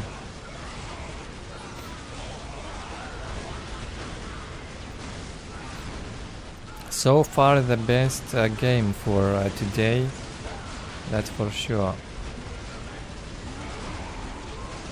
A lot of pathing also caused by the predators, nobody complaining about that. Just keep playing.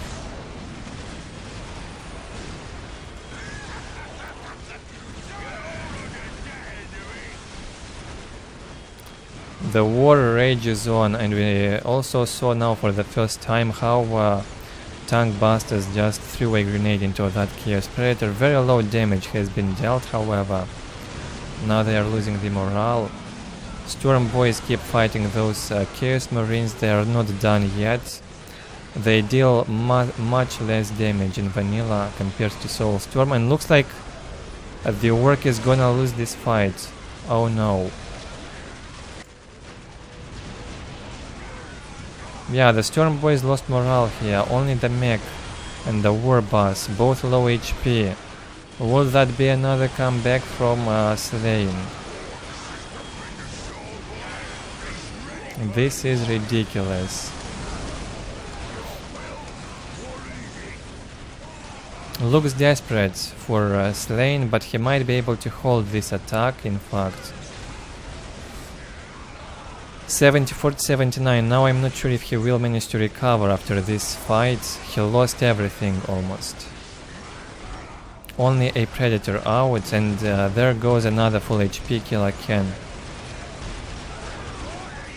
Big Mech getting killed, the War Boss will go down probably. Storm Boy is still holding strong, but without morale. Oh, and finally Sleign hits tier 3, he gets those possessed squads. Wait, it's a tier 2 unit in fact, he got them out of the sacrificial circle. What a slaughter, my goodness. Ork must retreat and regroup. Let him give up on that kill again, no need to try and save it. A better economy from the Ork must recover infantry once again. His economy allows, he's got a good bank. Full HP Chaos Lord back into the action, attached to the possessed Chaos Marines.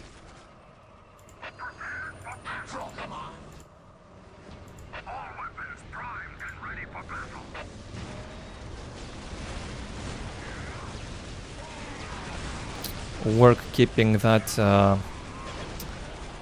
Chaos player busy, harassing his relic now, destroying the LP1 on the relic. Good job.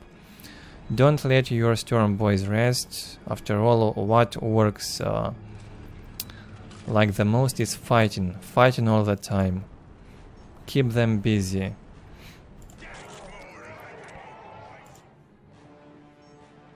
Something is being produced, I'm not sure exactly what, maybe the Squigoth. Or maybe more killer cans. Cannot tell. For now, only Storm Boys from the Ork player.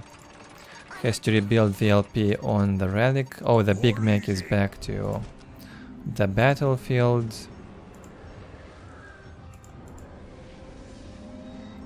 And both of them now trying to recover slowly. What happened? Okay, a looted Lemon Rust tank finally. We will see that again. Saw them a few times in the previous parts. Was not considered a good vehicle, but let's see how this will work in this game. The looted tank. Can it even deal with one Chaos Predator? About the same amount of HP. Slightly higher HP for the Predator, but probably higher DPS from the looted tank. Plus it also disrupts the infantry, including the friendly units. That's unfortunate. It disrupts the Orks also. The War Boss is back. We'll probably see more looted tanks in the next fight.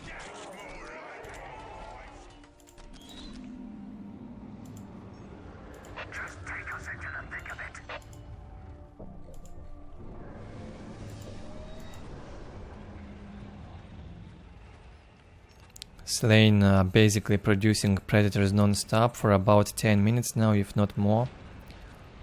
The machine pit has been working non-stop throughout this game since it was built.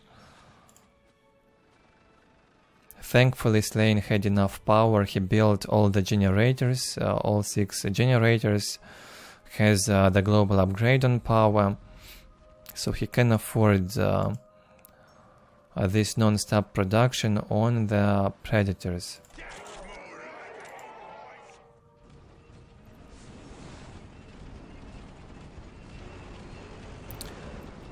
A bit of recovery also on the Orc. A looted Lemon Rust tank, another Killer Can. 2 full HP commanders, tank busters and 2 storm boys. The knobs are missing, however. I went to see the knobs again. Where's the target?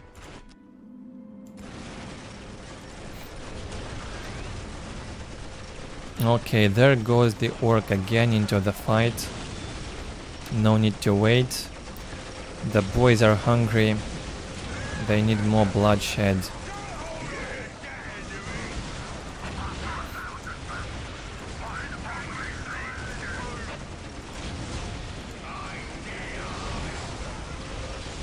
Only a looted tank now tanking the damage from those predators. Where is the Killer Can? Where is it going?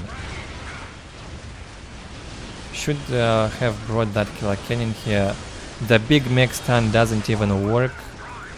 The predator keeps dealing damage. Keeps shooting. The war boss with the storm boys in here will easily deal with the possessed Chaos Marine. Sleign says possessed Chaos Marines are garbage. Yeah, they looked like, at least in this fight against the war boss, that they were terrible. Okay, 2 Killer Cans now on the battlefield. One, however, is idling in the middle. Still pretty much full HP for the Orc commanders. They force the heretics to retreat, and looks like in this fight the Orcs are gonna come on top of the battle. It's gonna be a lot more difficult to stop the Orcs now. Not nearly as many Chaos Marines as in the previous fight this time. And there's also the big gun on the mech, the Custom Blaster, dealing that crazy, insane ranged combat damage. A Killer Can goes down here.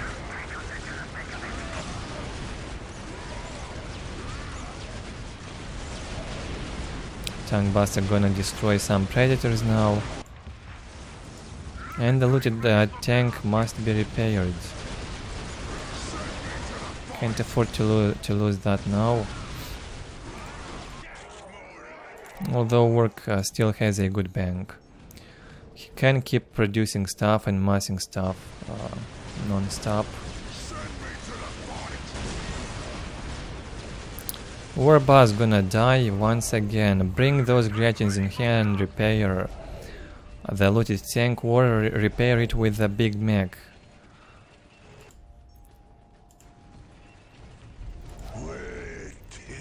A lot of tank busters, oh boy. Yeah, GoToWin realized he's gonna need a ton of tank busters to finally destroy those predators. That's the only reason he built so many. Still no tier 3 from Sleign.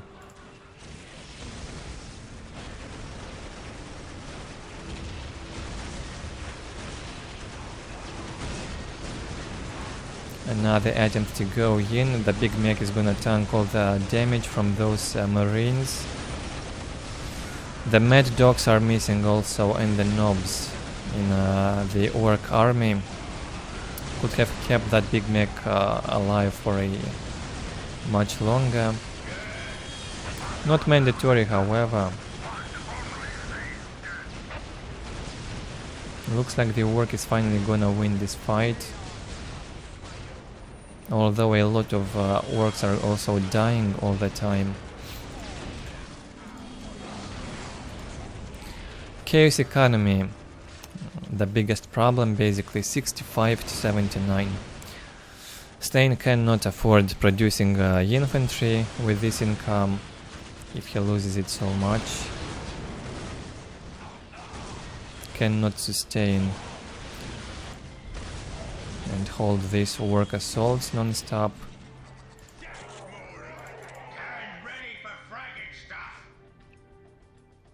Basically non-stop production on Killer Cans.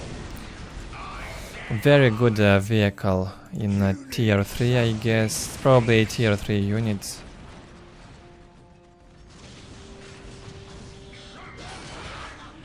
Now we know. You definitely need killer cans against fire prisms as well.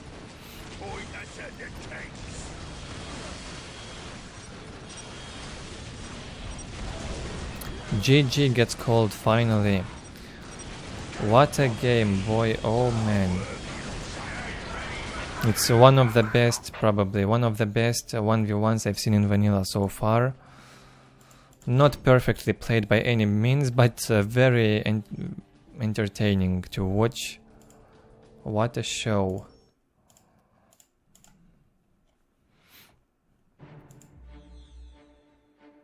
Sleign manages to kill 100 more green skins compared to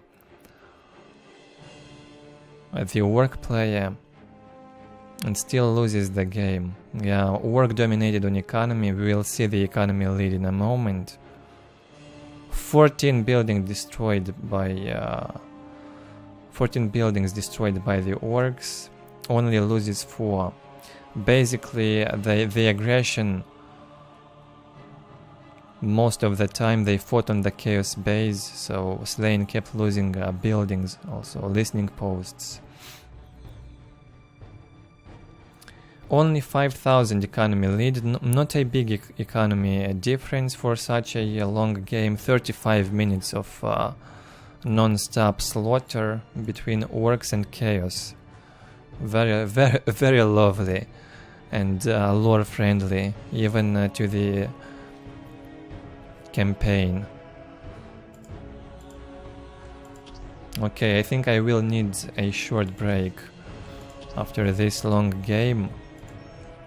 And we only have 4 more games to watch. Hopefully they won't be as long as this one. Otherwise the stream will be too long. Okay, I will be back soon.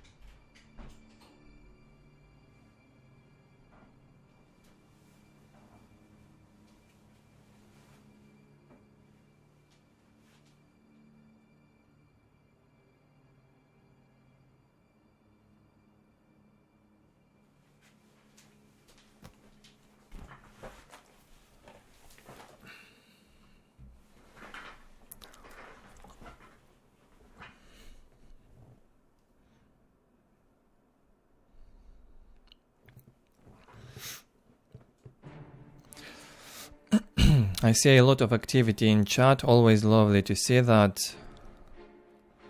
Hello again, whoever joined recently. Do not forget to leave your likes, dislikes below the video. Subscribe if you are new. Show some activity in chat or below the video if you watch it in the recording.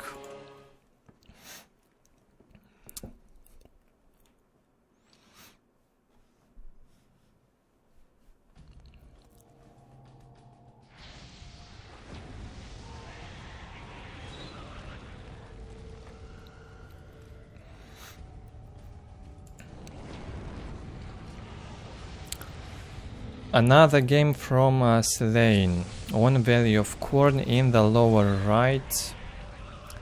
Spawns with Chaos. Will play versus PuReBall in the top left. Another Chaos versus Orks.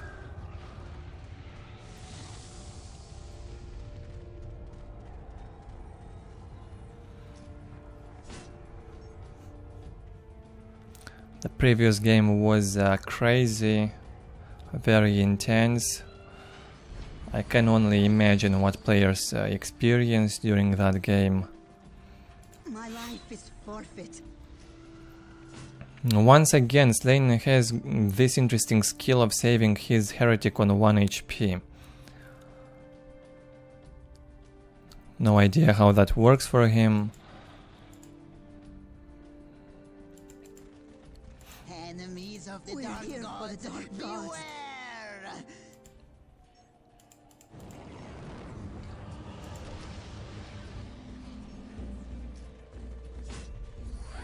Don't bother me.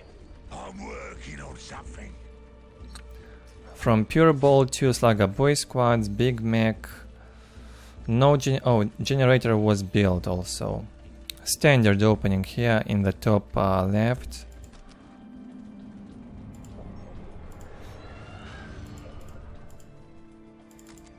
Chaos Lord out.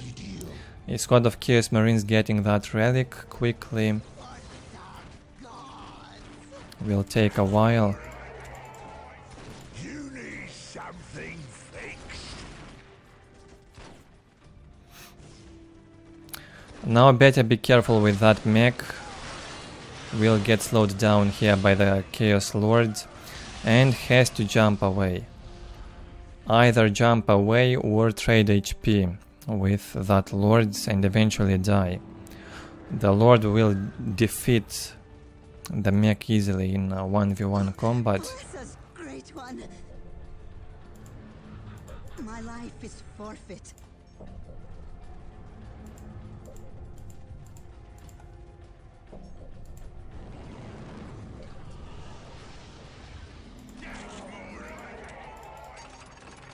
Where to?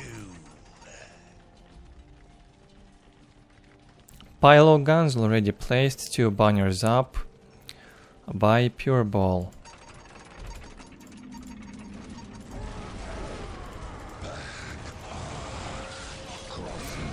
Now with a big mech attached to a boy squad, might actually manage to defeat the Lord. Goes in, Sleign does not want to fight yet and prefers to retreat. Need more infantry. Okay, he's also upgraded an LP2. Good job. Sod off, yeah?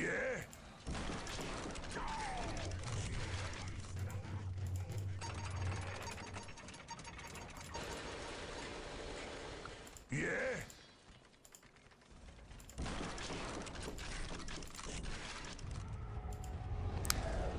Armory placed for Chaos also, almost at the same time, hitting tier 1.5. Yeah? Where's the fight? 3 banners up for Orks. Can build the mech shop once they get enough resources. So basically PuReBall hitting tier 2 so fast, whoa. At the 4th minute, PuReBall hits tier 2, and he's even got LP2s. And we'll build the mech shop now as expected, a very fast mech shop. He did not invest so much in his infantry, and he sits at home safely, defend. Suitable thing to do on value of Khorne, play defensive if you want.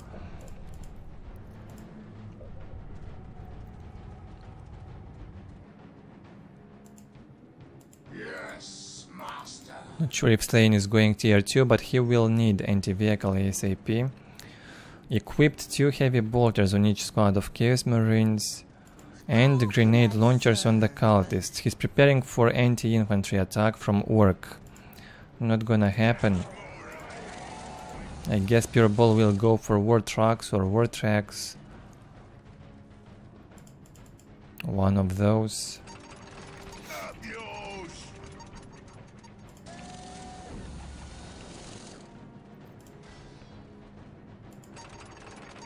3 LP2s up here for PuReBall. 2 LP2s up for Sleign, but his economy will get better with these 2 critical locations under control and taking hold count down, of course. Plus vision.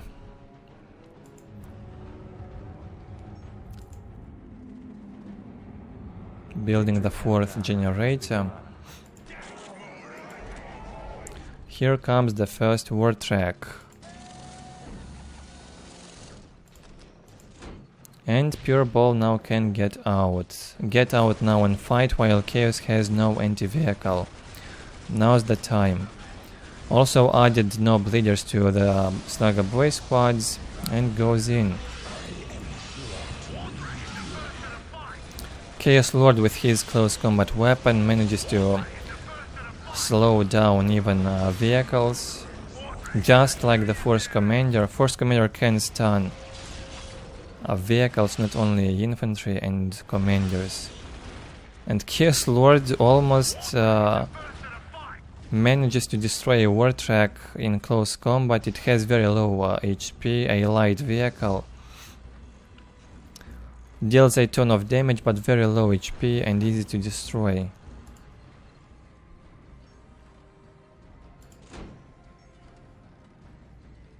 Economy boom here. Something like that from PuReBall, although on requisition it's not so high on income yet. Hello, who's there? At your command. What is your wish, great one?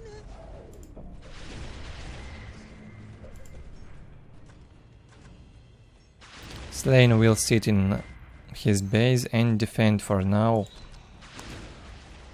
Too risky to get out on open fields when you see war tracks. It's always risky. 3 of them now. Yeah, my lord. Yeah.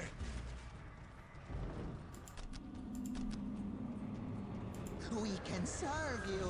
4 war tracks. I do not know why PuReBall complained about Charlie's war track mass when he himself does that. Even in a matchup where he's got the advantage. I really do not get these players sometimes. Well, whatever. They have the right to complain. I got just what you need! War bases are shooty as dairy. Sleign massing up a lot of Chaos Marines here and equipping them with heavy weapons. My lord, your That's the 3rd squad. Also has 2 turrets which can be upgraded to anti-vehicle. Preferably should be upgraded now. It won't be easy to deal with all these war tracks. Still time to operate! He will need the anti-vehicle from the turrets. Chaos Marines will get easily killed by those war tracks within seconds. Sleign goes out. He smells something is not good with what Ork is doing and he wants to scout. PuReBall jumps into him and will push him back. Thankfully Sleign got prepared with turrets. He has good defenses in the base to retreat and sit safely in case things go south for him.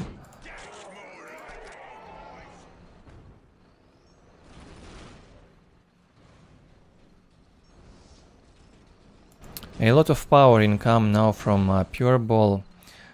Should start and produce some killer cans if possible. He probably needs 60 war resource power in order to be able and produce killer cans. Might be the case.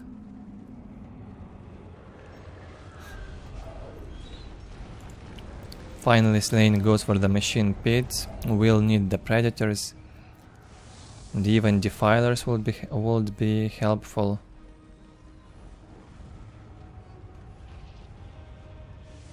Heretics for now will sit next to their relic and defend it at all costs.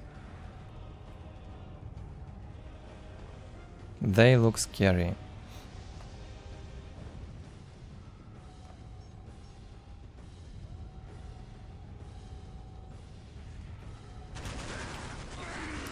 PuReBall decides to scout with his Gretchens. All of them get detected and obliterated within a second. Bad idea. 6 war tracks now from PuReBall.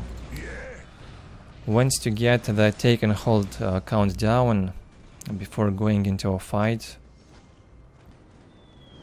Full limit on vehicles.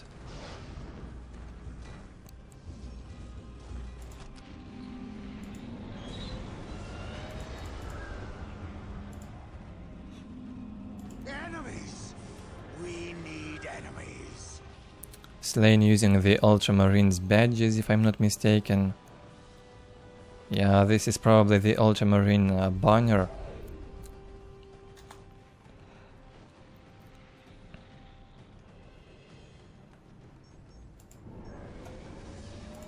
Victory countdown has begun. Storm boys, he's ready for a fight. Okay, finally 70 Ork population here. Ork should be able to hit that tier 3 button once he's got enough resources, unless he's done that already. Goes for one more banner. Oh yeah, he hits tier 3 and he will need one more banner to be able and do the custom blaster on the big mech, the ranged weapon.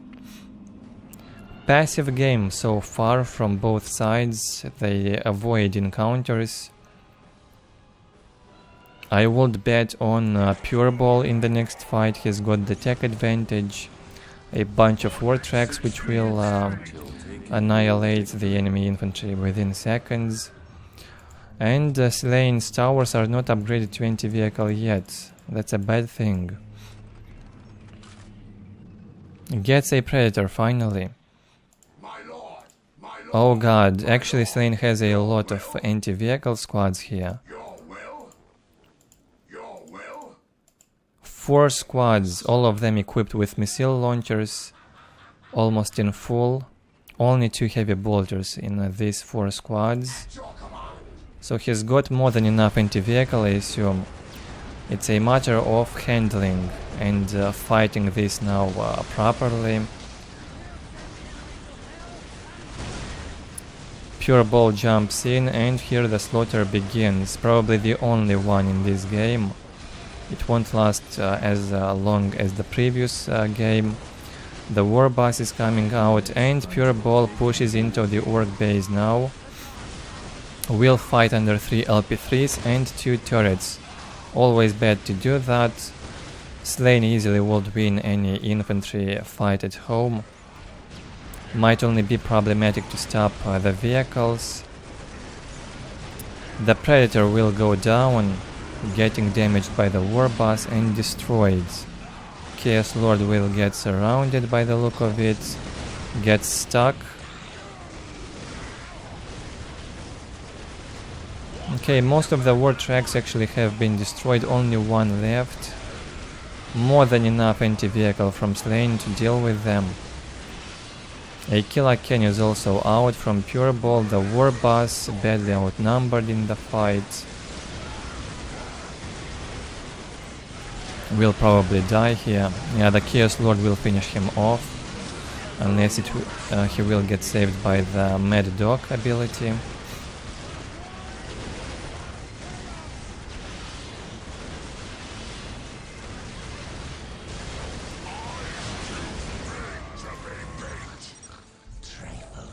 PuReBall is not happy with this fight. Yeah, he lost it desperately. And I don't know how he lost it by having such tech advantage. He is one tier ahead of Chaos and he still lost this fight. He did not use the knobs. Didn't use enough killer cans. Why would you even go tier 3? Just for the war boss? Come on. And PuReBall will complain again. He does not like when he's losing.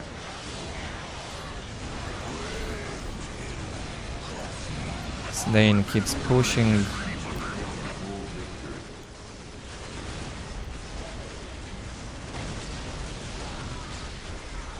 The bunch of Chaos Marines obliterating everything in their path.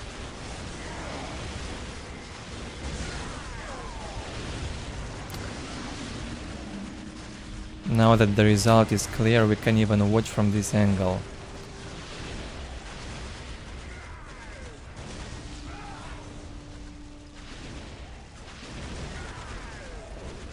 War boss, full HP, getting towards the Chaos Marines once again.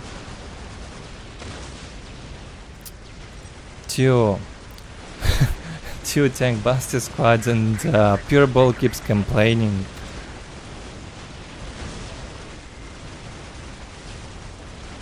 I don't get it. Why he would say that?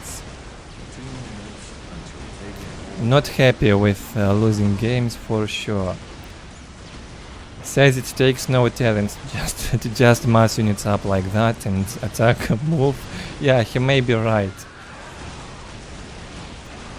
But it's enjoyable to watch. At least. This is so funny, I can't hold it.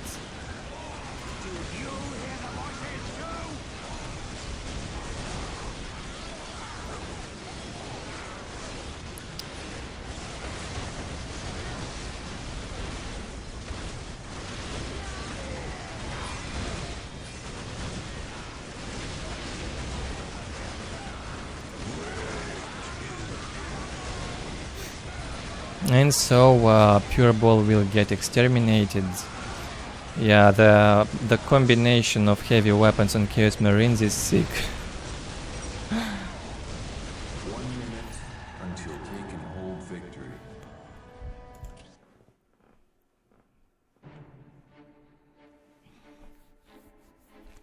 Very funny. Sleign kills doubles the kill count.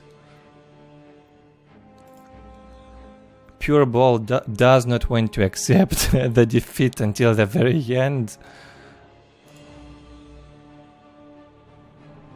What a funny chat. Oh my god.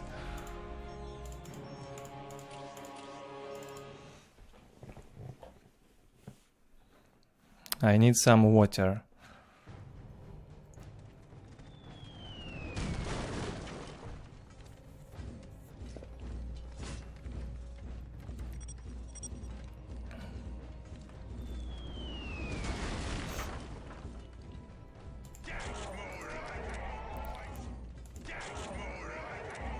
Okay.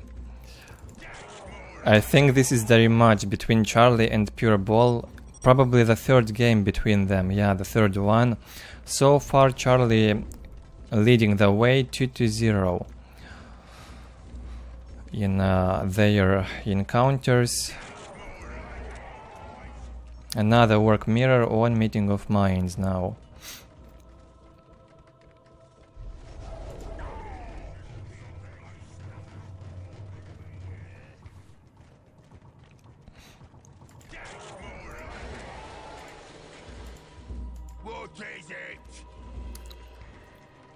Typical opening from Charlie, War Banner Generator Barracks, 2 Slugger Boy squads, Big Mech will follow, and he might make one more squad of Slugger Boys after that.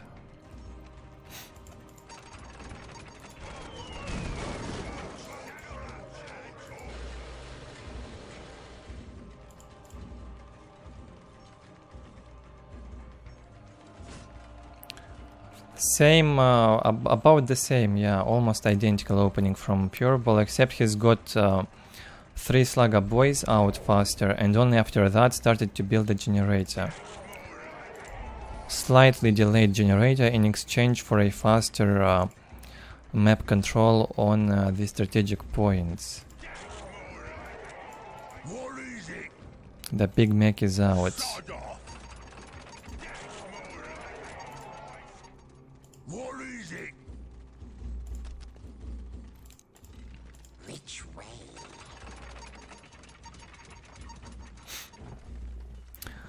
See you later, Arid. Thank you for joining the stream. And I hope to see you in the next one. Maybe on Tuesday or Wednesday, I'm not sure. I will not stream on Monday.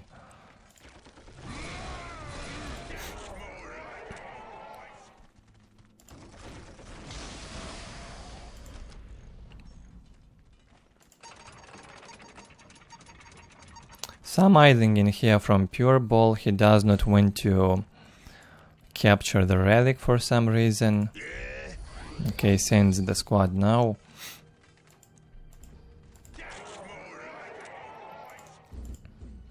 What is it? What? Don't bother me.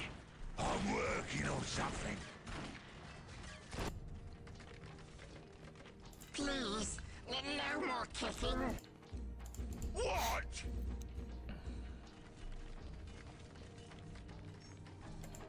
Pylo guns up for Charlie. Same from PuReBall. And here they start to fight a bit. Charlie losing more HP on the mech and will be forced to retreat.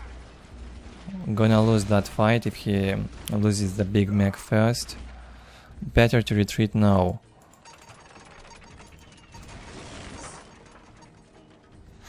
Two more generators placed by PuReBall. You need something fixed. What do you want? Yours. Don't bother me. I'm working on something.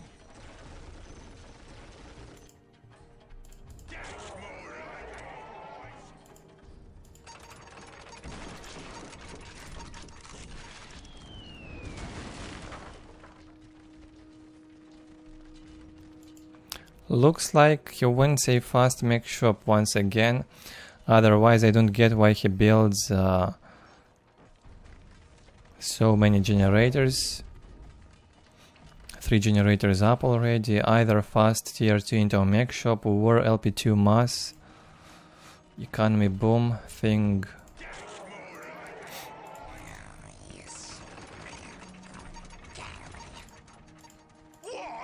What do you want? What now?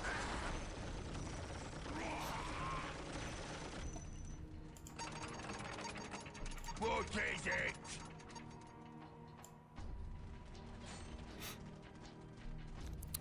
Typical Charlie, always placing his banners like that in the outer locations on the map. Specifically Meeting of Minds, he always places war banner next to the heavy cover. Very easy to take it down. Not much going on now. They do not want to fight yet. Not ready for that. Okay, PuReBall hits tier 2. No mech shop yet. Not enough resources to build it. Same from Charlie. Equal economy for now. PuReBall one banner ahead, however.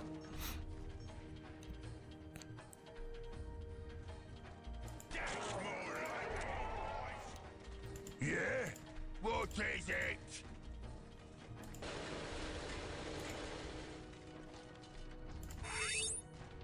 And Charlie's gonna send his Gretchens to scout the enemy base. The big mech is not anywhere close in there, so he will not see Charlie's Gretchens. Charlie's gonna scout and see what he's got in there. No mech shop yet. Nothing to see.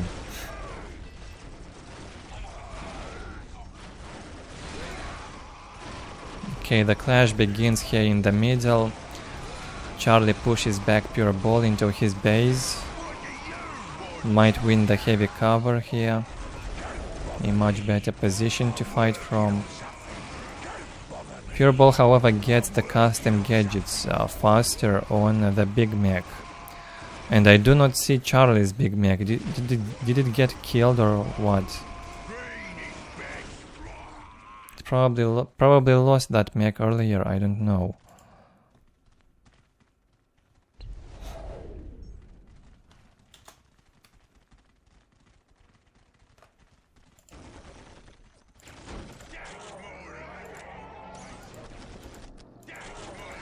Close economy still for both. Both economies good.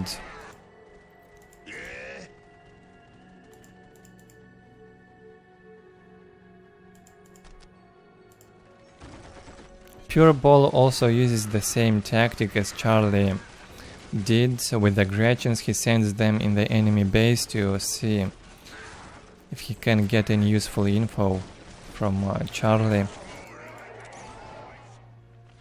None of them do have a mech shop up yet. Charlie can afford it now. What now? And I guess he will build it. There we go.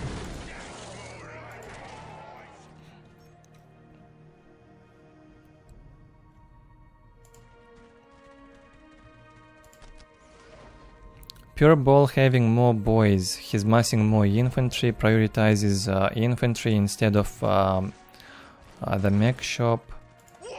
Keeps producing those shoot-up boys, and he's even floating, can afford now the mech shop as well. Green is best. What's it? What's it?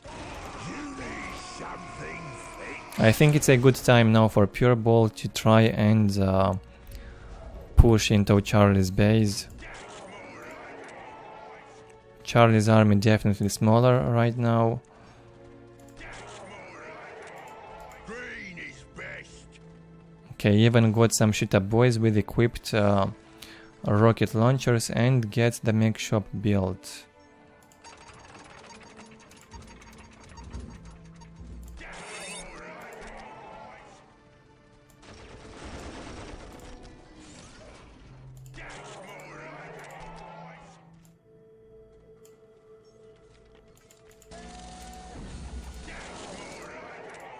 Faster mech shop from Charlie will start the production of the war tracks faster. Should have more war tracks by the time this fight will begin, I assume. And maybe some funny comments from PuReBall once again about the war tracks. What's it? What's it?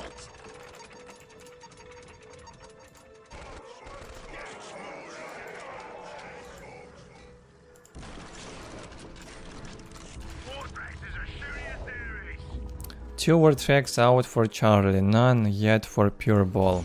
The first one goes in for scouting, I guess.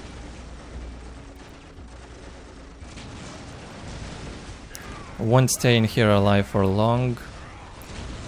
There's some anti-vehicle in there from PuReBall. Charlie decides to engage now, jumps in with his big mech and the boys, and it will be a nightmare to distinguish between the two. The grey Orks are PuReBall's, and the blue ones, the pink, orange, purple Ork are Charlie's boys. Looks like Charlie's gonna lose his big mech, losing on that part. A very confusing fight. PuReBall has more mad dogs on the battlefield. He can keep his infantry alive for a longer period of time during this fight. And looks like Charlie is gonna lose the fight.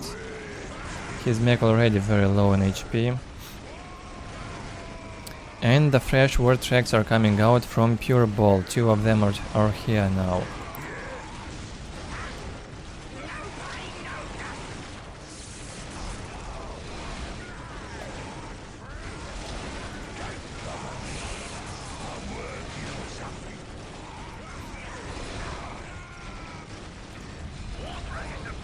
Yeah, Charlie's getting outnumbered slowly. PuReBall bringing more and more shooter boys with equipped rocket launchers. No need for tank busters when you can equip anti-vehicle stuff to the boys as well. Either slugger boys or shooter boys can be equipped with the anti-vehicle stuff here in vanilla. And so PuReBall manages to defeat Charlie in this fight in the middle. Charlie loses the big mech also, and will now suffer. There's still a ton of Orks around for PuReBall, and the mech with yellow HP can still fight. Can Charlie hold the next attack? In the meantime, PuReBall also manages to hit tier 3 somehow, despite having only 50 war population or 50 war resource.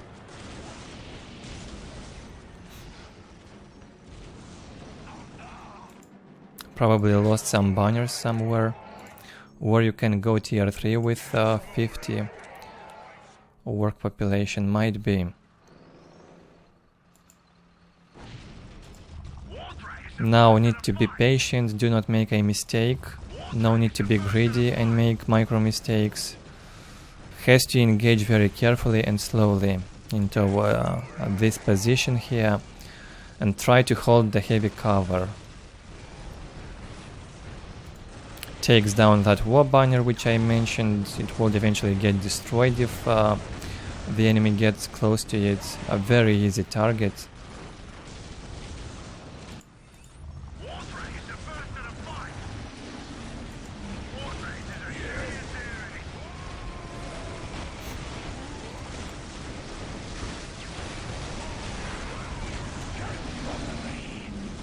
A fresh mech in here from Charlie throws a grenade into that ward track and takes it down. PuReBall uses the juice from the mad dog on the squad with a big mech, keeping that mech alive for as long as possible. He will charge into the ward tracks and take them down. Finally the mech gets killed. We might see a comeback in here from Charlie, fighting under his pilo guns. However, he lost a lot in here. Lost the LP, lost 2 banners. One of the banners was upgraded. Might eventually win the fight anyway. Still very good economy from Charlie. He keeps producing those war tracks non-stop. A very close fight so far, very close game. I love it when PuReBall does not complain and just plays. Looks much better. Charlie only has one problem. He is 1 tier behind compared to PuReBall. Once those knobs and war boss hit the battlefield, Charlie will be in danger. Not enough requisition now from PuReBall to produce them.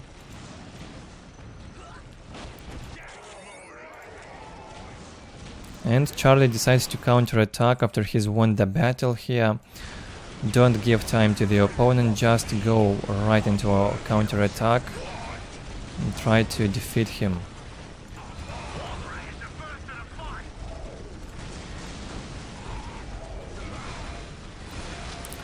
And throughout the course of this fight, Charlie is also floating a lot. Maybe he wants to save for tier 3. 500 to 500 float for a long time.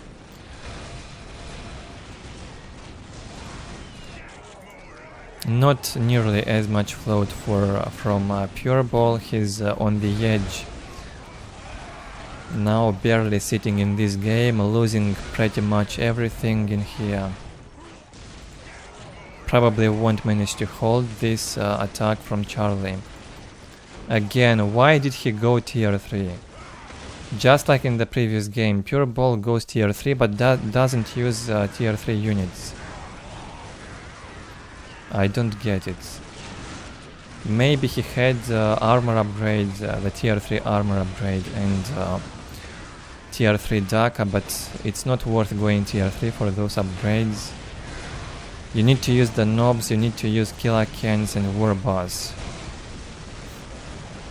Otherwise just don't go tier 3 and keep fighting in tier 2. Now he is outnumbered. Can he hold Charlie's attack? A fresh mech got out.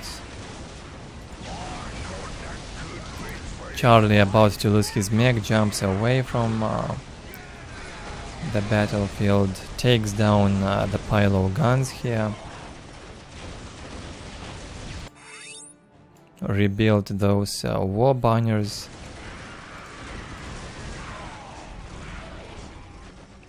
And yeah, looks like PuReBall is done with this game. He's losing 3 games in a row to Charlie in this stream. Very unfortunate. Hopefully we'll see victories as well in the next parts.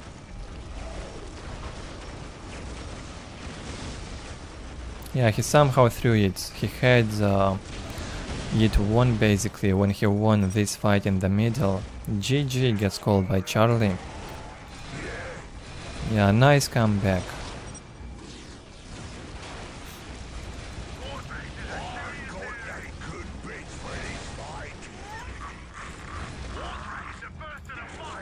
Tier 3 from PuReBall definitely was a waste. Didn't make use of it. And I guess it's not so cheap.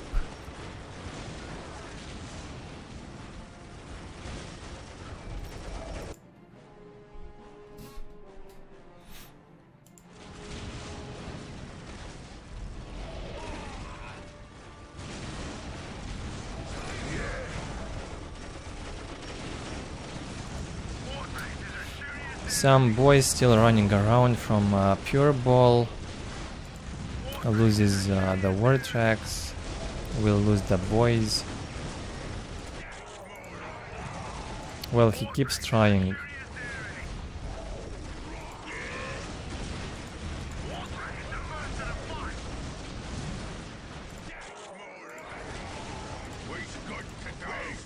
Charlie also brings a squad of tank busters. Easy to distinguish a tank buster from a shooter boy squad.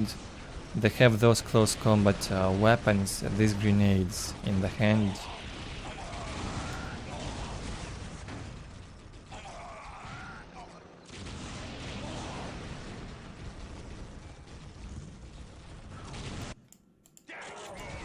And so Charlie manages to win just like Sleign in the previous game, despite being a tier behind his opponent. Will win it. GG, yeah, tier 3 played in Charlie's favor. PuReBall's tier 3 in this game played in Charlie's favor. Sounds dumb, but that's true. A waste of resources. PuReBall did not make use of any tier 3 units in this game. I guess it's his mistake for rushing tier 3 and not using those units. Somewhat close result here, 1 unit killed. It was close mid-game, definitely. Even a close result on resources. A very close game, in fact. Until Charlie counterattacked in the end. Instead of attacking on the top point on that Charlie base, PuReBall just had to hold and bring the tier 3 units on the field. He was too greedy and lost that fight. Then Charlie wins with a counterattack. Sad.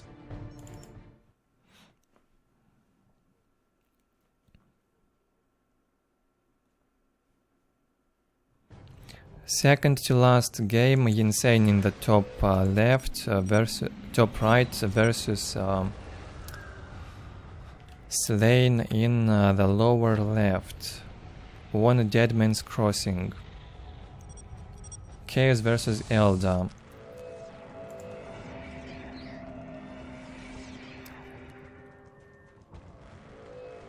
This should be also interesting. Very high level on these two playing their main races.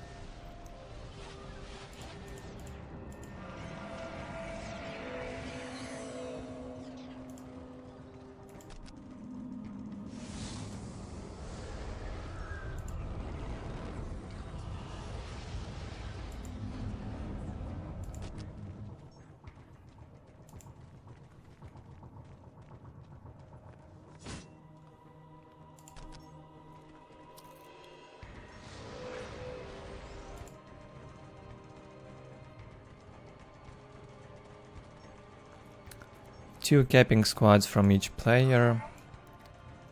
A squad of Chaos Marines. Also out from Sleign.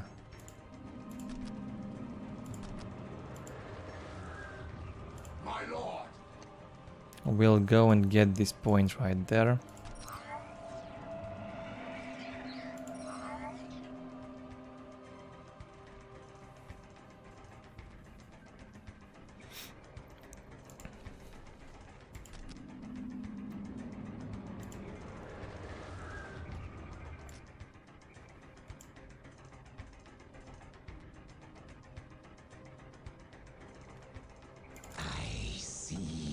Chaos Lord follows shortly after the Chaos Marines. He must build the LPs here ASAP and preferably upgrade them. Would be easier to defend. I sense the enemy. They are closing in. We must hold the enemy back.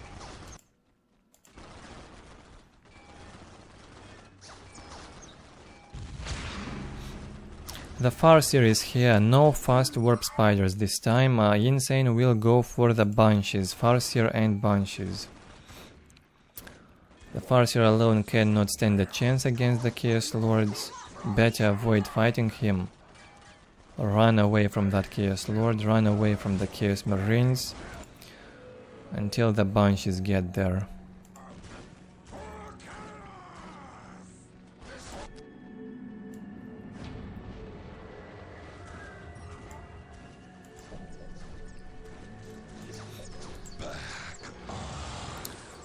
Now bad thing here to happen to the Chaos player. He cannot build the listening posts when so many Eldar are close. The heretics cannot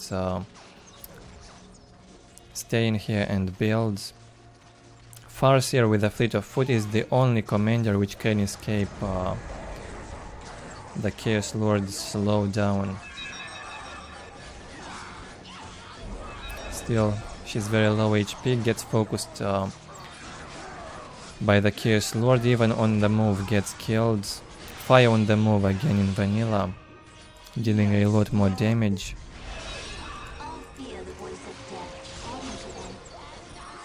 And bunches will keep the Chaos Marines busy. Full HP Chaos Lords, Farseer complete waste, just died like that. LP2 up here on this point will be easy to defend from the bunches or guardians. Map control advantage, however, from Insane, 86 to 10 already income. All the points have been captured, gets a relic. Much worse from Chaos, only 3 positions. Built, this one here is not finished. Oh, it got finished now. Good job with that one. Should also get upgraded preferably. Or build the armory and get some grenade launchers on the cultists. My lord.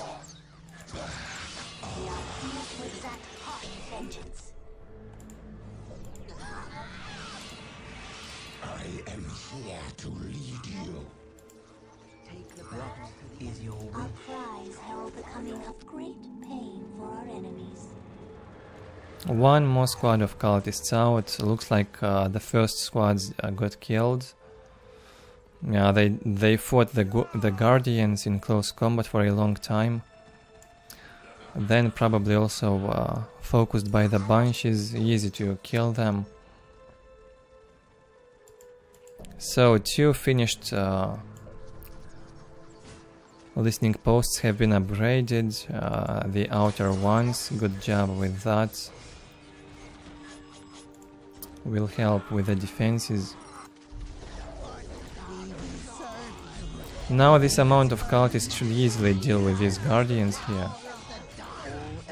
No chances for the Guardians.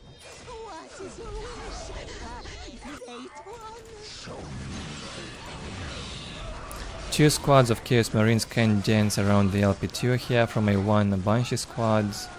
3 squads of Chaos Marines now, and will kill a squad of Banshees right here.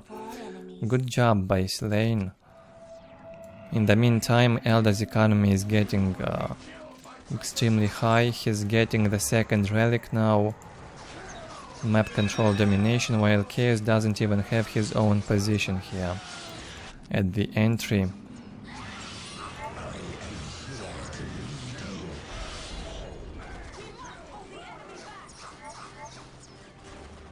Still, he can manage and win the fights. A bit of a back and forth already for the start. 4th squad of Chaos Marines out. The armory is now placed.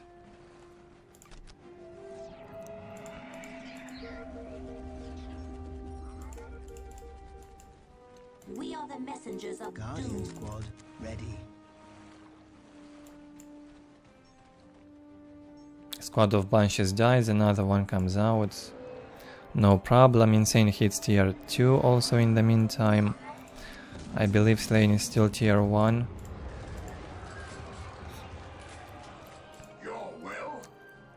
Well, tier 1.5 from Chaos, I guess, can fight tier 2 Eldar. They have no fire prisms in tier 2. Mostly has to deal with the Eldar infantry. We exist to avenge our sisters. Yes. Yes. Many are cold, few survive. Chaos Lord getting out.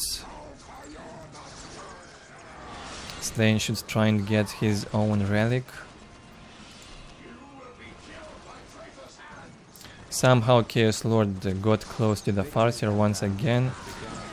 She loses almost 200, about 200 HP. Has to retreat.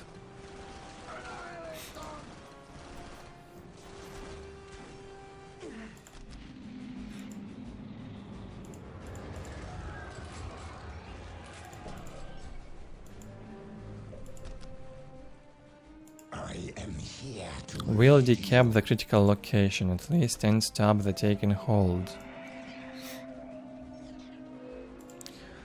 Insane in the meantime went for a quick tier 3 and now builds the support portal.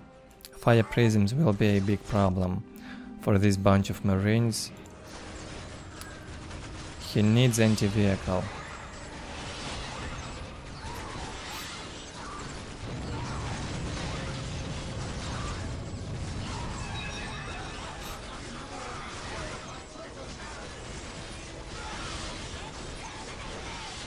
Attempting here to engage from Sleign. He has to try and do the damage now while he can.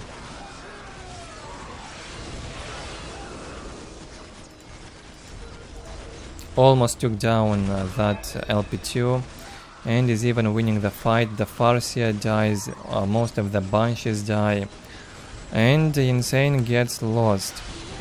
Worry not, my friend, a fire prism will deal with all this bunch of marines.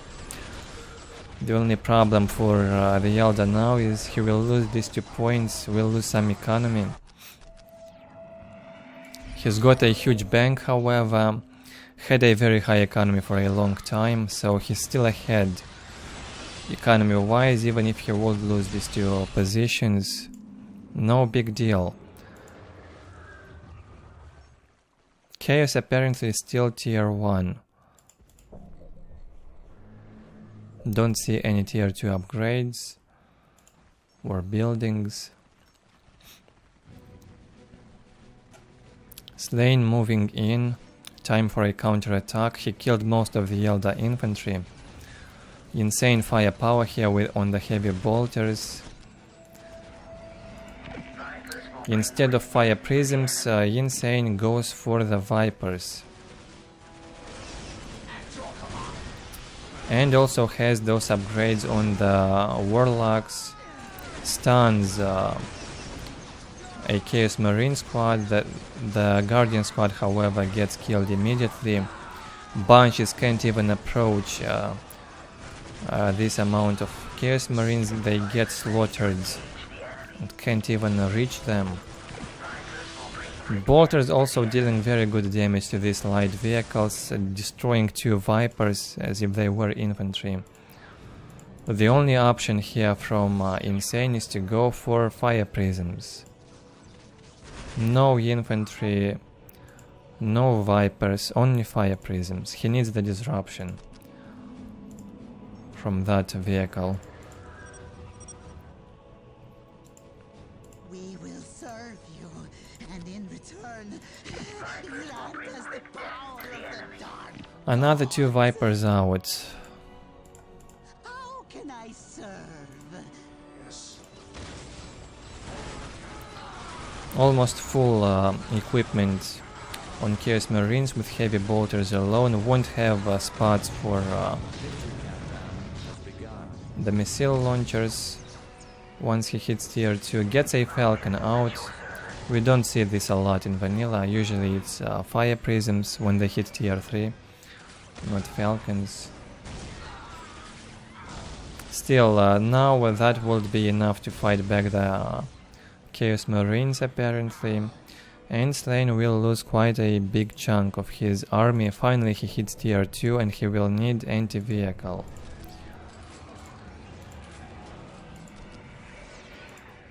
A bit of back and forth, nice ones.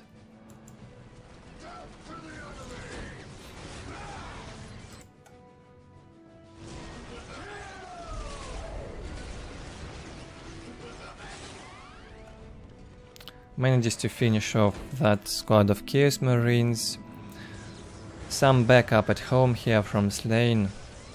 2 Chaos Marine squads equipped with missile launchers, easily taking down these light vehicles from Insane. The Farseer alone cannot fight. Under the LP2s, she will need to retreat. 122 to 20 economy for Sleign still. Not bad for the Eldar, now that he will get these points back. It will get even better. The Farseer cannot escape, she always gets disrupted by the missile launchers, and she gets targeted by the LP2. That's ridiculous, yeah. She cannot escape even with a fleet of foot. Unfortunate for Insane. Cries herald the coming of great pain for our enemies. Again produced 2 Banshee squads, and finally gets a Fire Prism out. That could change things. Sleign will stick to his play style, massing Chaos Marines and equipping big guns to them.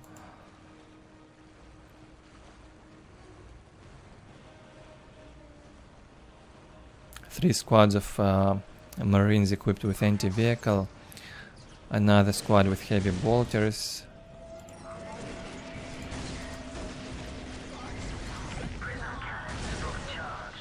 Yeah, 3 squads of Marines even dealing nice amount of damage to a Fire Prism.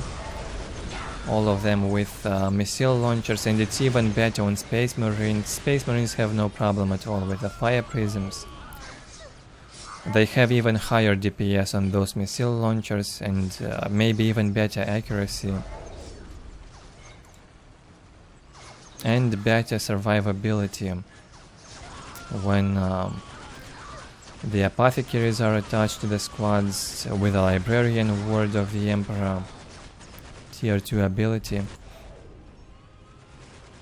Another fire prism comes.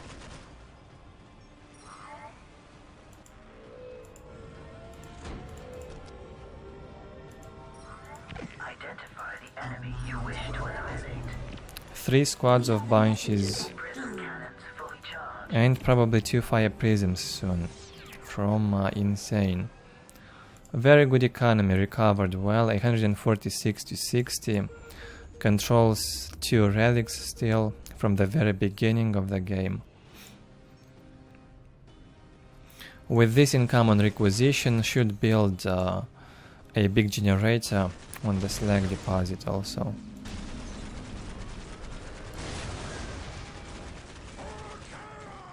Fire prism gets followed by the anti-vehicle squads. The anti-infantry squads will stay at the base entry and defend. Fire prism at the ready. Nice one. Only now Sleign can afford that machine pit. Actually, he floated a lot, I see.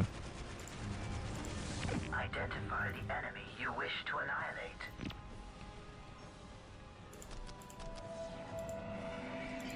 Fire prism at the ready. Prism cannons fully charged. My lord. Well, Insane did a good job with that fire prism, distracted Chaos a bit, scouted his base, saw that he's only tier 2.5, no threat for the Eldar. Fire prism at the ready. 3 fire prisms now.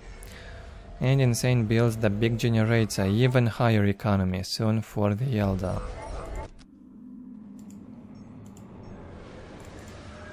At this point I'm expecting predators from Sleign.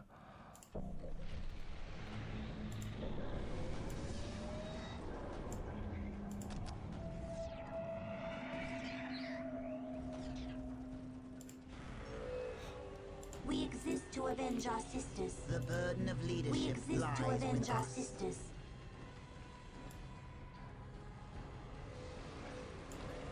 A squad of Dark Reapers also added. Good unit combination.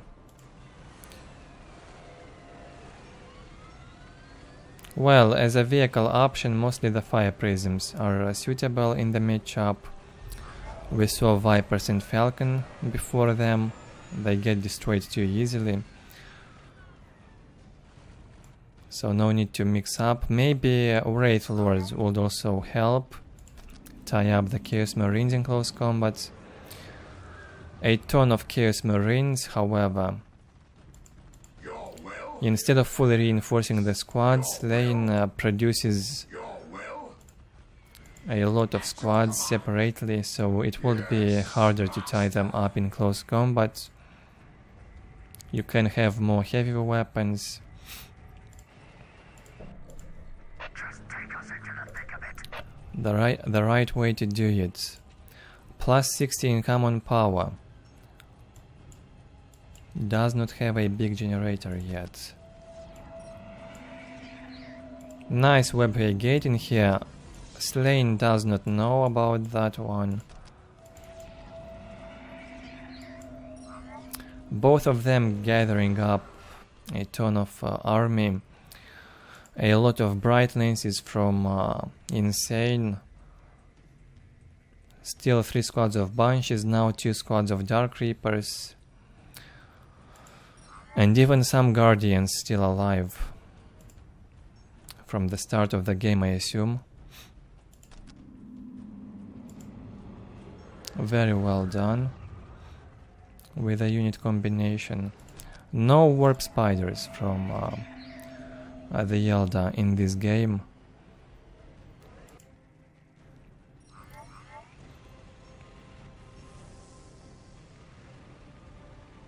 And and 4 fire prisms. That looks scary.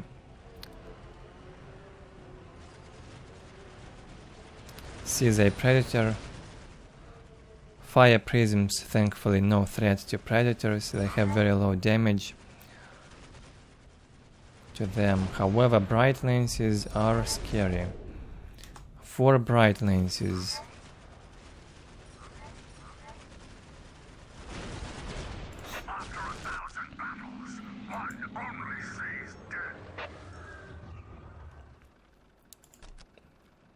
A lot of idling from the players. I guess it will develop slowly from now on.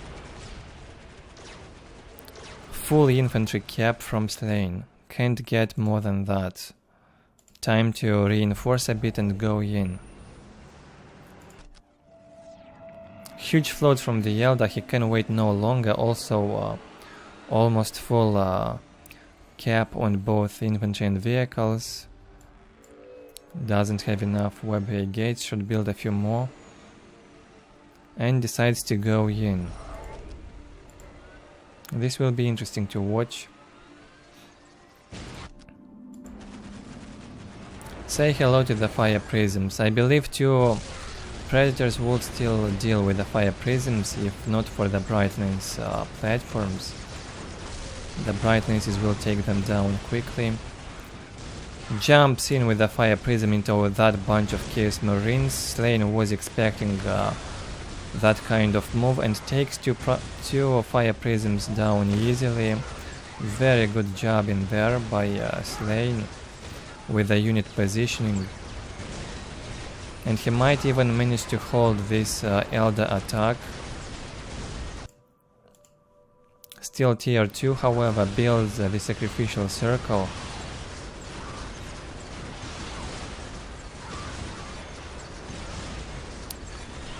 Bright lens is a problem for the predators. Must keep those predators deep behind the Chaos Marines until the bright lenses are destroyed.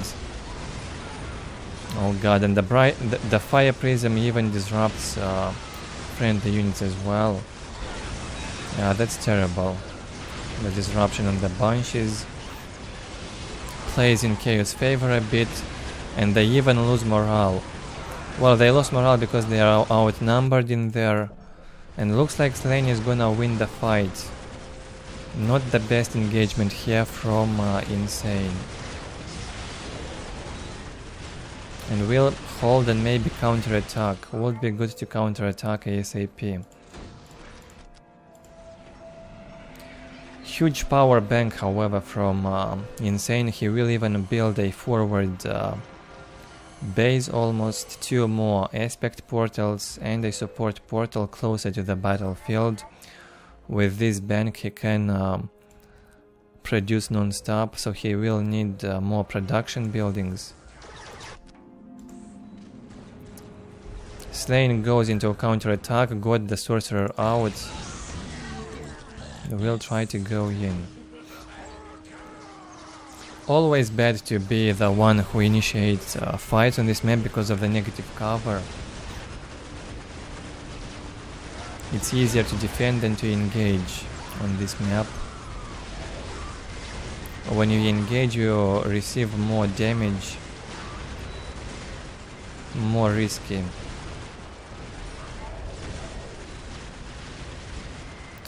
Must do it very slowly now. No need to rush. Tanks in with that predator. And now should try and get slowly out of the negative cover. A lot of pathing also caused by the predator.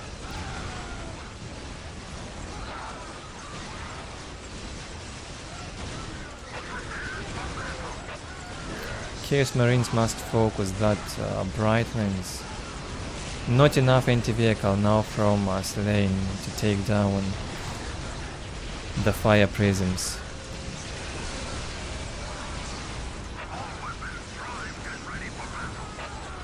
Looks like the Insane also will manage to hold. Will destroy that predator. He gets Dark Reapers quickly out of the aspect portal. Now that was worth it. Placing the aspect portals in front like that We'll have units non-stop getting out quick and keep fighting. And so the Eldar manages to hold. Slain's engagement fails. 3,000, almost 4,000 bank on power for Insane. Not enough requisition to make use of all that power. We'll keep that fire prison production going.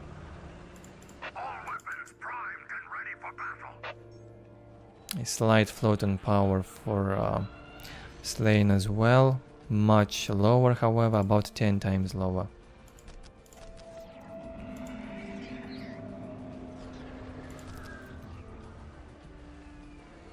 Can he hold the next Eldar attack?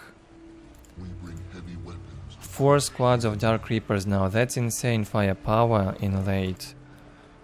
The 5th squad is out. Dark Reaper mass meta in late worked fine even in vanilla. The only bad thing about Dark Reapers in vanilla is setup time, I guess. They still have very good damage.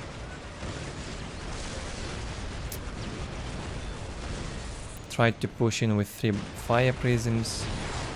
Decides to jump back. Should have stayed and tanked the damage instead of absorbing the damage with the Dark Reapers.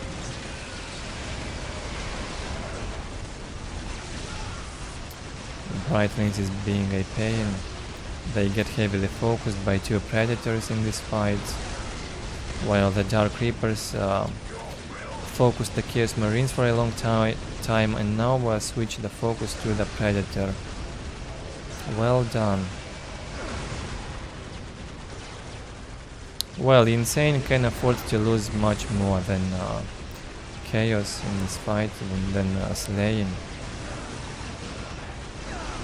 Looks like he will manage to finish off Sleign now.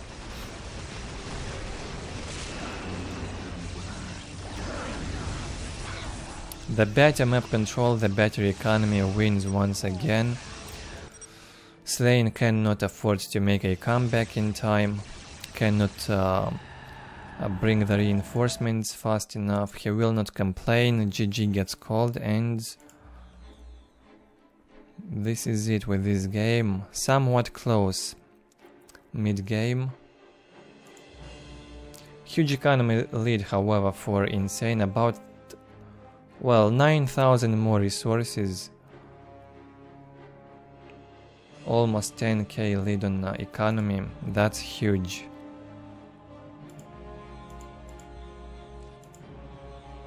Close on units killed, but much better on economy for Insane. And had more powerful units in late. Alright. Time for the last game for today.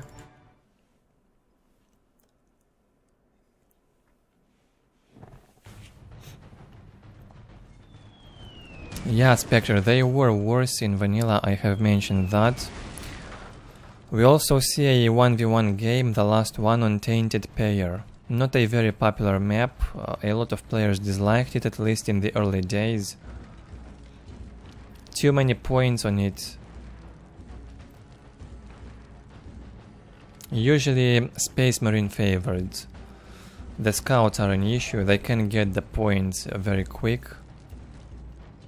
And then mass a bunch of Marines quickly thanks to an economy lead. So a good map for Space Marines at least. We have Lich versus PuReBall on a Tainted Pair, another Orc mirror.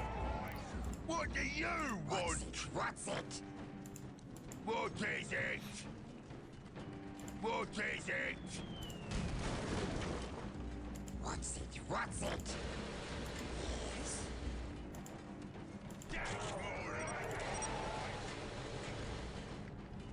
Please, no more kissing.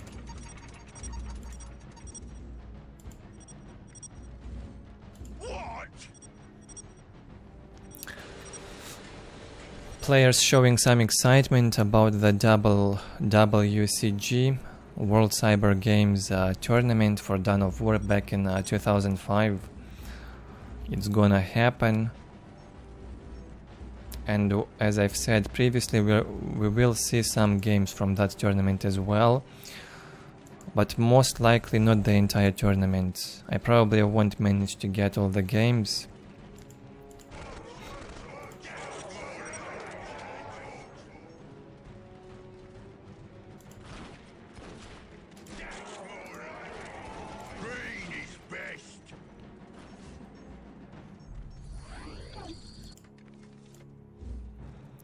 Good map control from PuReBall, good cap order.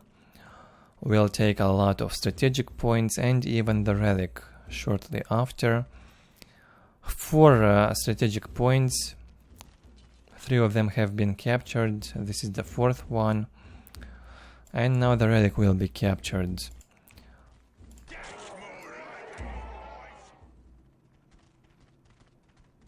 About the same from Lich, however, Lich prioritizes the strategic points first before the relic.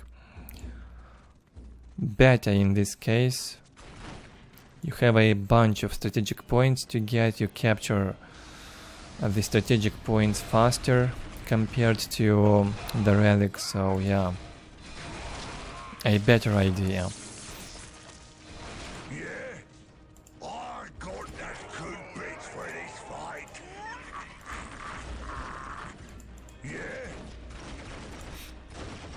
Oh, now that color scheme from Lich reminds me that work on Meeting of Minds. It actually might be Lich's account, GoToWin. Probably identical color scheme. The blue Orks might have been Lich, that work player on the Meeting of Minds, playing versus Sleign, I believe. We watched so many games today, I lost track of the games and who played who. It's crazy. 7 hours into today's stream. Yeah, the stream will be a bit over 7 hours long. Well, I had longer streams, so no big deal, right? But still pretty exhausting for me.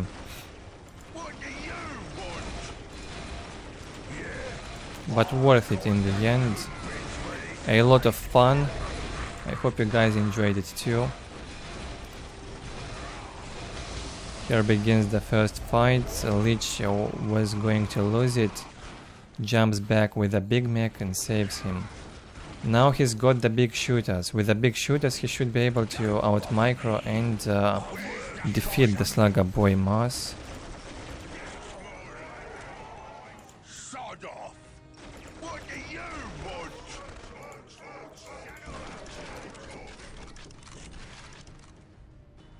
Will not get a relic yet. 85 to 20 economy. Identical economy with PuReBall. Builds the pile of guns there. Not in a very good spot. 2 heavy covers, 3 heavy covers, 4 heavy covers, 5, 6. A lot of heavy covers and negative cover on this map. Very chaotic. Not easy to play in here.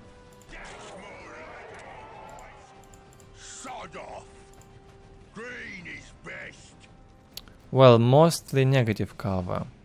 The lava and this terrain in here, mostly negative cover.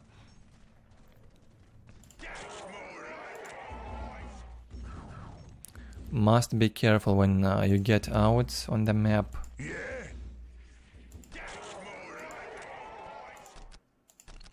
PuReBall's getting ahead in economy slowly. Wants to take the critical location as well. Would be a nice vision advantage in the middle. The middle point critical location is always the most important,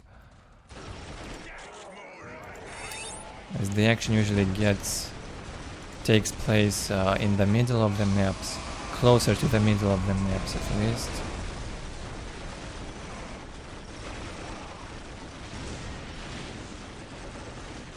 He cancelled it. He wants to fight. Changed his mind. Lost a lot of HP on that big mech. Must be careful now. Yeah, they built the same buildings on opposing sides. A war banner and a pile of guns. PuReBall gonna lose that mech first. He still got a lot of boys, a lot of shoot-up boys and big shooters. We'll take down that listening post.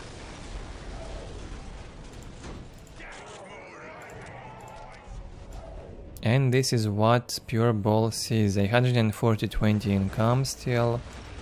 Good vision. Slightly lower economy on requisition for Lich, but still acceptable. A bit higher income on power. A very close game right now. PuReBall has to retreat, however. Without a mech it's not easy to fight. He will need that mech to lead the way into the fights. PuReBall once again, always upset with something. Not sure what he did not like this time about his opponent. Gets the mech out again. What is it? Where's the fight? You need something fixed. Okay, mech shop placed by PuReBall. No mech shop yet from Lich. That could change things. And PuReBall also with a full HP on the big mech. Would have an advantage in the next fight, I assume. However, he will be outnumbered. Unless he will start producing a lot of infantry quick.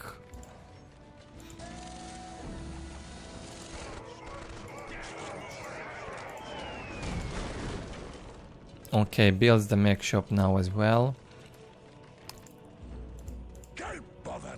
And we'll try to get more points. Lich's economy getting better. Now better than PuReBall's economy.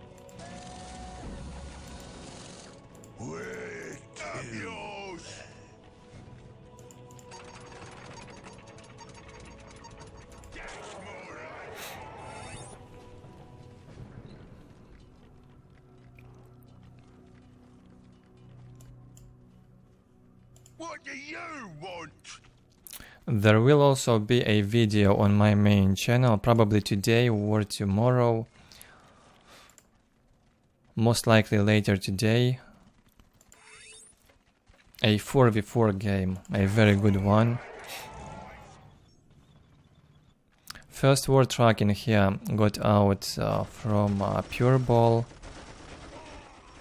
No big deal, Lich can hold it. Hide behind that LP2 and defend.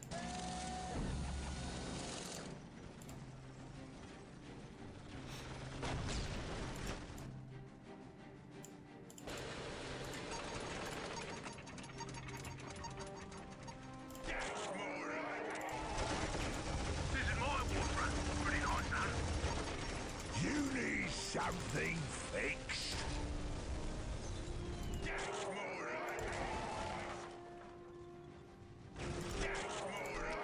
Equal economies now. A very close game still.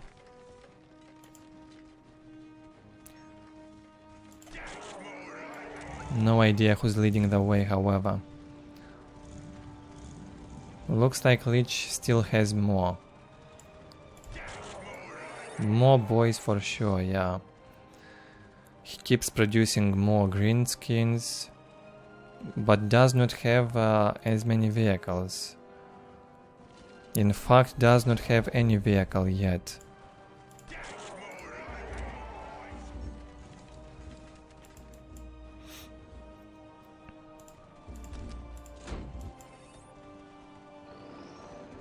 Okay, war track gets out. What do you want? Still time to operate. What do you want? I got the good bits for this fight.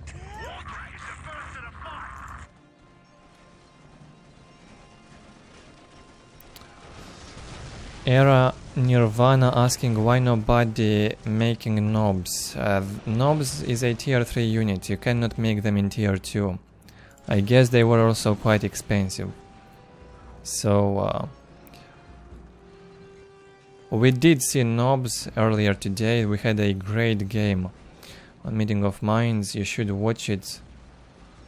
Great fun to watch. And there were knobs in that one. Very lovely in vanilla, the knobs.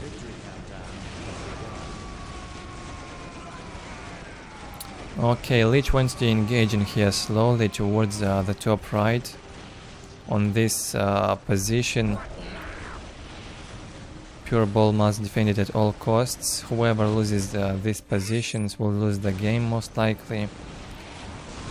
Key buildings in there. PuReBall jumps in.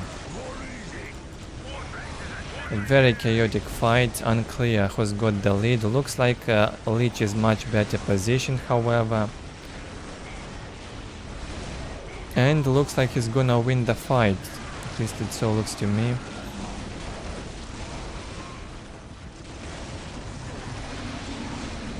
Lich uses also the juice from the mad dogs to keep the squads alive for a longer period of time. Good job with that. And PuReBall loses the big mech in the fight, while Lich's big mech is still full HP almost. That's terribly bad for PuReBall, of course. He will have to retreat. Again, he does not like something happened. Something went wrong for PuReBall. And he's gonna lose again. Well, unfortunately, mostly defeats for PuReBall today, but make no mistake, I think we'll see a lot of victories in the future from this player. We're only getting started, guys, with Vanilla and Winter Assault. The fun is about to begin, I guess, in summer 2005, when it gets closer to WCG tournament.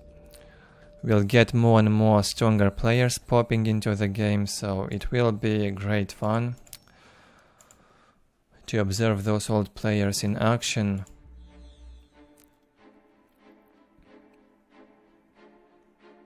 More of a one-sided game here, pretty passive play from both until this last fight where PuReBall got defeated. Desperately miserable fight for PuReBall. Some pathing also in there. Nasty stuff, lost him the game. A close score on economy and technology. Very bad fight for PuReBall, however. Otherwise it felt quite close until that terrible fight happened. That is it for from me today, guys. I hope you enjoyed the stream as much as I did. I enjoyed it a lot, although I am a bit sick. Got exhausted more than I'd usually get during the streams. I hope to see you on the next live stream, either on my main channel or on this one, I'm not sure yet. Make sure to subscribe, hit the bell, and you will get notified when I upload a video or when I will go live. Hit that like button,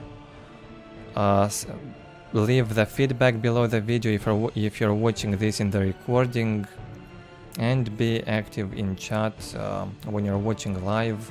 I will see you all next time. Thanks for joining me. Take care.